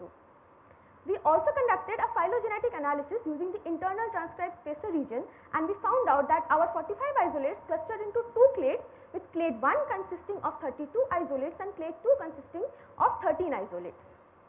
Based on the haplotype analysis, we found out that the highest number of haplotypes was seen in the Sultanpur and the Prayagraj population. Also, the Sultanpur population showed the highest haplotype diversity and the highest number of segregating sites. We could identify 6 haplotypes, out of which haplotype 2 was the most predominant and found in all the populations, and all the other haplotypes differed from this haplotype 2 by 1 to 3 base pair mutations. Based on the pathogenicity assays, we found out that BS52 was highly virulent and showed an average percent disease severity of around 87%. Also, in the general trend which we noticed was the Pusa Samastipur Bihar isolates were highly virulent. Based on the cross-infectivity studies, we found out that the barley isolate was less virulent on wheat plants. However, the wheat isolate was more virulent on barley plants. To understand what changes takes place in the level of gene expression when a highly virulent pathogen is inoculated into the host, we proceeded with our second objective, which was to compare the transcriptome of resistant and susceptible barley genotypes. Firstly, we conducted a screening of the barley accessions and identification of the resistant and susceptible accessions. Thereafter, we set up the experimental design followed by RNA isolation and Illumina sequencing and followed by further downstream processes of the transcriptomic profiling. We screened 190 accessions, out of which 3 accessions were found to be resistant and 5 accessions were found to be moderately resistant. And from this screening study, we chose 2 accessions, one as resistant and one as susceptible, to be taken forward for transcriptomic studies. So based on the NovaSeq 6000 platform and Illumina sequencing, we could obtain a total of 333 million reads. Also, this is the first report on the global transcriptomic analysis of Hordeum vulgare and Bipolaris sorokiniana interaction. We also identified a number of differentially expressed genes for both the host and also the pathogen. Host wise, we found that a higher number of genes are getting upregulated in the resistant accession, and also 5,933 genes were exclusively expressed in the resistant host when it was inoculated with the pathogen. This implies that the host has some intricate genetic mechanism which is manifested in its phenotype. We also identified the differentially expressed gene of the pathogen, where we found out that 108 genes of the pathogen were exclusively expressed when it was inoculated into the susceptible host background. This signifies that the susceptible host background unleashes the full potential of the pathogen, and the pathogen is able to express more number of genes. We also did functional annotation based on the Keck pathway analysis, and we found out that the highest number of pathways were attributed to metabolic processes and also the biosynthesis of secondary metabolites. And also defense related pathways like MAP kinase signaling pathways, plant pathogen interaction and plant hormone signal transduction were highly enriched in the resistant ones. Also with respect to pathogen, pathways like ABC transporters and ubiquitin mediated proteolysis were more in the susceptible host background. We identified the defense related genes which were exclusively present and upregulated in the resistant host only. It included the resistant gene analogs, pathogenicity related proteins and also other proteins related to defense like the MLO protein. Also using the standard effector prediction pipeline, we identified a number of candidate effectors. So in the susceptible host background, the pathogen is able to express 14 effectors, out of which 11 of them are apoplastic in nature and 3 of them are cytoplasmic in nature. Similarly, in the resistant host background, 9 of them were apoplastic in nature and 2 of them were cytoplasmic in nature. And the identified effectors belong to families like hydrolase, facilin domain protein and other uncharacterized proteins. So the development of resistant varieties is somewhat time consuming, and in the meantime, screening and identification of biocontrol agents will provide a better perspective in the management of this disease. So firstly, we conducted an in vitro assays using various isolates of trichoderma and few bacterial bioagents, followed by in planta assays using the selected bioagents. So briefly, we conducted a dual culture assay using trichoderma isolates and few bacterial isolates and found out that trichoderma aspergillum 8686 and 8687 showed the highest in vitro efficacy. Also amongst bacteria, Pseudomonas fluorescens and Bacillus amyloliquefaciens showed good in vitro efficacy. These 4 isolates were then further selected for in planta assays, which will be subjected to seed treatment, pre-inoculation treatment, post-inoculation treatment and an all combination treatment. We found out that Bacillus amyloliquefaciens showed good results in seed treatment and also in the post-inoculation treatment, and overall if we had to suggest, we could see that Bacillus amyloliquefaciens treatment showed significantly consistent and better results in all the assays to manage spot blotch of barley. So what will be the outcome? What is the outcome and the further path ahead of my research? So based on our first target, which was characterization of the pathogen, we could successfully characterize 45 isolates based on morphology and also their pathogenic nature, and found out that BS52 was highly virulent and haplotype 2 based on the haplotype analysis was the most predominant. Also what further we can do from this is that we can conduct a diversity based analysis based on a multigenic approach from the generator to get a better view of the pathogen profile. Also the highly virulent pathogen can be incorporated into the screening programs. Based on our second target, so we successfully identified 3 resistant sources, and also we identified few defense related genes and candidate effectors, and these resistant sources can be taken forward for the development of resistant variety, and also these genes can be functionally characterized to get a better view into the intricate mechanisms of host pathogen interaction. Based on our third target, which was identification of bioagents, we found that Bacillus amyloliquefaciens was highly effective in planta studies, and also further what we can do is we can subject it to the field experiment trials to get its field data. Based on publications, I have published 1 paper in Indian phytopathology, 1 paper has been accepted for publication in Indian Journal of Agricultural Sciences, and 1 paper is under review which is submitted to Frontiers in Microbiology. Apart from that, I have also submitted 45 ITS gene sequences and 10 SRA accessions to the NCBI database. I have also received the Best Poster Award in Indian Phytopathological Society Eastern Zone National Conference, and also qualified ICAR net and secured first rank in ICAR PhD entrance. I have also attended a workshop on international training program on plant microbiomes. With that, I would like to acknowledge the Director and Dean, PG School, my chairperson, members of advisory committee, faculty members, head and professor, my parents, lab members and ICAR for providing fellowship. With that, I would like to conclude my presentation by saying a quote given by a famous plant pathologist, H.H. Wetzel, which says that, "For what will it profit us if all the illness and sufferings of people be banished, yet we suffer starvation because of diseases in crops?" Thank you. Thank you. Thank you very much for a very good presentation, Ms. Basak. We may have some questions. Maybe Dr. Krishnamurthy can initiate some discussion. Allow me, it's a good work. Not only good work, we have done lots of studies. We have studied the isolate, we have studied the genes. We have also done studies on biological control. One question which we would like to ask you is, you have put bacillus amyloliquefacients on par with your trichoderma and pseudomonas. But you are concluding that bacillus amyloliquefacients is better. Yes. Can you justify this? Why? Yes, sir. So we conducted 4 assays where we found out that bacillus amyloliquefacients was highly effective in seed treatment. It was the best. And also in post-inoculation treatment, it was also the best. However, in pre-inoculation treatment, it was not the best, but it was the second best. So it was comparatively consistent in all the 4 assays. So we can say that that bacillus amyloliquefacients was good. And also one more point, in seed treatment, we found out that bacillus amyloliquefacients showed a significant increase in plant height. So overall, if we had to suggest, we could say that bacillus amyloliquefacients showed better results in implant assays. See, in what way your genetic analysis has helped you in coming down to some silent conclusions? So finding. In what way your genetic analysis helped you? So we could in contrasting them with the traditional what do you call morphological techniques? Sir, based on morphological techniques, we could find variation. However, based on molecular techniques, as we have used only ITS gene, we could not find so much variation. We saw that our 45 isolates clustered into only 2 clades. So the exact correlation, so we could not get. So maybe with multigenic approach we can get, but as we use single gene, so it is. Dr. Prasad. Follow me. Yes, sir. For inheritance study of spotted blot disease in barley, Yes. how many genes has been identified? Sir, based on previous very early studies have identified few single gene inheritance. However, nowadays mostly studies have seen that it is a polygenic inheritance and few QTLs are identified.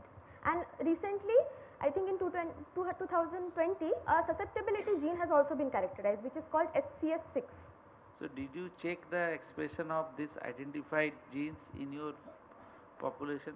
No, sir, we did not do the validation part. Because the transcriptome you have done.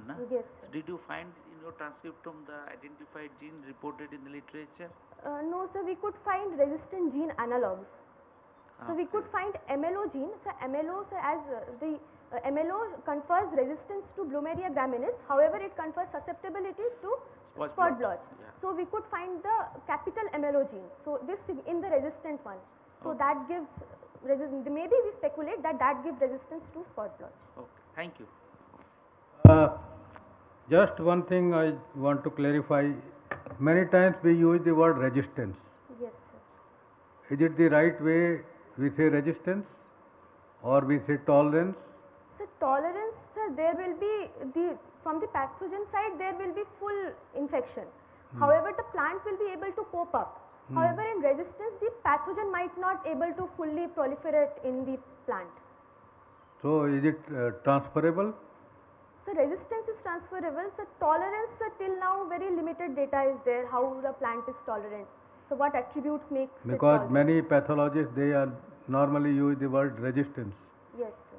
But I have resistance to use the word resistance. Because many times it is not truly, resistance. If you have gained resistance, nothing like that. That can be used as a source. But full resistance you know, if you attain, that's really unique, but it is very rare. Okay, thank you very much. Sir, one question. Yes, yes. What is the role of nutrition in providing tolerance to the plant? Yes, ma'am. Generally, in high nutrition, we can see that the plant is able to tolerate the pathogen. Are there some prescriptions? Prescriptions in the sense, sometimes a high nitrogen can lead to blast disease. However, there are with pathogen to pathogen, it depends based on the nutritional profile. So it means that it's in simplified terms, can we say that if there are prescriptions and those prescribed, I would say technologies or the recommendations are followed, then the tolerance will be higher? Maybe there may be something, but ultimately needs the to be genetic seen. factors are considered. You know, which pose tolerance. So that is also important. Nitrogen usage, that may be causing susceptibility, but there are nutrients, particularly some micronutrients. You have positive impact on the disease tolerance. Okay, thank you. Thank you, Basak. The next presentation is Mr. Chanu Molu Hari Gopala Krishna. सभी नाम आ गए, हरि भी, गोपाला भी, कृष्णा भी, every name very good. 70016 plant physiology. आइए हरि गोपाला जी. How you are here? Good. Shall I start? Respected professors, faculties and fellow scholars, it is a great privilege for me to present my MSc thesis work today. I am Chanmolu Harigopala Krishna, representing Plant Physiology Division. We choose coffee for our research as it is an inexpensive high quality protein source crop grown throughout the world and well known for nutritional, economical and ecological importance. Despite having inherent ability to survive under drought and heat stresses, it is highly sensitive to waterlogging. Waterlogging creates hypoxia and anoxia in the soil that impairs the physiological processes such as photosynthesis, nutrient uptake, leaf longevity, and thereby reducing the growth and development of the crop. Scientific leads generated so far explains the adaptive mechanisms such as formation of parenchyma tissue and emergence of adventitious roots. Since phenotyping these valuable traits is extremely challenging, we choose to develop affordable technique to phenotype waterlogging induced roots, which would be called as WIR throughout this presentation. Thus, the thesis entitled was Optimization of Phenotyping Protocol to Assess Waterlogging Induced Roots in Coffee is primarily based on a hypothesis that image-based affordable techniques can be designed to phenotype WIR trait in crops like coffee. We tested this hypothesis with some assumptions that genetic variation, substantial genetic variation exists for WIR and root. Both root features and rate of root growth can contribute to genetic variation. And we aim to achieve two objectives. One is to optimize the phenotyping protocol for quantifying WIR and to assess association between WIR and plant performance. Based on previous studies, 20 diverse coffee genotypes were chosen for experiments with CRBD design and 3 replications. The experiments were repeated twice. We choose smartphone camera and open source software to optimize the phenomics protocol with 3 major tasks. The first task was to optimize the protocol for stress imposition. We adopted plant in pot in pot method for growing the plants and imposing the stress. Big pot had a small pebbles to support the small pot with filled with soil, and water poured in the big pot could enter into the small pot through the perforations that could create the anaerobic conditions in the soil to induce the WIR.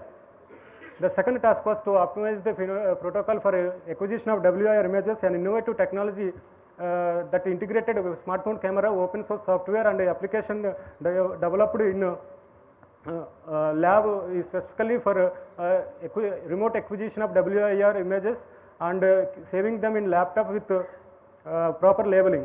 This method also extended for time-lapse response of time-lapse response of WIR, particularly to look into the growth rate. To achieve the third task of converting these images into the relevant data, we extensively reviewed the open source softwares and shortlisted two among them based on the feasibility. They are Image and Rhizovision Explorer. As we can see here, image segmentation starts with WIR image, which was subjected to thresholding and binarization, built-in image, and a macro was developed for batch process to handle a large number of images. And in second step, that is feature extraction, these binary images were processed through Rhizovision Explorer, which includes image pre-processing and feature extraction, output display, and saving the data in CSV file format for further analysis. We could process more than 600 images within 5 minutes to get segmented and binary images of WIR, and Rhizovision Explorer could consume another 5 minutes. Thus, we could capture, could generate more than 10 parameters of root parameters. With having this set of data, we try to answer the questions that to what extent these image features can explain the genetic variation in WIR of copy. For that, analysis of variance and DMRT graphs clearly revealed that significant genetic variation exists in terms of maximum number of roots, total root length, root area, and convex area, and many other more parameters. The second question that we tried to answer was how these set of image features could classify the diverse genotypes of copy. For that, the PCA biplot analysis could capture the nearly 88% of variability of for a dozen image parameters through two principal components, and these image features can classify the genotypes into two groups, having higher values on right side and lower values on left side. This was further confirmed by the K-means cluster analysis, which also revealed the two groups. Then the second question that we tried to answer was to what extent these image features can explain the genetic variation in conventional parameters. For that, the Pearson correlation analysis revealed that a significant correlation between conventional parameters marked in red color and image-derived parameters marked in green color, suggesting that these parameters can promise to serve as a surrogate for conventional ones. Then the last question that we tried to answer was to what extent the rate of WIR growth can contribute to genetic variation. The data clearly revealed that some of the image features such as the root area and convex area can differentiate the copy genotypes for waterlogging. And here we considered 8 genotypes from previous experiments with 3 replications to look into the assessing the WIR architecture and plant performance with or without waterlogging. This was aimed to achieve. This was aimed to confirm the superiority of WIR rich genotypes over WIR poor genotypes. The analysis of variance and DMRT graphs revealed superiority of WIR rich genotypes over WIR poor genotypes in terms of CO2 assimilation, PS2 efficiency, and stomatal conductance and transpiration rate. The studies conducted in high throughput plant phenomics facility also confirmed the superiority of WIR rich genotypes such as CG221 and CG121 in terms of recovery response.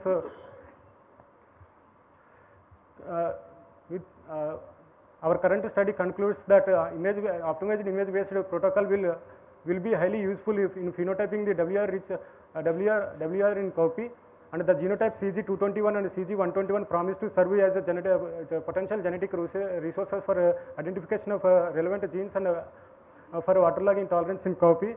And this affordable phenotyping protocol will be useful for researchers and postgraduate students who have limited access to high throughput plant phenomics facilities. I am fortunate to get these publications, these paper accepted for publication in research journal having NAS rating 7.7, and this affordable technology also registered under Krishi portal of ICAR, and it is also a part of presentation. now this research findings also shortlisted for presentation in International Symposium on Roots, which is being held at Germany. These research findings were under the able guidance of the advisory committee, which includes Dr.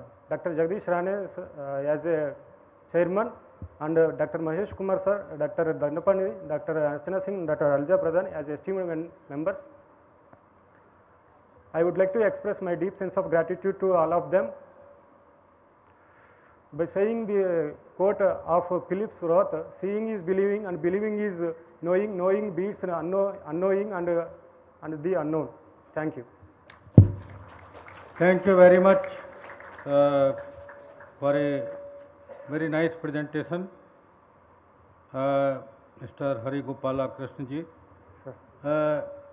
Often, I have just a suggestion, often we quote, foreigners. Why don't we quote Indians? Sir? No, we often quote foreigners. We never quote Indians. We feel a pride that if we are quoting any quote from a foreign scholar, not Indian scholar. So in that context, I will like to ask, is there any plant physiologist in India who is regarded as a top plant physiologist and father of plant physiologist? Sir? Plant physiologist, yes, sir. Father of plant physiology in India. Huh? Jagdish Chandra Bose. Jagdish Chandra Bose. I am happy that at least you remember. So if some quote of J.C. Bose you could have mentioned, that could have, Yes, and even in IRI, this institute, you have a leading plant physiologist. Yes, sir. What is the name? Dr. Vishwanath sir. Huh? Vishwanath sir. Doctor? Vishwanath sir Sinuswamy. Vishwanath Sinuswamy sir. नहीं, उससे पहले बताइए. Sirohi sir. Huh? Sirohi sir. No, you are not reaching to that. Anyway, कौन पूछेंगे? Plant physiology, Dr. Prasad ji. Hari Gopala. Sir. How many genotypes have been used for this WIR study? 20 genotypes, sir. 20. So do you think this 20 genotype is okay?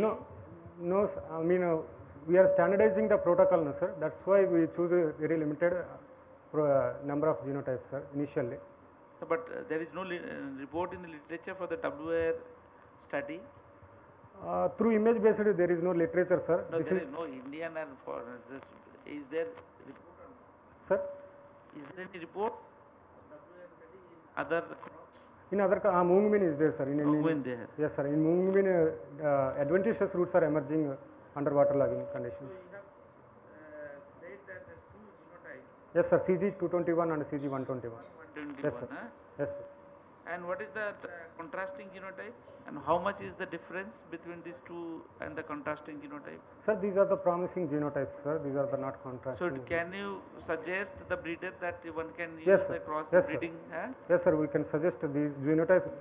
Actually, these are the germplasm, sir, procured from NPPGR. But they are location wise, which area they are growing? Exotic collection, sir. Exotic collection. Yes, sir. So what is the bottleneck you faced during your study? Sir? What is the bottleneck? Sir, here the Study. bottleneck we faced here is capturing the images itself is a bottleneck, sir, because without capturing a proper way, so we are unable to capture the root? Actually, it is not below the root, sir. It is above the below the soil. It is above the soil. So we have opportunity to capture the roots. So it's a hydroponic? No, sir. Within the soil only. So how you can The under waterlogging conditions, Uh-huh. these waterlogging induced roots are emerging at the junction at the base of the stem, sir. Okay. Not the tap at the No, inside the soil, not inside the soil. Thank you. Okay. Thank you very much for a nice presentation. Thank you. The next presentation is by Miss Batsala B. 21706, Post Harvest Management. Miss Batsala.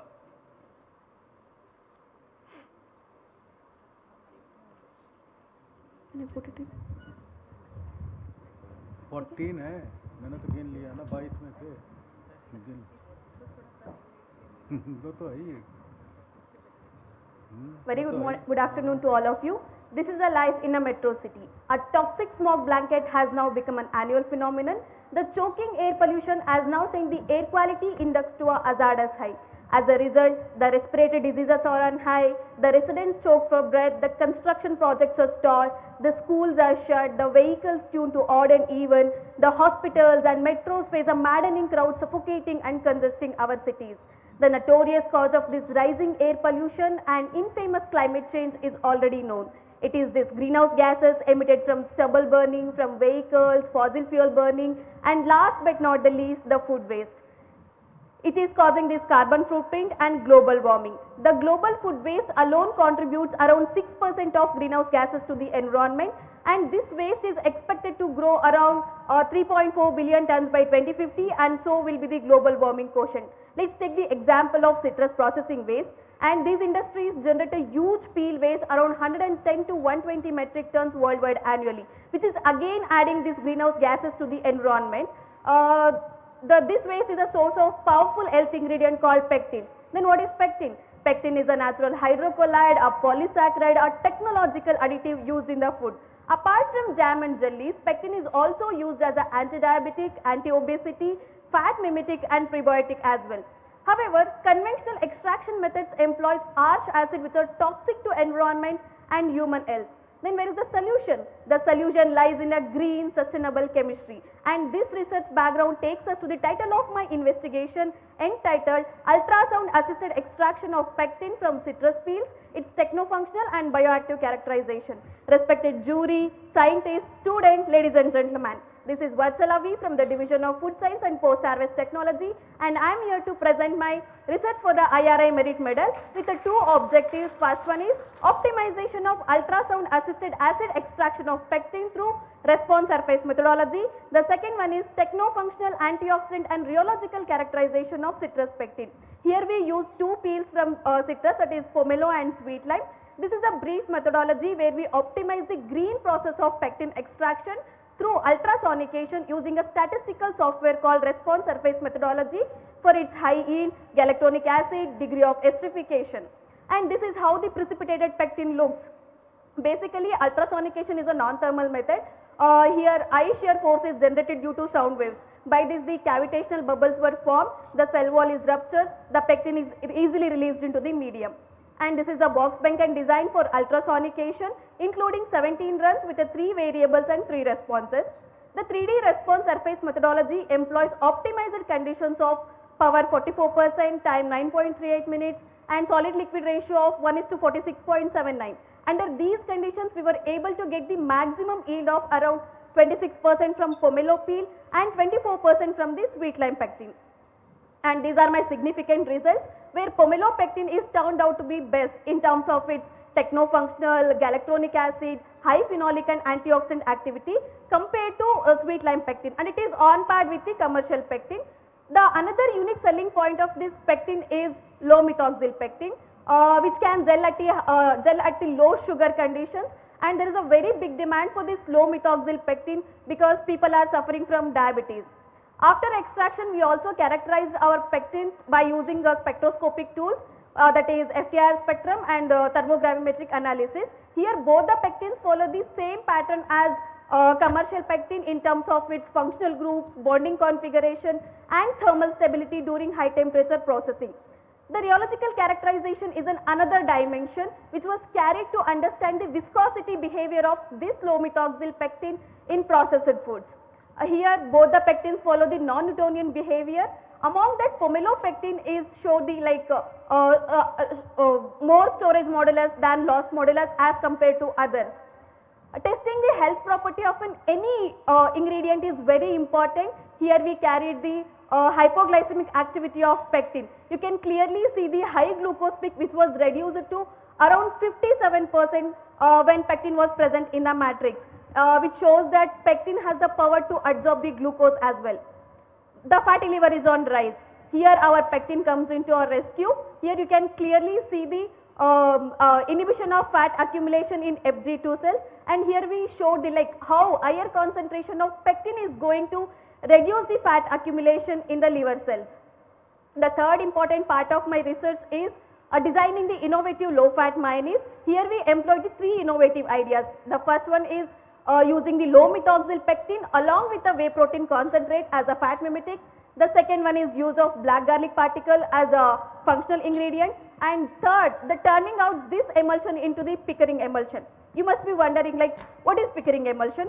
Pickering emulsion is nothing but a novel way where we can use the solid colloidal particle as a stabilizer and which is going to reduce the interfacial tension between the two phases. In normal emulsion, the synthetic surfactants are used. This is the visual appearance of Pickering emulsion based mayonnaise, showing the difference in the consistency. The light microscopic images of mayonnaise with a low methoxyl pectin has a small, dense and closely packed droplet size which was similar to the high methoxyl pectin. The color properties of mayonnaise were showed based on the lightness and darkness by using the LAB values. This is the fluorescence microscopic images of Pickering emulsion based low fat mayonnaise. Here you can clearly see the phenomenon of Pickering emulsion where the pectin is surrounding the fat molecules and which is acting as a stabilizing agent here. The texture analysis of mayonnaise with a citrus pectin is found to be as good as in compared to high methoxyl pectin in terms of its firmness, consistency and cohesiveness as well. The rheological characterization again supported us to show the stability effect of low methoxyl pectin in Pickering emulsion based low fat mayonnaise in terms of its thixotropy, high storage modulus and speedy and also enhanced viscosity. This is the final acid test. Here you can clearly see there is no phase separation over 2 months of storage, which means the colloidal particle here acts as a stabilizing agent. The mayonnaise with a citrus pectin, here we got the maximum sensory score in terms of its color, flavor, texture and mouthfeel as well. Finally, our results suggest that ultrasonication is a green process for high recovery of low methoxyl pectin. The techno-functional and biological activity of pomelo-pectin is high, and most important, this low methoxyl pectin can be employed to develop Pickering emulsion based low fat mayonnaise. These are my performance indicators that I published 3 research articles with high NAS rating and impact factor, and I received 2 awards as well. The first publication is on sustainable chemistry and pharmacy with a NAS rating of 12 and 6. The second important publication is on Pickering emulsion in the Journal of Food Research International with a NAS rating of 14.1 and impact factor 8.1. The third publication is on Journal of Food Measurements and Characterization with a NAS rating of 9.4 and impact factor 3.4. Here I own the cash prize of 50,000 rupees at the Millet Ideation Hackathon, where I presented the role of pectin as a rheology modifier in the floors as well. I received best poster presentation during ICTA 2023, Greater Noida. These are my several national and international webinar and conference certificates as well. The final message to my audience is consume more food with rich in pectin to reduce the lifestyle diseases. And this is not the end, this is just the beginning, because pectin is a strong biopolymer, can be used to develop biodegradable films which replaces the plastic and synthetic films. And my research fits in several sustainable development goals as well.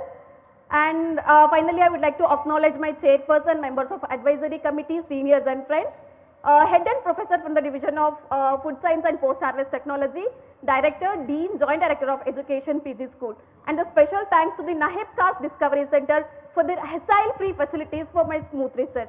Thank you one and all for your patience.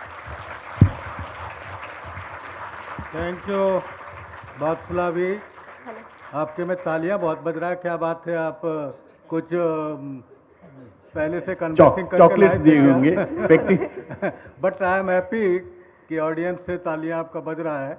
Normally तो कभी सम्मेलन में होता है ना कि तालियां ज़्यादा बजता है, but it's good that for scientist good scientific work there is lot of clapping. So thank you. हाँ पाल साहब, आप ही को पोस्ट हार्वेस्ट पूछना है. First of all, accept my heartiest congratulations for an excellent piece of work, and particularly the green technology of extraction of pectin. It's very need of the hour. But you have correlated with the functional characteristics. But what is the techno-commercial aspect of it?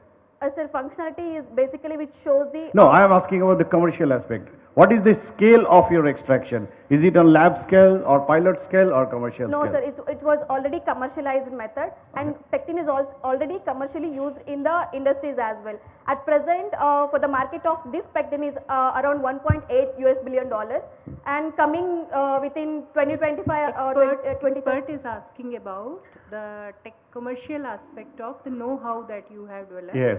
That is the ultrasonic Ultrasonic know-how of extraction. extraction. What are the commercial aspects? What is the commercial viability?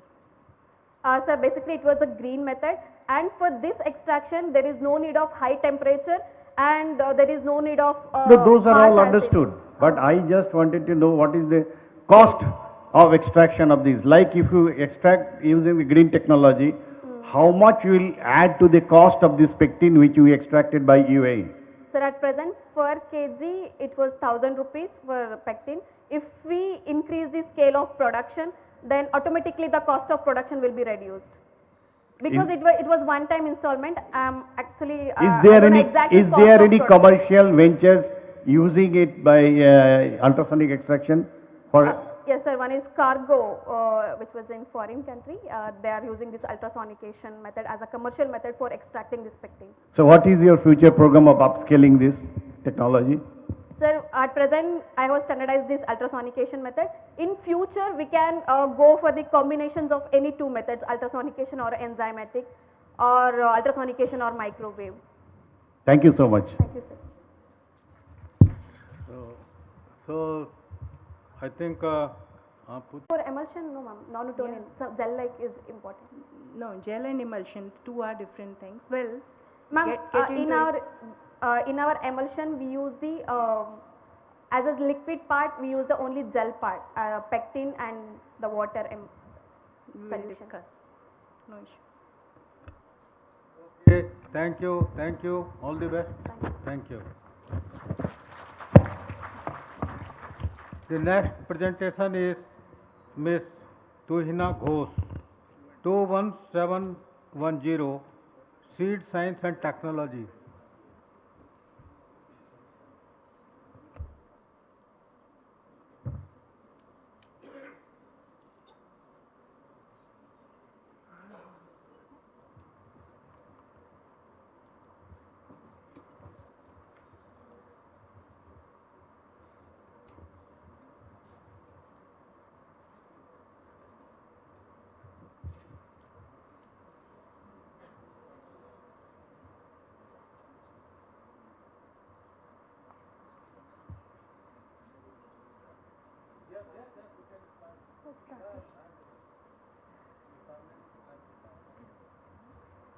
Good afternoon, all the respected dignitaries. Myself, Tuhina Ghosh, representing the Division of Seed Science and Technology. A warm welcome to all in my IRI Merit Medal presentation. Sir, it is not working.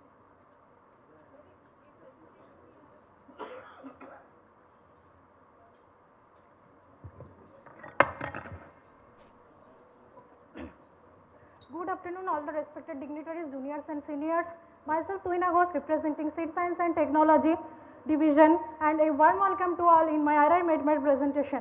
So let's start with the famous quote from the ancient scripture Manushriti, that is Shubhijam Sukhatra Jayate Sampodayate. That means a good quality seed in a good field will win and prosper. It holds true for the recent time also, because if we don't focus on the seed quality, all other inputs of agriculture will be of no use. At the same time, 21st century has witnessed a notable rise in the degenerative diseases caused by the oxidative stress. So if we want to prevent from these diseases, we must have to intake more antioxidant enriched food in our daily diet. And tomato is one of that kind of superfood. When India ranks second in its production, however, various abiotic stress, including salinity, is affecting the tomato production gradually. In India, approximately 0.02 million hectare tomato cultivation area and 0.43 million tons of production is facing loss due to the salt stress. Similarly, in global, tomato production is also majorly impacted by the increased salinization. It causes effect on the tomato plants by causing the N-toxicity, nutrient imbalance, reduced seed germination, reduced stigma sensitivity, and anther abortion. So what is the solution now? Solution may be through the seed priming. So what is that seed priming? As we all know, there are 3 phases of germination. In phase 1, seed imbibition, phase 2, metabolism and activation and repair takes place, whereas in phase 3, radical protrusion occurs. But in priming treatment, we dehydrate the seed before reaching to the phase 3, so that seed can get more time to repair itself and metabolism activation. So seed can reach the kickstart stage, and upon rehydration it will produce the faster germination and produce the vigorous seedling. There are many agents for priming treatment. However, we thought of using the nanoparticle because of its several unique properties, like it has size range within 1 to 100 nanometer and larger surface area. There are numerous studies regarding the effect of nanoparticles for seed quality enhancement. However, majority of these through the foliar application. Based on this, we found the research gap that no detailed literature is available on the use of ZNO nanoparticle as the priming agent for enhancing the seed quality, and also its physiobiochemical basis under salt stress in tomato. So we decided to study on the effect of ZNO nanoparticle based priming on seed quality enhancement in tomato under salt stress. In objective 1, we standardized the concentration and duration of ZNO nanoparticle for priming treatment, and for this we synthesized and characterized the ZNO nanoparticle using the method DLS and transmission electron microscopy. Along with this, we also validated the standardized treatment in another genotype, so that we took 2 different genotypes of tomato with 3 different concentration of ZNO nanoparticle and for 3 different soaking duration. The nanoparticle designing was done according to the Sahu et al. In 2018. The result from the nanoparticle characterization showed that the hydrodynamic diameter, polydispersity index and individual diameter shows that nanoparticle was within the nano range 1 and fitting for application in nanopriming treatment. This is the tabular representation of the standardization experiment in genotype QA001. It shows that seeds primed with ZNO nanoparticle for 750 ppm concentration 6-hour duration shows the higher germination percentage, seed vigor index 1 and 2 than the all other treatments. So it is standardized in this genotype. The validation treatment was done in another genotype QA002. It shows also that nanopriming treatment enhance the better seed quality attributes than the hydropriming and control treatment. So it was validated in the second genotype and can be used for the further priming treatment. In objective 2, the standardized and validated treatment, from this we find out the physiological and biochemical basis of this, and also we find out its effect on the salinity stress in seedling stage of tomato. For this we took 3 different concentration of NaCl, and among this in 150 there was very less survivability, so we proceed to the 50 and 100 millimolar. This is the effect of salinity stress on the germination parameters by priming. Germination percentage was significantly reduced with up to 10.2% with increasing concentrations of salinity. However, nanopriming improved it up to 5.8%. On the other hand, mean germination time, which represents how fast the seed will germinate, it increased with increasing content of salinity up to 17.9%. However, nanopriming treatment helps to reduce this up to 15.8%. The seed vigor index 1 and 2 also showed the similar trends as the germination percentage. So the nanopriming treatment showed the increased germination, faster germination and produced vigorous seedling than the control and hydropriming treatment. To explain this, we could say that ZNO nanoparticle create nano-sized pores inside the cell surface of the seed. Also, it activates the alpha amylase activity and activates aquaporins, so that seed can uptake more water and can regulate the seed rhizome mobilization and improve the seed quality attributes. The physiological traits like chlorophyll content showed significant decrease with increasing concentration of salinity. However, nanopriming has helped to improve it. To explain this, we could say zinc acts as the cofactor in the aminolevulinic acid dehydratase enzyme involved in major chlorophyll biosynthetic pathway. The TSS content, total soluble protein and phenol content showed the similar trend as with increasing concentration of salinity. It was increased by, but nanopriming further induced it. To explain the TSS content enhancement, we could say that zinc activates the starch synthase and androlase enzymes and enhance the sugar transportation. Does it induce the TSS content? And zinc also activates the RNA polymerase and helps in integration of ribosome.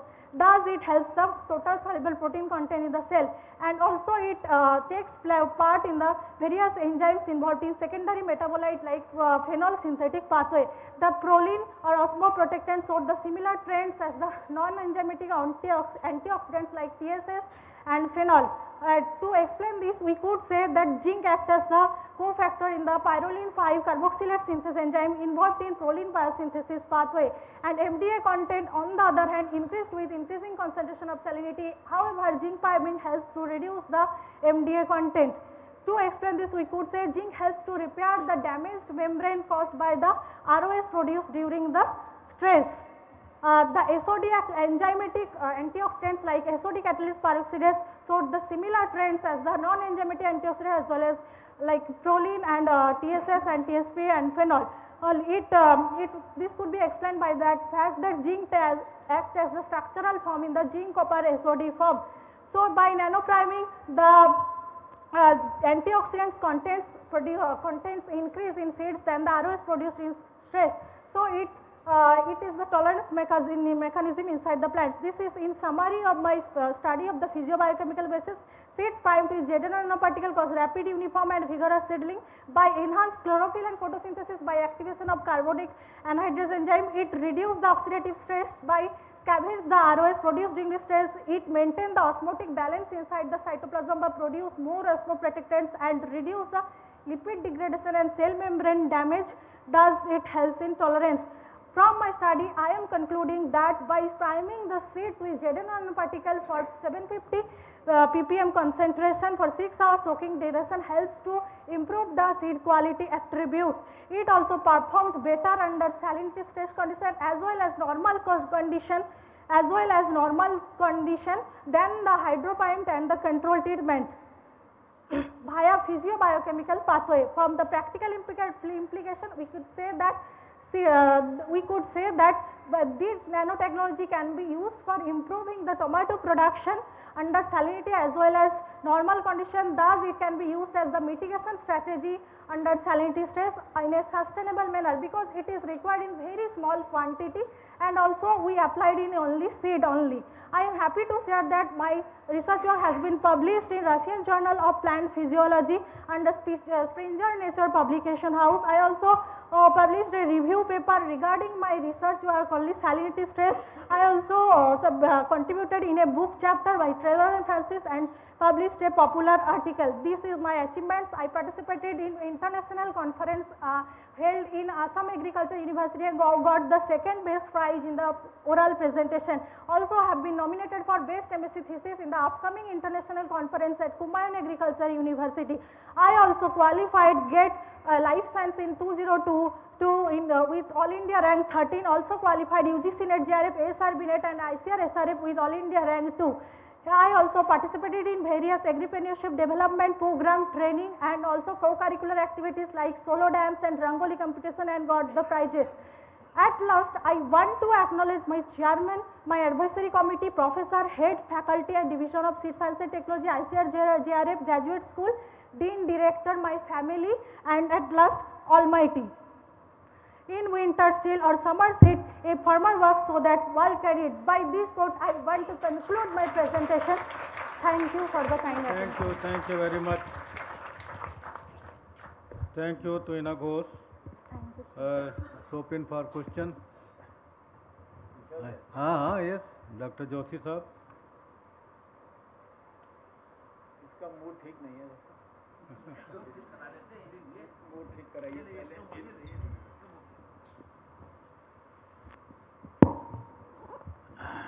Chairman साहब काफी मुश्किल हो रही है हम लोगों को। हाँ, मुश्किल तो है। इन बच्चों में किसको आगे करें किसको पीछे, इसीलिए तो पंच परमेश्वर बैठे हैं। भाई साहब हालत खराब है अपनी तो। Very nice presentation. Although seed science and technology, sometimes people think differently, not in the forefront, but this work is very beautiful. Thank you, sir. So, see, zinc is king. That film, Zinc is King? No, zinc is king. So, do you know that how much important is zinc in total all metabolic pathways that you have presented something. Little bit can you tell? Sir, almost it helps in all metabolic pathway in plants or in animals both. And in terms of plants, it helps in protein synthesis, protein metabolism pathway, also chlorophyll synthesis. In chlorophyll synthesis, also it helps in secondary metabolites production inside plants, so that it developed tolerance against stress, and also it helps to reduce the membrane damage, plasma membrane damage in plants. So these are the pathways or osmoprotectants which are most important during the stress. So it also helps to accumulate here to create the tolerance mechanism inside the plant. Thank you. Thank you. Dr. Prasad ji. Tuina, Yes, sir. why salt tolerant is important in tomato? Why not other stress? Sir, at the slide I showed that how much cultivation area, 0.02 million hectare cultivation area in India and 0.5 million tons of production is facing loss due to the salt stress, and all other stress is also there, but it is also causing the major loss in the tomato production. That's why I took it. And in future I can do with another stresses also, sir. But as this is the most important abiotic stress, one of the most important abiotic stress, so I did with that. Salt stress in tomato is very few studies are there actually. Yes, sir. So I am surprised. I'm wondering why you have chosen the salt stress. Why not heat stress? Because that is a major concern of tomato production. Like biotic stresses are there. Sir, salt stress, heat stress, two stresses major cause effects on the tomato production. As per the previous literature I studied.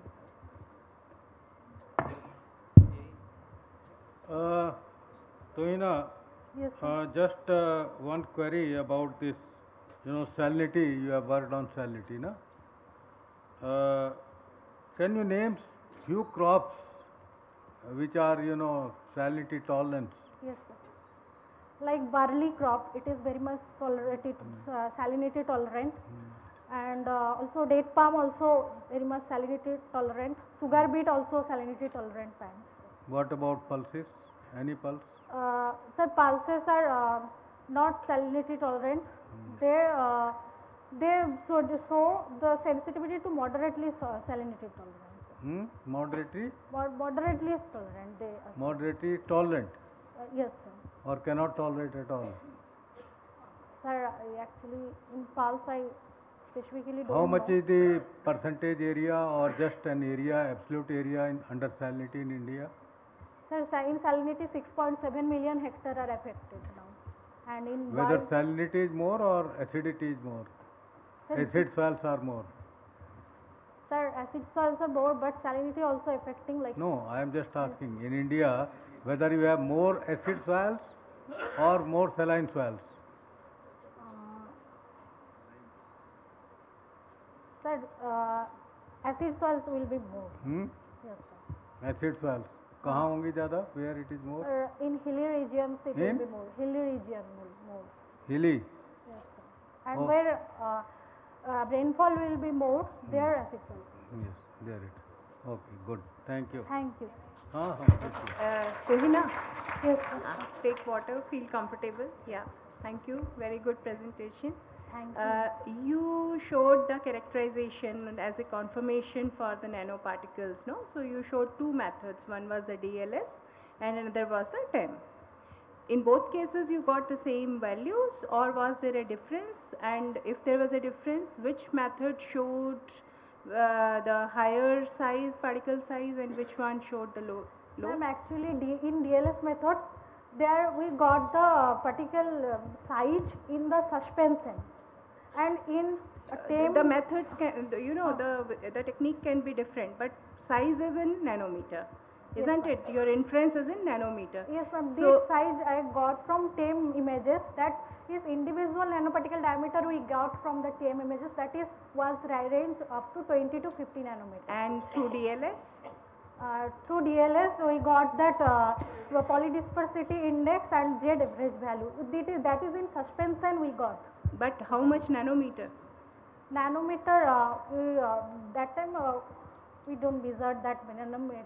Significance is in nanometer only. You said no, there is hydrodynamic diameter.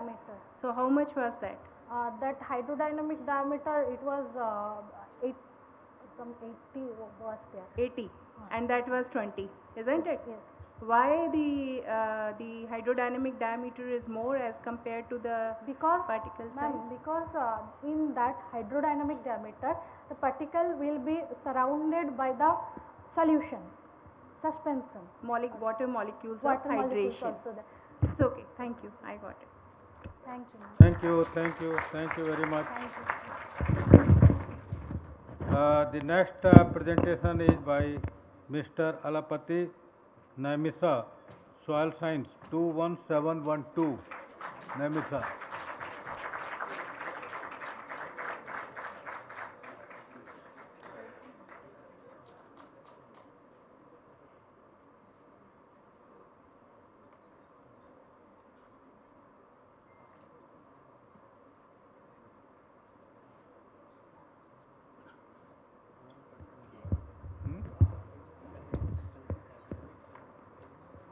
कौन सा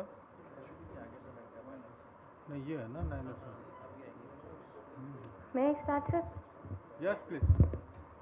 Respected dignitaries on and off the dais, my dear friends, seniors and juniors, I welcome you all to my merit medal presentation. Society lives by faith and develops by science, said by a great philosopher. Science has contributed for the betterment of humanity in many ways.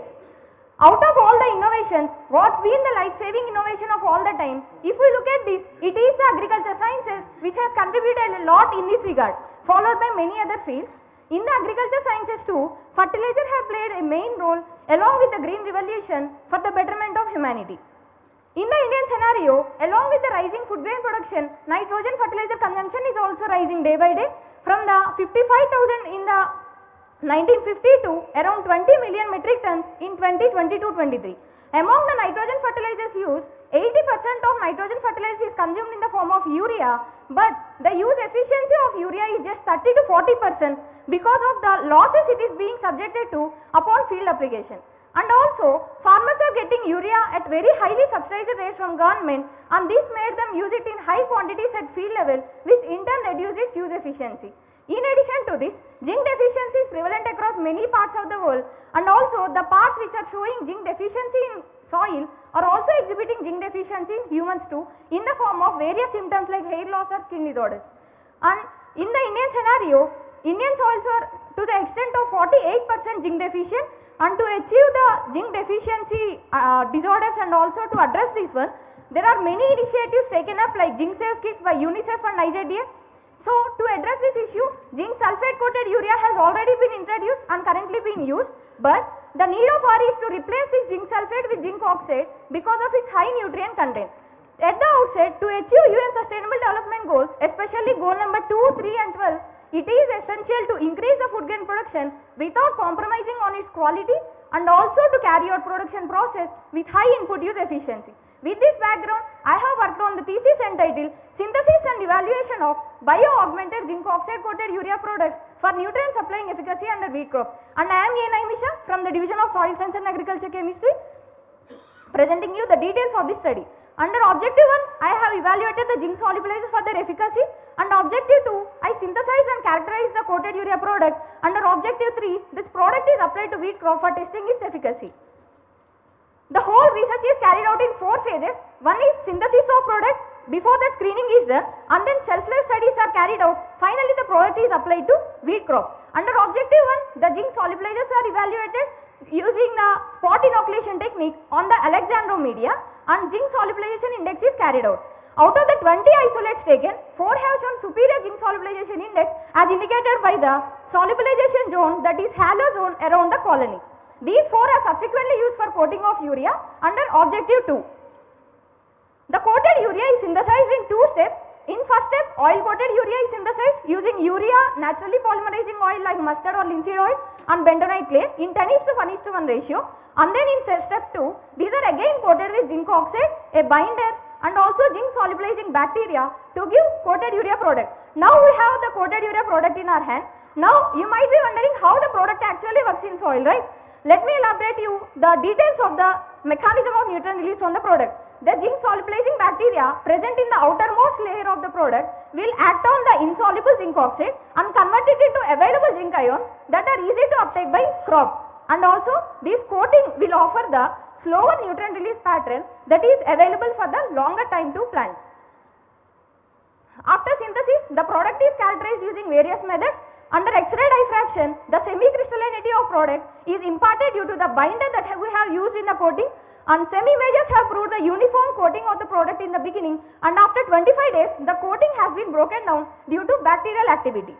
And FTR has shown new peaks in the range of 3000 to 3500 centimeter inwards, as you can see here in all the 4 products, which might be due to the organic acids that were secreted by the bacteria used in coating. And as we have introduced living component in the product, we have also carried out shelf life studies of the whole product at 2 different temperatures for 60 days after inoculation using serial dilution plating technique. The viability of cells is maintained constant at 4 degrees centigrade, whereas the viability is slightly declined up to a permissible level at room temperature. After synthesis and characterization, the product is applied to wheat crop under greenhouse. The wheat variety taken is HD3271 and total 7 treatments are there which are triplicated. Out of 7, 4 contains coated urea with different bacterial strains which we got in higher zinc solubilization index in first objective. These are the various standard methods used for soil and plant analysis. Coming to the available nutrient content, available nitrogen and zinc are higher in coated urea treatments, and also we have got highest phosphorus, available phosphorus in the coated urea treatments, which might be due to the organic acids that were secreted by bacteria which might have acted on the insoluble pools of zinc and phosphate in the soil and solubilized them into available form of phosphate and zinc, thereby enhancing the soil fertility. Since we have introduced this living component, we also estimated soil biological properties like MBC and dehydrogenase. Dehydrogenase MBC both are high in the coated urea treatments, and at 30 days after sowing, dehydrogenase shown higher in all treatments due to the various exudates that are released by the wheat plant during tillering stage. And uptake of the nutrient is also significantly higher in terms of nitrogen, phosphorus and potassium and zinc in the all coated urea treatments compared to control and RDF, that is recommended dose of fertilizer. Since the uptake and also availability of nutrient is high for coated urea treatments, the nutrient content is also reflected the same in those treatments as we can see here, but with the progressing of plant stage, due to the dilution effect, the nutrient content has slightly decreased in all the things, but the coated urea treatments have ultimately shown highest nutrient content among the all. Yield, wheat yield is significantly higher in case of coated urea treatments, and also we have got higher nutrient recovery in terms of nitrogen and zinc in coated urea treatments, nearly 30% more recovery than the RDF in terms of NUE, and also zinc use efficiency nearly 1% more. This study concludes that zinc oxide also can be used for coating of the urea, not only as zinc sulfate, and also nitrogen application through this product improves the NUE of nitrogen and zinc in wheat. These coated urea products show promising result in terms of yield even when applied at the 75% of recommended dose of nitrogen as compared to application of 100% of recommended dose of nitrogen through urea. Future thrusts include investigating its potential in the actual field. NUE of whole cropping system can be assessed rather than the single crop. Detailed optimization studies and cost benefit analysis can be taken up. Excluding the patent work, we have communicated our rest of the work in one paper and it got accepted too, and I have contributed in various book chapters. I have also secured Dr. S.P. Rai Chedri Gold Medal from Delhi chapter of Indian Society of Soil Science for my MSc thesis, and I have also secured Best Oral Presentation and Young Researcher Awards. These are the various trainings and conferences I have attended.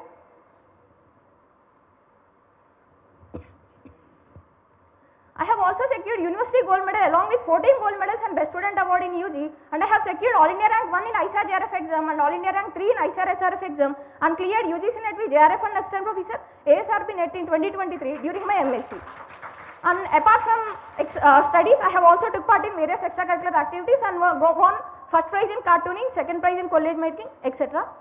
This work would not have been possible without due support of many people. I would like to strongly acknowledge each and everyone who have contributed a lot in this study. Fertilizer does no good in a heap, but a little spread around works miracles all over. With this, I conclude my presentation. Thank you all. Thank you. Thank you very much for a very meaningful and very good presentation. Questions from Puche, Dr. Pal Saab. Yeah, Mr. Allapati, it's a wonderful work again on zinc. Thank you. You know, so, but one thing actually I'd like to ask you that the stability, the shelf life of your product, you said in your abstract it is only 2 months at room temperature and at 4 degrees centigrade. What are the conditions of room temperature? Sir, room temperature, we maintain only temperature in the range of 25 plus or minus 5 degrees centigrade, but no specificity of particular temperature, sir. No, what is the range? Sir, it is 25 to 30 degrees centigrade, sir. Okay. Now, one thing is that, you know, how to increase the shelf life of this product? Sir, by providing the... Because 2 months is too short, yes, particularly if you are going this product out in the market for the commercial practice. So 2 months shelf life will be too short, particularly for the detergents, right? Yes. So what are the ways and means of increasing the shelf life? Even at 4 degrees centigrade, you said it is too low. Sir, can I add something to that? Actually, this product synthesis and characterization, it took around 2 to 3 months, sir. Like for the synthesis of product, as I mentioned, zinc oxide is insoluble in water. Though we are using it in coating, so that it is intact on the coating itself. So being insoluble, it won't mix up with the inoculum that we are adding. So to make it stick like that to the surface, we have also added one binder to it. So to choose this binder, we have changed around 4 to 5 products in the formulation of the product. And in that CMC is one binder we have tried, sir. For CMC, we need to heat it till 50 degrees centigrade, sir, 40 to 50 degrees centigrade. At that temperature also, product is not getting consistency, but the viability of cell is maintained constant, sir. So till the temperature also, the strains are getting enough shelf life to be applied to field. So in the trial, we found this one, sir, not a separate study, but for heating of CMC, we have also heated this inoculum to the temperature. No, my question is how to increase the shelf life more. Yes, sir. Because these are, they can sustain up to 40 to 50 degrees centigrade. To increase shelf life, we can also add additives in the formulation itself, sir. There are some shelf life additives that we usually add to biofertilizers. Okay. Okay. Okay. I have got some general questions. What is the extent of deficiency of zinc in soils, Indian soils? Sir, currently it is changed to 35%, sir. Earlier it is 48%. 48 to nearly half of the Indian soils are zinc deficient in earlier days. Now it is decreased to 35%. Earlier days means? Sir, before 2 to 3 years, sir. And in 2 to 3 years there has been change that it has reduced from 49 to 35. Why? Sir, not in the 2 to 3 years, but according to the recent database, it is 35% of the Indian soils are zinc deficient, sir. No, how it has been reduced? Sir, possibility is that there might be the, with the extensive cropping pattern, acidification of soil might have taken place. In the acidic pH, zinc will be available to the plants. That is one condition. And also farmers, where the awareness is more, they might be using more micronutrient fertilizers to soil too. This is another possibility. How much is the efficiency of micronutrients? Overall, sir. NUE, nitrogen, the fertilizer efficiency. Sir, for micronutrients it is 1 to 2%, sir. Not more than that. 1 to 2%. Yes, sir. And how we can enhance? Sir, we can enhance by providing them the optimum pH, sir. pH is a master variable that is governing the micronutrient availability. No, but pH of soils you cannot modify in a single day. Yes, sir. What may be the other factors through which you can improve the efficiency of micronutrients? Sir, by utilizing, by applying them in lower doses so that we can use efficiency in the... No, that is not the answer. Okay, sir. Anyway, your presentation has been quite meaningful and it is giving very significant result because zinc is a very important element as far as the plant nutrients are concerned. And you know, the earlier days the work of Dr. Nane. You remember that? What was the? Dr. Y.L. Nene, sir. Uh, Yes, sir. What was his pioneering work? Sir, sir worked on micronutrients itself, but I am not sure about the whole work, sir. Huh?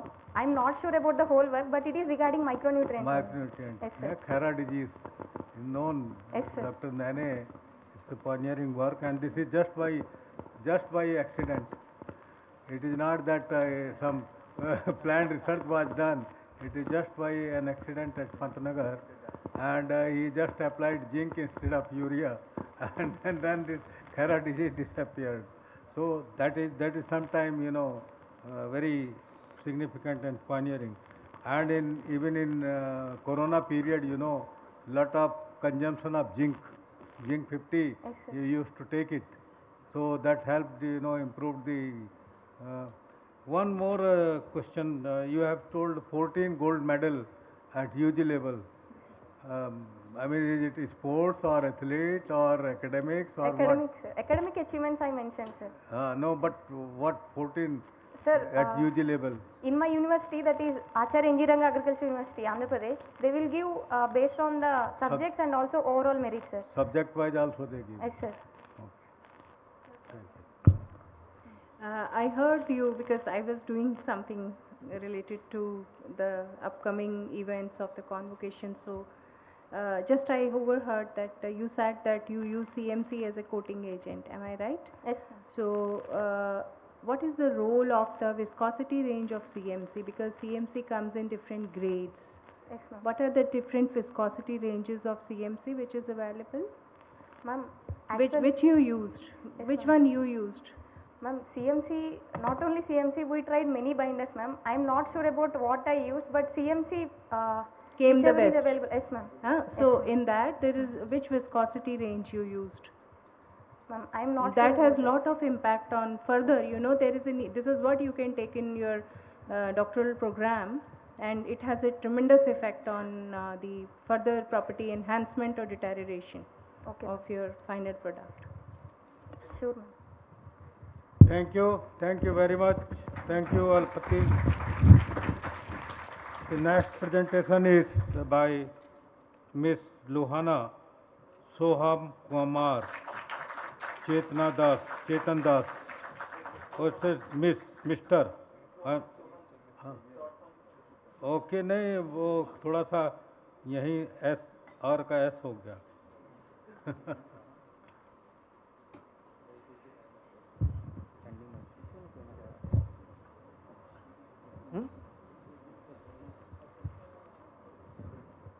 Yeah, please start. Swagatam and Subvandanam to one and all in the merit medal presentation from the Division of Vegetable Science. Vegetables are renowned as protective food due to their mineral nutritional value, and besides they provide income to millions of farmers in the world. Profitable vegetable production depends on several factors, among which climate is one of the most prominent factor contributing to the seasonal availability of vegetable crops. Climate change, increasing population and off-season cultivation has demand the year-round vegetable production. Out of different techniques for year-round vegetable production, breeding genotypes for climate resilience is one of the most efficient measures. To breed the genotypes against any environmental factor, it is necessary to understand the developmental biology of the plant in response to the factor of interest and its interaction with other factors. Vegetative to reproductive transition is one of the most critical phase in the life cycle of flowering plants, and in the model plant Arabidopsis, hormonal, age, autonomous and ambient temperature, photoperiod and vernalization, these 6 pathways are found to be regulate these transitions. These pathways at the molecular level forms complex networks that regulates the time of flowering. Cauliflower is one of the most important vegetable crop, and India is the second largest world producer. In cauliflower, vegetative to reproductive transition is separated by the intermediate curd stage that under congenial conditions leads to the bolting and flowering. Studies have shown that in cold crops, developmental physiology is influenced by hormonal pathway, ambient temperature pathway and vernalization pathway. In addition, developmental physiology is further complex by evolution of genotypes in diverse climatic conditions of the world. Cauliflower originated in the Cyprus island of the Mediterranean Sea, from where it took to nearby countries. Its first cultivation in Italy led to the evolution of original types, which were taken to the other parts where various types were evolved. Particularly cornice types were introduced in India in 1822, and its cultivation in hot and humid regions of India led to the evolution of tropical cauliflower, which is popularly known as Indian cauliflower. Due to its highly thermosensitive nature, in India cauliflower is classified into 4 groups: early, mid-late and late. The first 3 groups are of Indian or tropical types, and the late group is of temperate or European types. Now, to widen the curding and flowering plasticity of this group, it is necessary to clear the impact of temperature on developmental biology. There is a need to validate the role of GA in developmental physiology to expand crop plasticity, and in cauliflower there is less understanding of the role played by flowering pathway genes. In that direction, cauliflower group at IRI has already initiated work. For further understanding, I designed my thesis entitled Biochemical and Molecular Studies of Curding and Flowering Behavior in Cauliflower under the chairmanship of Dr. Shravan Singh with 3 major objectives. First, to study the effect of sowing time on developmental transitions and morphological traits at 5 sites at different sowing time points, to analyze endogenous gibberellins at different transitions, and to study the expression pattern of genes involved in curding and flowering. First objective, total of 12 genotypes were selected from all the maturity groups, and genotypes were subjected to 5 treatments, 1 at normal sowing time and 4 at challenge sowing time points.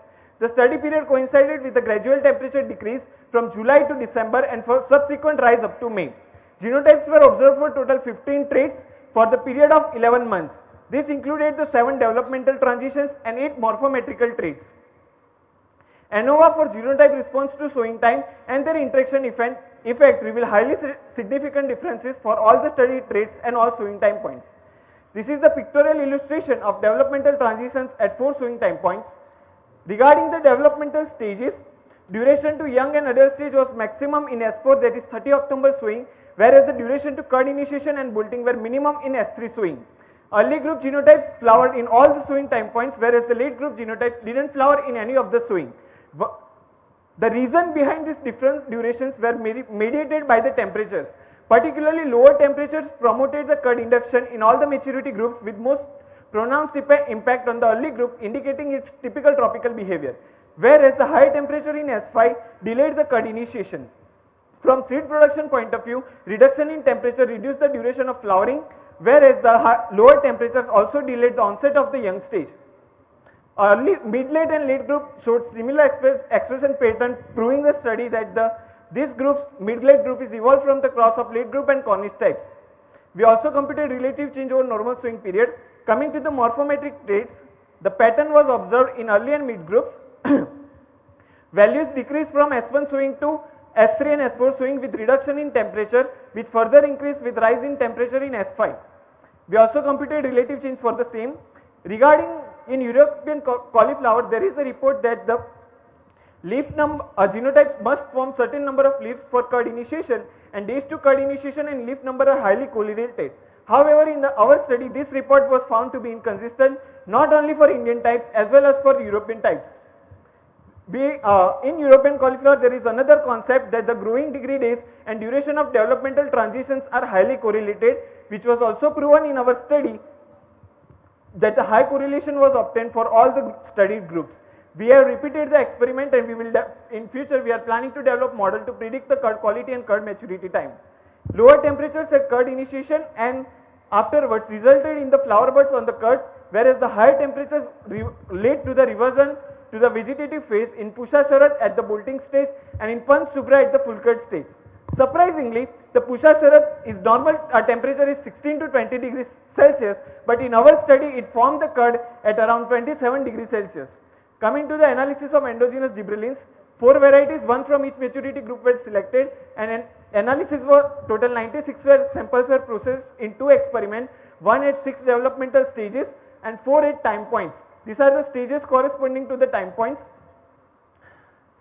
HPLCA samples were prepared as per the standard protocols.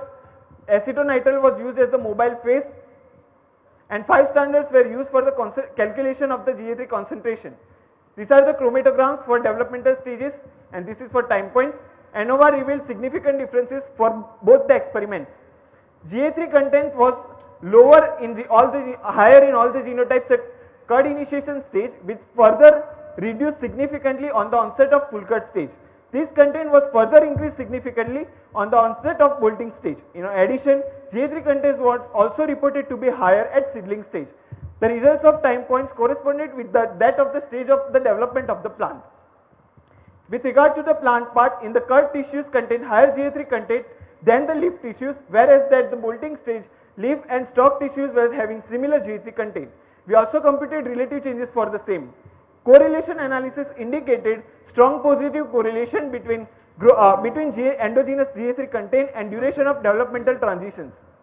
Coming to the gene expression study, it was performed as per the time point study of the GA3 experiment. RNA extraction, cDNA synthesis were done as per the standard protocols.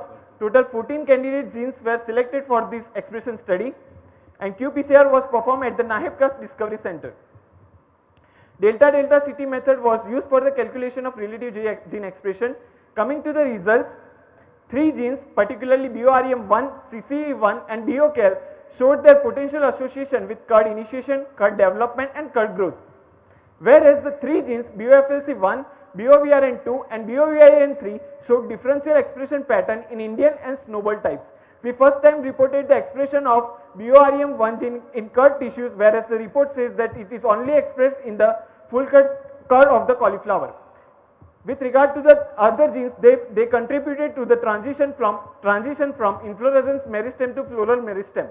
We also prepared heat map analysis showed 2 gene clusters. Based on our gene expression studies we prepared a model for the developmental transitions in 4 diverse thermosensory groups of cauliflower. In conclusion, lower temperatures promoted curd induction but delayed the onset of the juvenile phase. In addition, endogenous GA3 contributed to the curd induction and bolting in all the maturity groups. Flowering locus BOFLC1.C9 is a potential gene differentiating Indian and snowball types. In future, we have planned to explore early and mid-early group genotypes to remove temperature barrier of flowering and mid-late and late group genotypes to remove temperature barrier of curding. We also plan to understand the crosstalk of endogenous gibberellins and cytokinins, and we are planning to take epigenetic studies on particularly BOFLC1.C9 to remove the temperature barrier of Indian genotypes. Outcome of the third research is already published while others are in review. I have received Best Oral Presentation Award, Best Poster Presentation Award, Best Thesis Award. This also I came with participation certificate, but I came to know that I have also received Best Oral here, Best Poster Presentation. At last, I acknowledge each one of those who have contributed to making my research possible. Thank you very much. Thank you, Mr. Soham Kumar. It's open for questions from our experts. Dr. Prasad ji. Soham. Yes, sir. Have given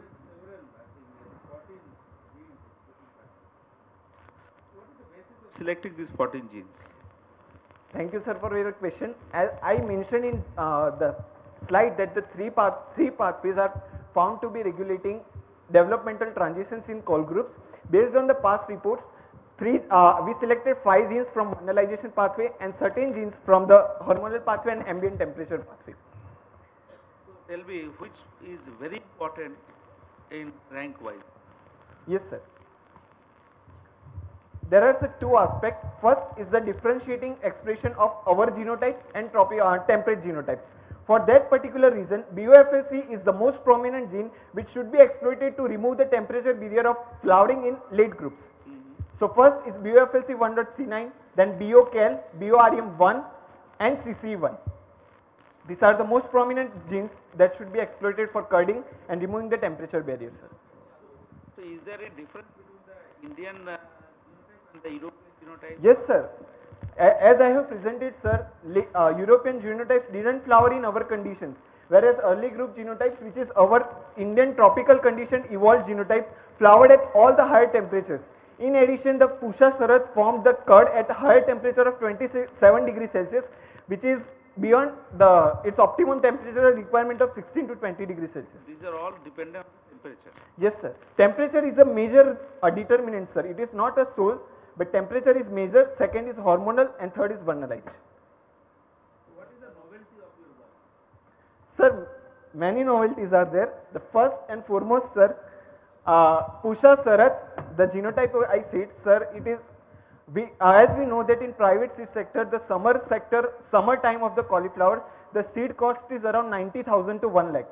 And sir, this Pusha Sarat, which is, we usually recommend for 16 to 20 degrees Celsius. In our study, it formed the cud at 27 degrees Celsius and matured at the May month, where the summer is totally on the peak.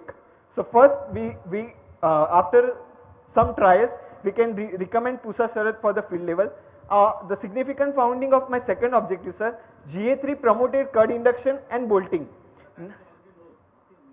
No, sir, in cauliflower it is not thing, it is cud stage. In other crops, transition is direct, vegetative to flowering stage. So in our study, we proved that the cud induction and bolting assisted stalk elongation is promoted by the endogenous GA3.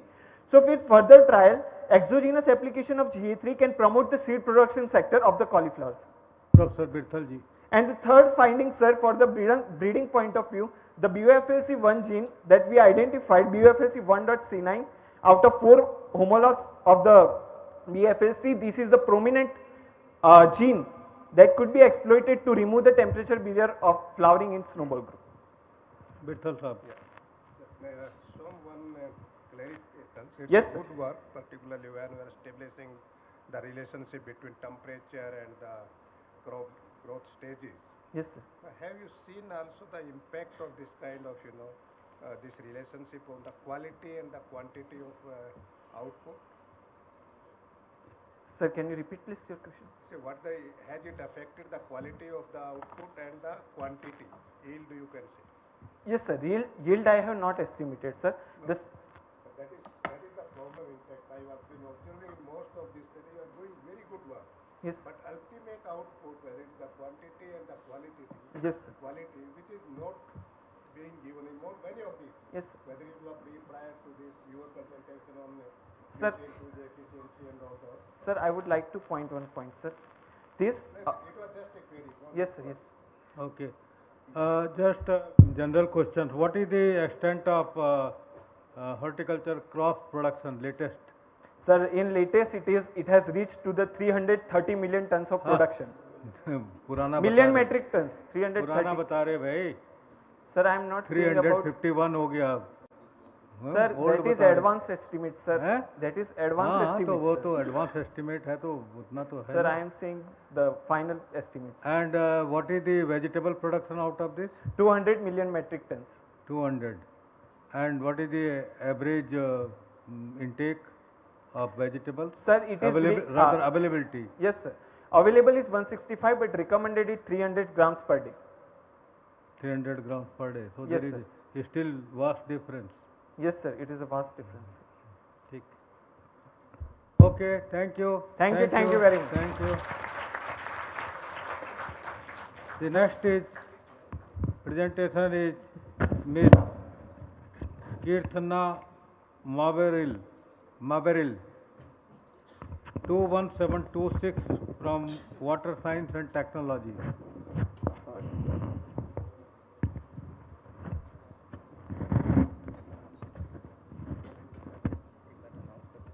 Hello. Hello. Yes, sir. Okay, no. Shall I start, sir? Warm welcome and greetings to everyone. I'm looking forward to share my invaluable insights with you. I'm Kirtana Mavedal from Water Science and Technology.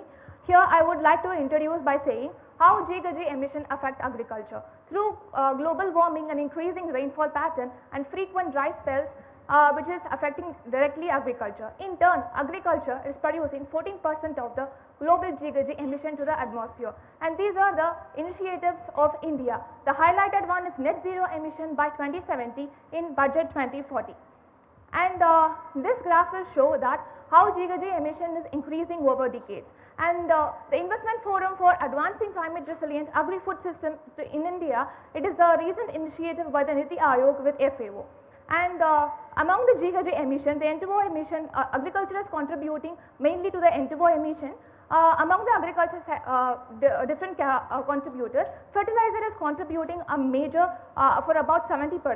In India, it is about 272.3 million metric tons N2O emission, which is recorded in 2021, which is very huge.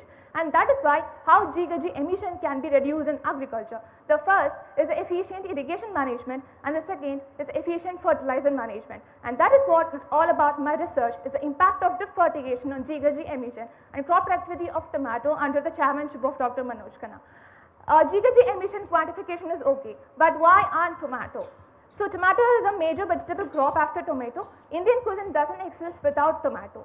So around under vegetable cultivation, around 8% of area is under vegetable under the tomato. And these are my objectives. The first one is to study the crop response to drip fertigation in tomato crop, and second one is to quantify GHG emission, which is nitrous oxide in drip fertigated tomato crop. And the methodology is I have used Pusa Rogini variety, and I have experimented the design called split plot technique. In split plot technique, the main plot, I have 3 different irrigation levels like drip 100% ETC, 80% ETC and surface irrigation. In sub plot, we have maintained the no fertilizer 100% RDF and 80% RDF. And irrigation scheduling in drip 100% ETC and 80% ETC, we have given 26 irrigation by maintaining a 342 and 273 mm of water. In surface irrigation, we have given 12 irrigation by maintaining 480 mm of water by using CropWatt 8.0 software.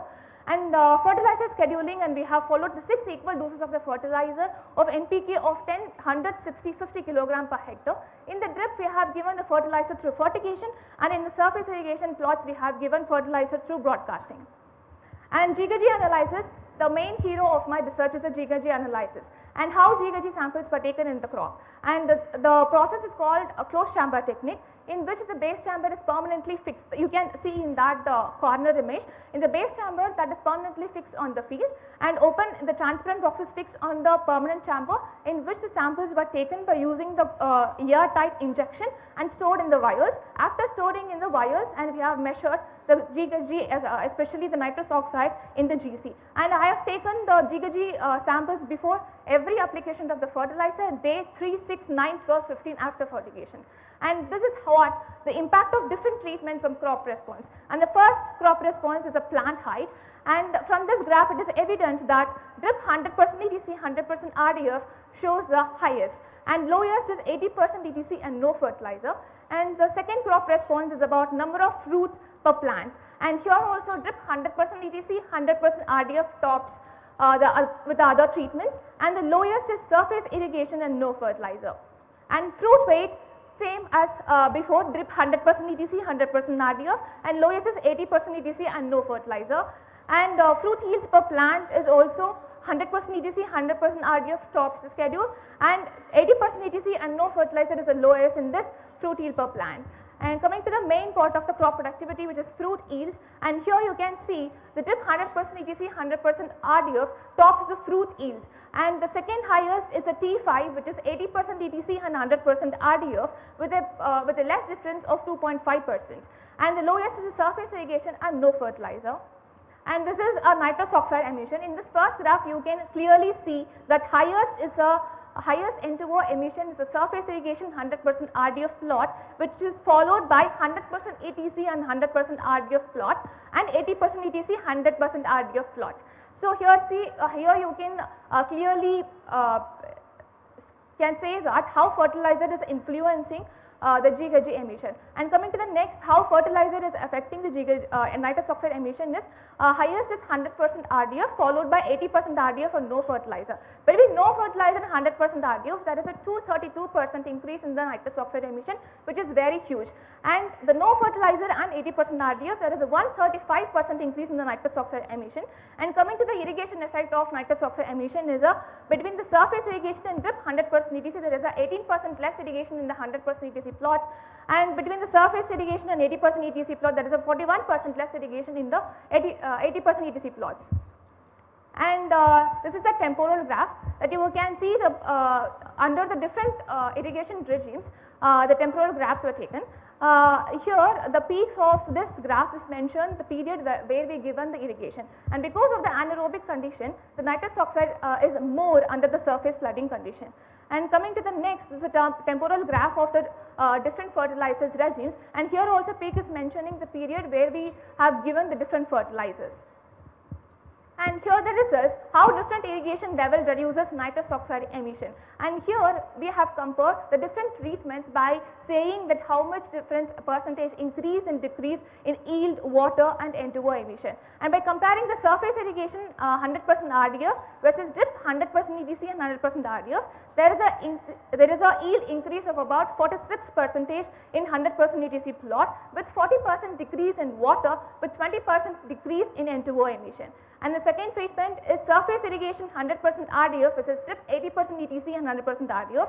There is a 43% increase in yield with 75% decrease in water with 42% decrease in the nitrous oxide emission. And coming to this, the third, drip 100% ETC 100% RDF versus drip 80% ETC 100% RDF, there is a yield 3% decrease with 22% less water and 32% less N2O emission. And here how different fertilizer levels reduces N2O emission. And here we are just comparing with the same main plot and comparing the different subplots into the main plots. Under the main plot of drip 100% ETC, by comparing the different subplots of 100% RDF, 80% RDF, and there is an increase of 39% yield and 29% increase in the nitrous oxide in 100% RDF plot. Same as like the next slide, same as like the next graph. And there is a 36% increase in yield and 38% nitrous oxide emission more in 100% RDF plot under 80% ETC main plot. And under the main plot of surface irrigation, there is a yield 13% increase in the yield with nitrous oxide emissions increase with the 47%. And here, until we don't know the value of a GKG emission, how to mitigate the GKG emission, until we know the real value how we are emitting. So this is just a try to calculate the how much N2O emission is from the only from the tomato field.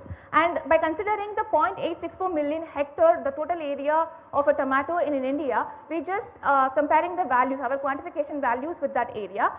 In the tabular column, we can see in the surface irrigation 100% RDF, and it is emitting about 1,821,000 kilogram of nitrous oxide emission, which is very huge, and that should be taken into the concern. And followed by drip 100% ETC, 100% RDF, which is emitting 1,445,000 kilogram of nitrous oxide emission. And coming, I just would like to compare the two treatments, two best of my treatments. One is 80% ETC, 100% RDF and 100% ETC, 100% RDF in respects of a crop productivity. And the crop productivity in these two treatments with the difference of less difference of 2.5%. But the emission in 80% ETC, 100% RDF plot is like 15% very less.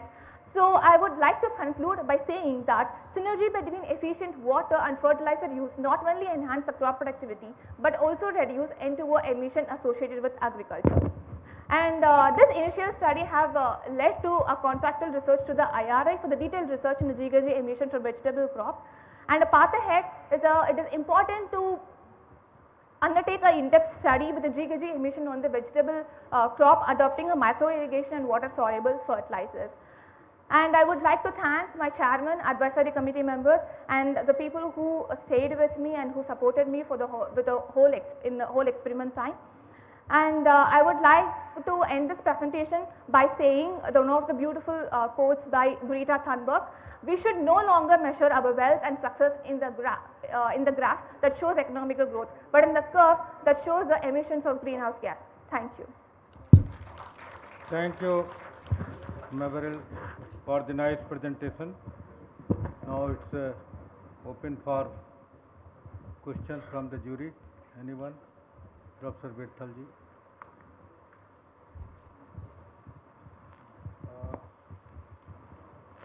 I fully agree with your conclusion. Thank you. And there is the need of the hour. But why this drip is fertigation technology is not becoming popular among the farmers? What are the constraints?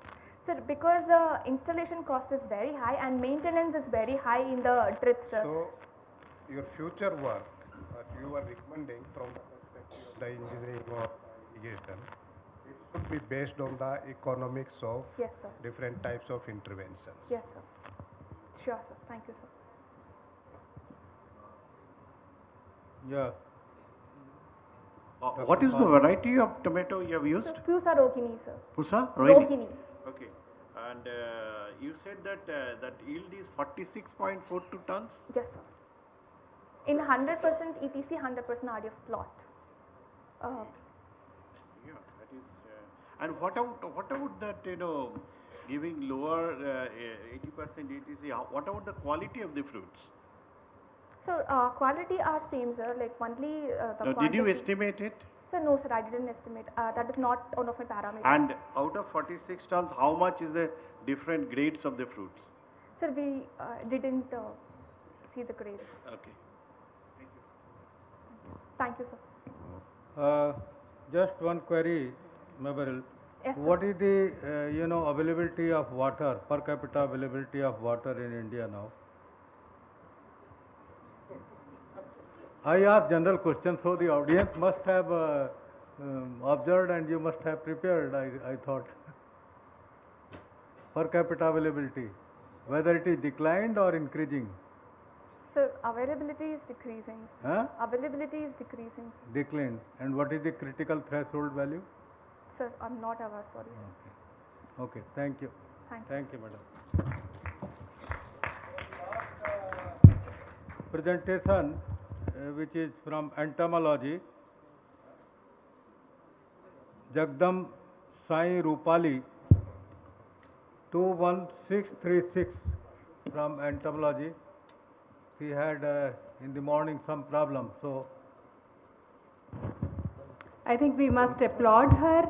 She underwent some accident. Despite that, I think our appreciations to her for her. Are you okay? Are you okay? Okay. Be comfortable. Yeah. Okay? Fine. Thank Best you. wishes. Thank you. Honorable Chairperson, respected jury members, all the scientists and my dear friends, a very warm good evening to one and all. I am Rupali and I welcome you all to my merit medal presentation. Invasive species are a serious threat to agricultural ecosystem, biodiversity, human health and cause significant economic losses.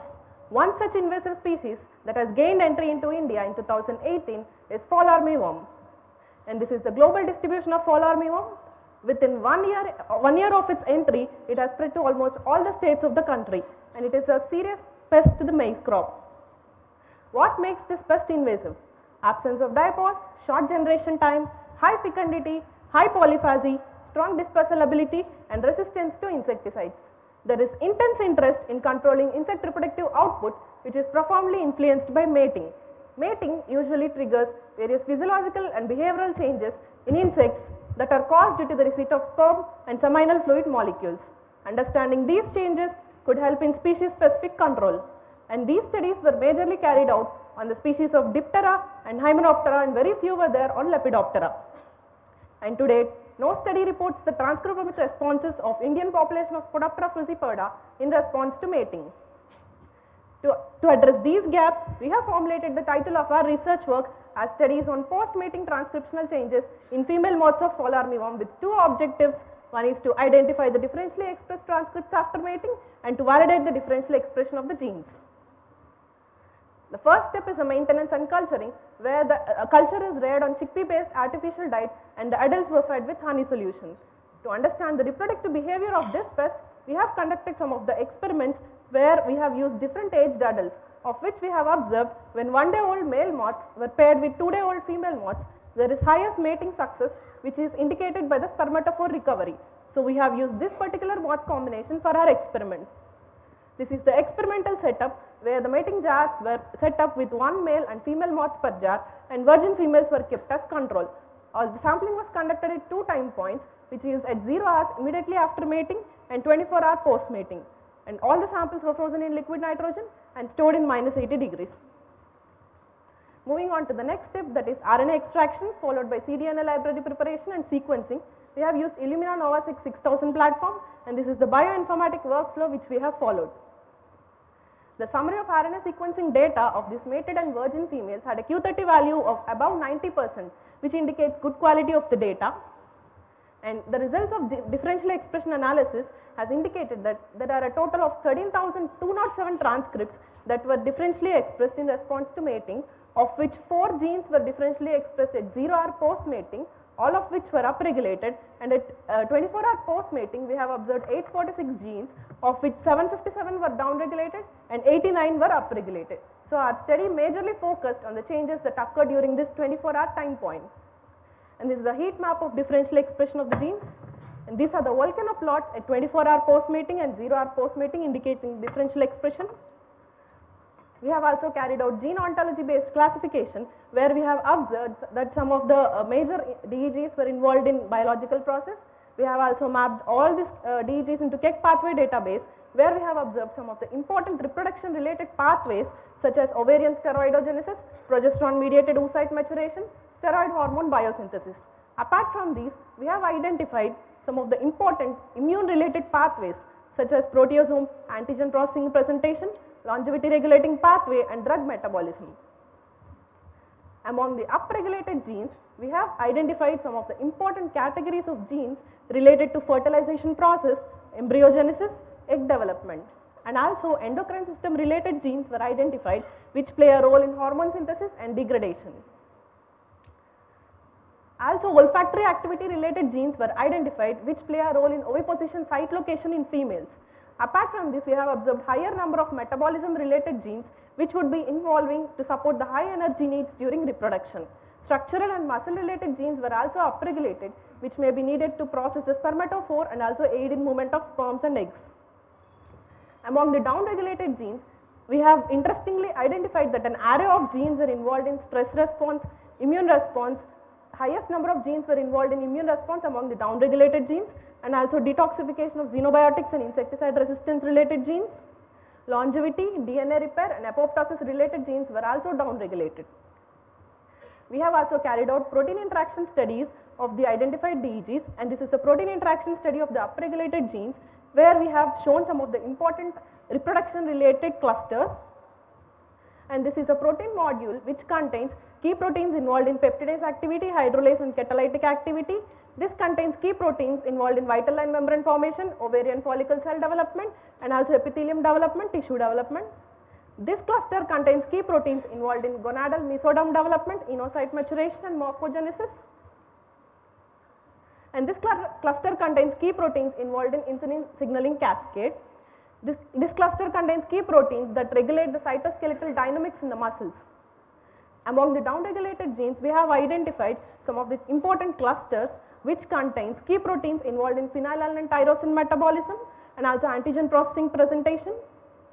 And this cluster contains key proteins that are involved in cytokine signaling pathway and also cellular response to chemical stress.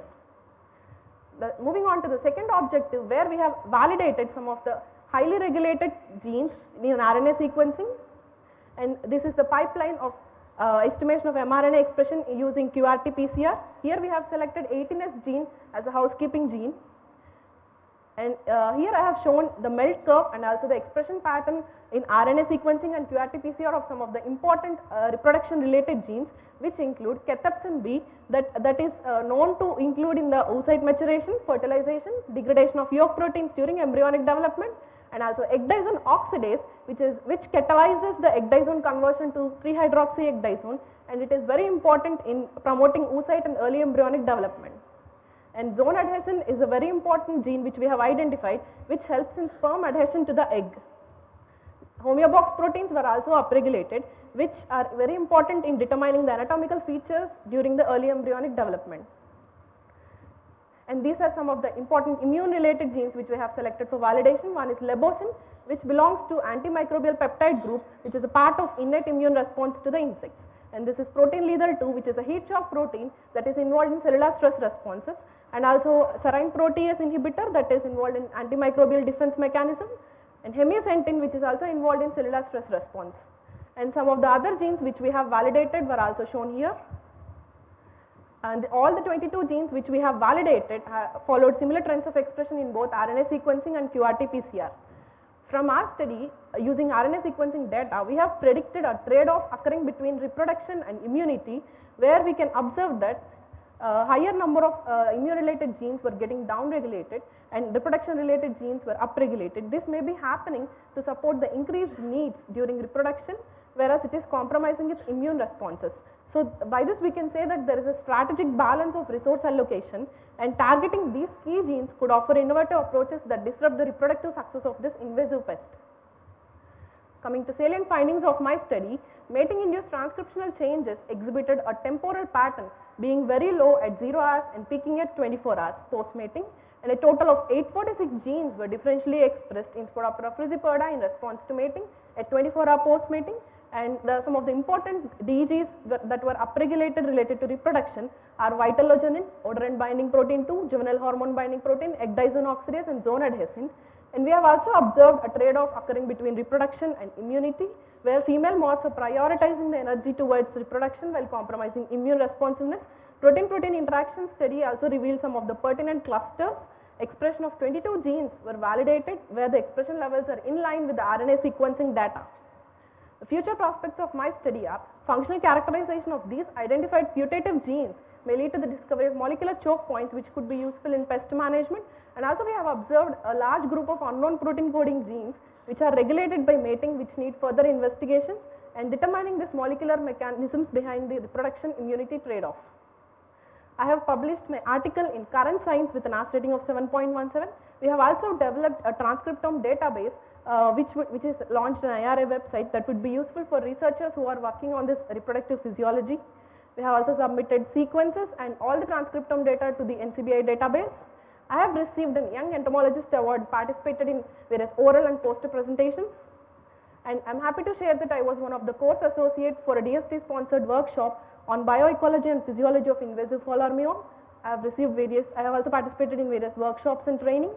Finally, I would like to acknowledge all my advisory committee members, Professor and Head Division of Entomology, Director Dean IRI, ICAR for this postgraduate fellowship, graduate school, all the seniors and my batchmates for their continuous support. I would like to end my presentation with a quote given by Edward Teller: "The science of today is the technology of tomorrow." Thank you. Thank you. Thank you very much. Now it is for the jury. I request Dr. Rama Murthy ji.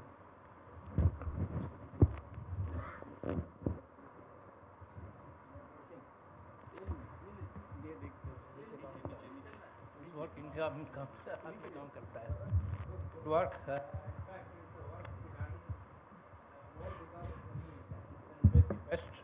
Yes, sir. And you have approached it from the novel angle of getting into the genes, and then my question is, what prompted you to study the post?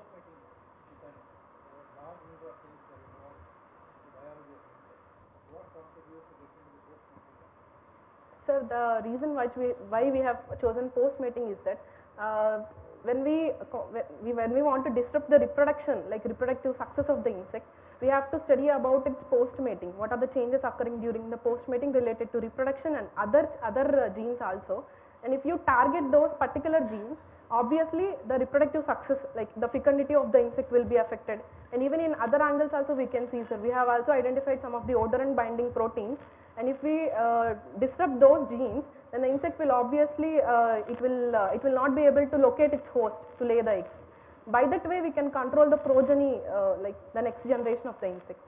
Over your research correspond with the or overlap with studies done on other species like Spodoptera litera or Helicoverpa armigera?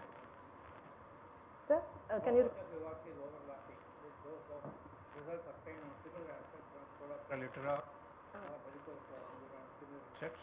In Helicoverpa, this study was not carried out, sir, yet post-mating responses. In Spodoptera litera, this study was carried out very recently in 2021, where almost 80% it was matching, sir. In Spodoptera litera also, the immune-related genes were getting downregulated, and we have observed almost similar changes in litera species also, sir.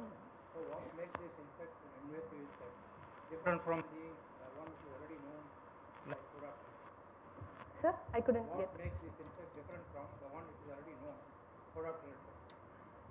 Sir, maybe because of its wide host range, it is becoming invasive. What I mean to say is, what is the difference we are finding with your results and that of Spodoptera litera? Okay, sir. In Spodoptera litera, this study they have done recently, sir. and they have identified some immune genes also, but the genes which they have identified are differing from the genes which we have identified, sir. Since I have already identified important genes related to reproduction, the first thing which we have to do is functional characterization of these genes, and then we can go for management, sir.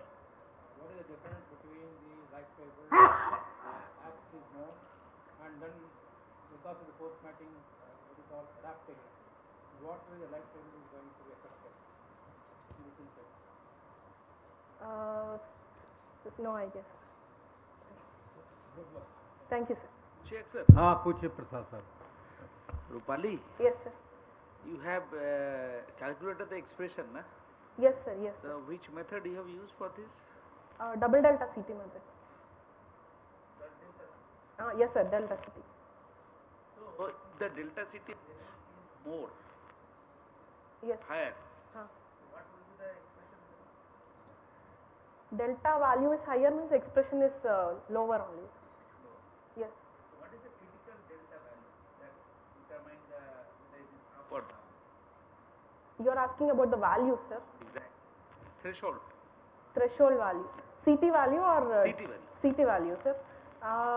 20 and above, it means that upregulation only. And if it is negative, then?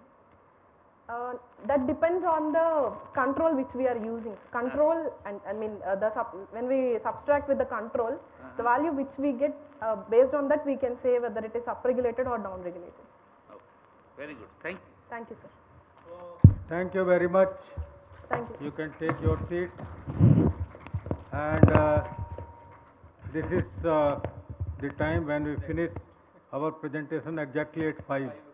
So this is just a coincidence that 5 was the period, and exactly on time we could be able. So thanks to all of you, our all jury members, everyone, faculty and staff who have the patience of listening to all these colleagues. Now I would like to listen to our jury members about the remarks in brief. That will be appreciated. So starting from Dr. A.K. Joshi ji. उसी order में चल रहे ना जो नाम लिखे ही हैं इसमें. You can speak from there itself. Thank you. Dear students, please be seated, as a matter of respect to the experts, yeah. You can come over here. सभी लोग आपको और अच्छी तरह से देख लेंगे. ऐसा मैं ये खड़ा हो जाता हूँ. स्टूडेंट्स को शायद पिक्चर देखने जाना होगा. कोई बात नहीं, हम लोग भी जाते थे. तो what should I say? I am extremely glad actually that Dr. Ashok Singh and Upama ji and Anil ji, they thought that I should be here. We need to learn and get updated. So thank you very much, my dear students. You have updated my knowledge. थोड़ा मेरा ego भी घट गया है. कुछ नहीं आता है हम लोगों को, ऐसा मुझे लगता है. But dear friends, when I was young, I used to think I knew everything. When I was young, I used to think I knew everything. Now I know impossible, कुछ भी नहीं आता है. तो थोड़ा, you are brilliant. Your presentations are brilliant, and thanks to your supervisors, your mentors. Amazing India. So when I see bright young boys and girls presenting, I feel proud of my country actually. So it's a great moment. हारना जीतना तो चलता है, वो तो लगा रहेगा. कोई न कोई एक तो आगे जाएगा, एक पीछे जाएगा. But don't think only Tendulkar is good. Don't think like that. Dhoni and Virat Kohli and all those are equally good. So you all are brilliant. I thank IARI, whole fraternity, and nothing more. Tomorrow I will come again. Thank you very much. Professor Birsal ji, B.S. Birsal.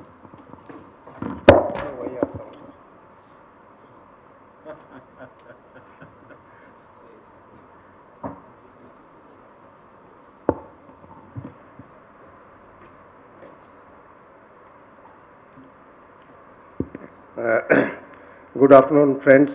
I think I will not take more than 2 minutes. Yeah, fine. So let me thank Director IRI and Dean Postgraduate School, Dr. Nukma Singh, for considering me worthy to be a member of the jury of these students. But I may tell you, I really enjoyed a lot. And there is a lot of difference when we used to be young at that time and present our work before the faculty and what you do. There are three things that, of course, distinguish between them. The level of confidence you people have, it's really amazing. The second, of course, the quality of research. Now, of course, there are a lot of technological advances, digital innovation, they have taken place. So definitely you are well more aware of what is happening around the world. So the emerging the new technologies and all those kind of things. And third, more importantly, the quality of the slides. I wish I can prepare this kind of slides, which I am not able to do. It's really, and finally, of course, many of you started your presentation with quotes from some personalities and or ended with this. So beautiful quotes and meaningful quotes. It is not that they have just quoted. Now, the question is that, of course, all of you did extremely well. And, it's, highly competitive. For me, it's really very difficult to rank 1, 2, 3, 4, 5, 6, 7, 8, 9, 10. But even if there is a minor difference, today those who win and those who do not win, the difference will be just a minor. And today who could not win, he will win tomorrow sometime. So don't be disheartened, those who don't get among this list of, I think, 5 medals or 7. 5 for MSc. So you may get other options, other chances later ahead.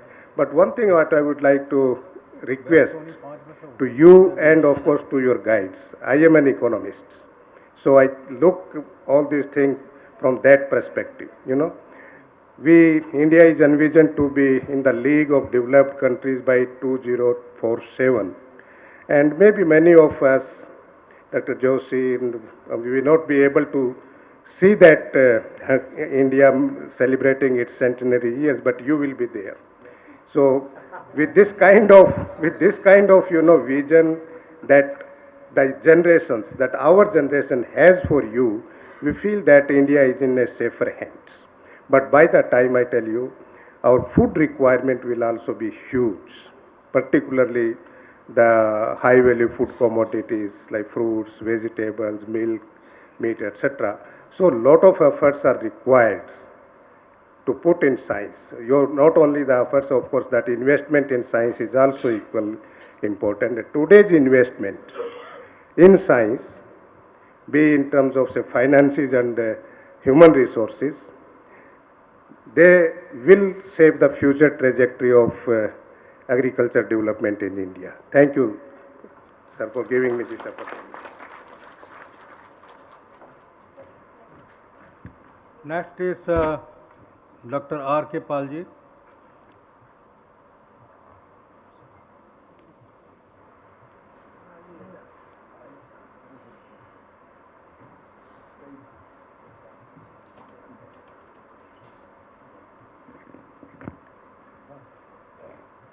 Good afternoon. It's really an honor and privilege for me to be a part of this very important event of IRI Convocation, which reminds me that many times actually I am going to my old days of studentship during 80s. So everybody used to have a dream to come and stand up in the dais and present it. And it is really, I tell you, it's a marvelous opportunity for me to get what a treat it is. It is excellent presentation. It is very, very difficult for us to judge whom we should give little bit more or some less marks. But I tell you, each one of the presentation is really unique. And one thing actually I must admit and also you, my jury members also may admit, sitting on the other side of the dais is very easy. Because many times, actually, we do not know many things. Many things we don't understand also. But only thing is that the way they made the presentation, it was so lucid, it was so informative, so that we could learn. It was a very learning experience too for us, that such a unique opportunity actually we have been given. I am very grateful to Director Dr. A.K. Singh, Anupama ma'am, for inviting me to find out and found me that suitable for a member of the jury. And I tell you, whether you win or not, it doesn't matter at all. Your presence and your commitment, your presentation, your dedication, your team effort, and the guidance of your supervisor, your mentors, is really commendable. And I always say, in the morning also we were discussing, IRI is IRI. IRI's presence is always felt whether you are in IRI or outside in IRI. So with this small remark, I once again thank the chairman and the members, convener, Dr. Dahuja, and Madam Anupama, and jury members, and thank you all the participants for patiently hearing and cheering up all the presenters. Thank you so much. Dr. B.B. Ramamurthy ji.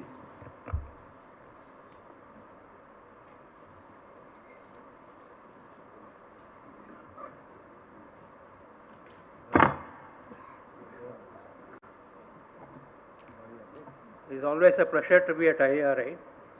I came to IRI in the year 1976, and I had been coming regularly here even after retirement. But what I find as a change in the last maybe a decade or so is, I find most of the students' work is of the frontier areas.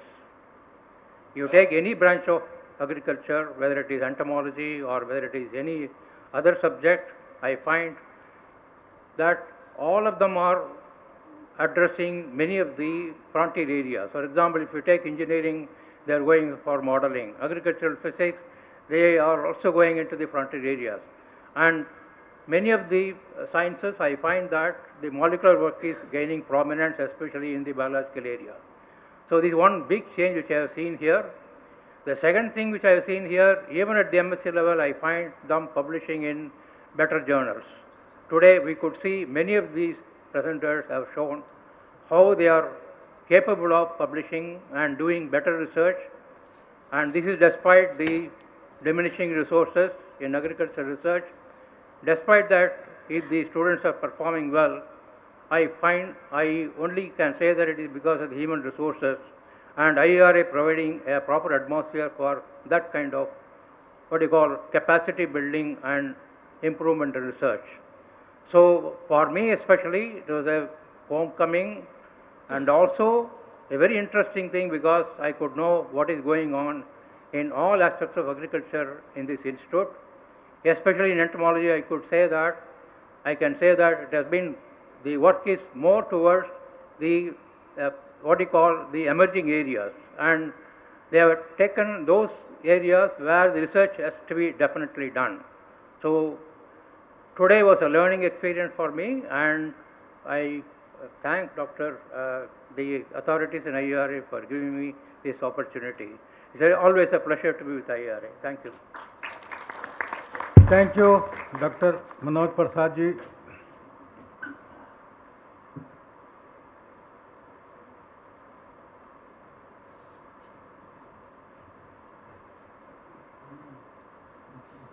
So good evening everyone. First of all, I would like to thank the directors, joint directors, and Professor Dahuja for inviting me. And I am coming for the last 6 months for the IRI QRT as a member, and I have visited most of the department actually during this QRT evaluation. And I am fortunate that today I have an opportunity to listen to the MSc student. And I have heard PhD, but time to time as an examiner. But for MSc, for the first time, I am listening. And I was really astonished to see the quality and the presentation, both in terms of quality research actually. And why IRI is known? Because of the students. And they have proved it today that they have done an excellent job. And being non-ICAR person, I am from a normal route. I am from university system, traditional university, Calcutta University. Being a botany student, I can tell you that you people are very fortunate that you have been admitted at IRI and you have learned different things here, because there are so many different diverse disciplines, and that is one of the way you can learn things. And I would like to tell that winning and losing is part and parcel of the game. Being an example of mine, I am not a very good student in the initial days, because at that time I think that I am not serious about studies. But after 12th I started the things in different way and I have changed myself. So this kind of examination is just a number game, so don't dishearten if you are not getting the medal or not. But I can tell you that your hard work, sincerity and passion for the subject, and I can see that a lot of bright students today, and if they continue their studies in a PhD in a very good premier institution, again I am telling premier institution and a good mentor, and I think they can shine in their life. And there are two things. One thing is this: writing, nobody can teach anybody, and speaking, again nobody can teach. You have to learn from others by attending the symposium and seminar. So that I can tell each and every student of mine that these are the two skills you have to develop by yourself. Nobody can teach until unless you write or you speak with your peers. And I would like to thank all of you, especially the organizer, for inviting me here. And it's pleasure to coming again and again to IRI, and I learnt a lot again for today, and tomorrow also I will come and we will see how PhD students are doing. So I wish you all the best and thank you very much.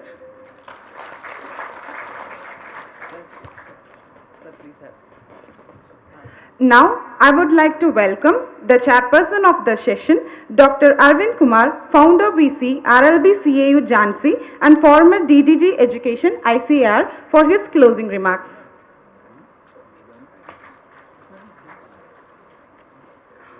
बहुत सारे farmer हो गए हैं. So thank you very much for inviting us to this very important and significant activity today. Thanks to Director, Joint Director and the convener for giving us the opportunity along with the all jury members. Friends, today I have seen very actively involved group of scientists, students. One thing I have noticed today, normally in seminar, conferences, when we go, तो ज़्यादातर ऐसा होता है कि खाने के बाद में आधे लोग सोने लगते हैं. जब खाना खा लिया तो उसके बाद में आधे लोग देखते हैं कि वो बैठे तो फिजिकली यहाँ हैं, लेकिन नॉर्मली वो सोने लगते हैं. लेकिन आज मैंने देखा सो कोई नहीं रहा था. That is a significant thing, and that shows how much vibrant the students have been and how much interesting presentation they have made, so that they have not allowed anyone to sleep. आज मैंने live देखा यहाँ पर. Live means I can say lively presentations by all of you. Innovations आपके innovative presentations, fragrance of flowers, good flowers. I was talking to Joint Director, very beautiful dais, and extraordinary students, extraordinary youth. So today really I have found life in this hall, and while I talk extraordinary, अभी हमारे बिरथल साहब बता रहे थे कि वो slide देख के तो ऐसा लगता है कि कहीं हम भी बना सकते, लेकिन हम तो कर ही नहीं सकते ये काम. Practically it is impossible for us. But this generation is really very meticulous and unique. और मैं तो अक्सर जहाँ जाता हूँ तो सबसे पहले ये पूछता हूँ कि भाई प्रेजेंटेशन हमें स्लाइड मोड में तो नहीं करना है, क्योंकि अगर पावर पॉइंट प्रेजेंटेशन करना है तो मैं कहता हूँ कि कई बार it is very difficult for me to make power presentation. पहले तो बनाना बहुत मुश्किल, और फिर उसको जब प्रेजेंट करते हैं तो पावर चली जाती है. तो नॉर्मली स्लाइड की तरफ ही देखते हैं, फिर इंडिविजुअल की तरफ आई टू आई कांटेक्ट खत्म हो जाता है. But here looking your very good preparations of slide, जो इसमें एक स्कोरिंग भी है प्रेजेंटेशन कि किसने अच्छा स्लाइड बनाया. तो मैं तो ये कहता हूँ कि किसी का भी, सबका बहुत अच्छा था. कोई ऐसा नहीं मिला कि जिसका स्लाइड को हम कह सकें कि उसका प्रेजेंटेशन अच्छा नहीं था और अट्रैक्टिव नहीं था. दूसरी बात मुझे ये अच्छी लगी, हालांकि मैं तो करीब करीब 2 डजन कन्वोकेशन एड्रेस किया डिफरेंट प्लेसेस पर, वहाँ भी मुझे यही ट्रेंड देखने को मिला कि ज़्यादातर गोल्ड मेडल लड़कियां ले जाती हैं, वोमेन ले जाती हैं. और यहाँ भी ये ट्रेंड मिला कि 22 में से 16 गर्ल्स स्टूडेंट्स हैं. So this is a again a unique thing कि कई बार ये होता है कि किसको दिया जाए किसको ना दिया जाए, तो एक बहुत मुश्किल डिसीजन हो जाता है कि how we really take out the best out of it. और मैं तो अगर मेरा बस चलता तो सभी 22 के 22 को दे देता, क्योंकि सभी इतने अच्छे हैं. हम लोगों को जैसे भी बताया हमारे जूरी मेंबर्स ने, इट्स ए टफ डिसीजन. किसको हम कहें अच्छा नहीं है, सारे अच्छे हैं. Everyone is beautiful, everyone has got good theme, their advisors have done a good job, the institute have done a good job. किसको कहें हम कमी है, किसी में कमी नहीं है. So all of you are winners. ये मत सोचिए कि आप विनर्स नहीं हैं, all of you are winners. अगर आपको आज नहीं नाम आ पा रहा है तो इस वजह से नहीं कि आप किसी से कम हैं, इस वजह से आ पा रहा है कि नंबर कम है. अगर ये इंस्टीट्यूट नंबर बढ़ा दे तो आपका आज आ जाता. तो सब्जेक्ट वाइज भी करने का आगे सोच सकते हैं कि सब्जेक्ट वाइज भी कर दिया जाए. जैसे अभी ये रंगा के एक स्टूडेंट आए थे, उन्होंने कहा मैं 14 मेडल में सोच रहा था कि उनको कहीं एथलीट हैं या कहीं स्पोर्ट्समैन हैं, उनको 14 मेडल मिला है, 14 मेडल, लेकिन शी टोल्ड अस कि नहीं एकेडमिक से मिला है, सब्जेक्ट वाइज देते हैं. So that's good if IRI can think of in that direction also. तो सब्जेक्ट वाइज भी मेडल हो जाए तो I think that will add to further empowerment of the students, और एक अच्छा लगेगा उनको कि हमको कहीं ना कहीं हमको ऑनर किया गया. सो फ्रेंड्स, आज हमने, हालांकि अपडेट हम लोग अपने को करते रहते हैं, क्योंकि एक टीचर होने के नाते हमेशा जिज्ञासा रहती है नया जानने की, नया सीखने की, क्योंकि हमारे समय में इतने रिसोर्सेज नहीं थे. Now you are full of resources. आपके हाथ में you have mobile and net, everything is in your palm. हमारे टाइम में तो एक हैंड फैसिट कैलकुलेटर हुआ करता था, उसको कई बार ऐसे घुमाते थे फिर यूँ घुमाते थे, और कई बार वो एक आध टर्न गलत हो जाता था तो फिर दोबारा करना पड़ता था. तो we remember those days also how you have worked on hand facet, और वो भी एक ही आर्ट डिपार्टमेंट में होती थी, उसमें भी हमें टाइम स्लॉट मिलता था. So those were the days, and now you have everything in your hand. So you are better skilled, better facilities are available. और IRI का तो कहना ही क्या है, यहाँ तो सब कुछ है, एवरीथिंग इज अवेलेबल. और अब तो आपका एटमॉस्फेयर और वाइब्रेंट हो जाएगा, जबकि आपके UG स्टूडेंट्स और डिफरेंट फैकल्टीज और सारे लोग आ जाएंगे तो पूरा कैंपस में यूथ ही यूथ दिखाई देगा पूरा. क्योंकि स्पेस कम थी, स्टूडेंट्स कम थे, स्पेस बहुत थी, स्टूडेंट्स कम थे. अब उस स्पेस में भरने के लिए हमारे students now they are coming, enrollment would be much more, and so that will be very happy situation, vibrant campus, and I think IRI will make further strides in fulfilling the objectives of National Education Policy 2020. So with these words, thank you very much. You have given me the opportunity.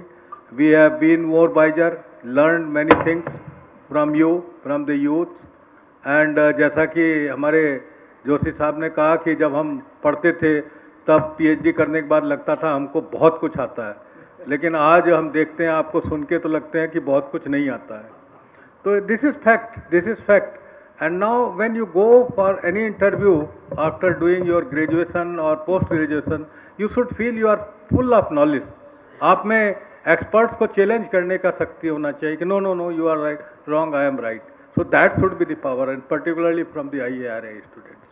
और आज MSc के students, PhD के students तो चलिए ठीक है, we can further see that their presentation, their knowledge, but MSc के students का आज मैं नॉलेज देख के really I am surprised.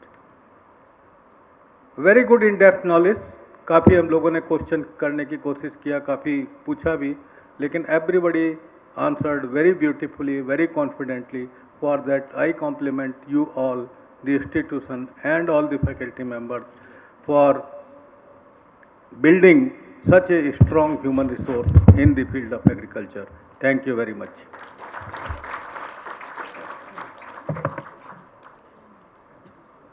Thank you, respected chairperson and the jury members, for their valuable remarks. Now, we have come to the end of the very first day of the 62nd Convocation. So, I would like to welcome Dr. Atul Kumar, Associate Dean PG and Principal Scientist, Division of Seed Science and Technology, for delivering words of thanks. Thank you, Abarna. Good evening, everyone. It's a matter of pride standing over here and giving the word of thanks. First of all, I thank Almighty for providing a suitable weather.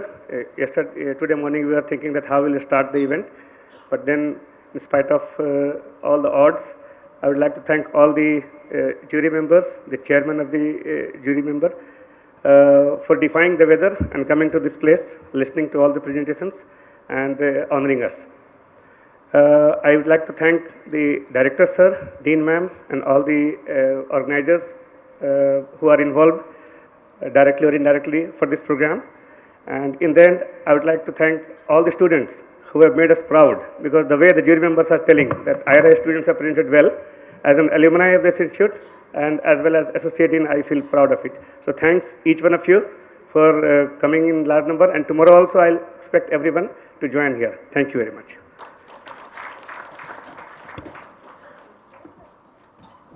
And now we have a tea for all of us. Please have a tea and then disperse. Thank you very much.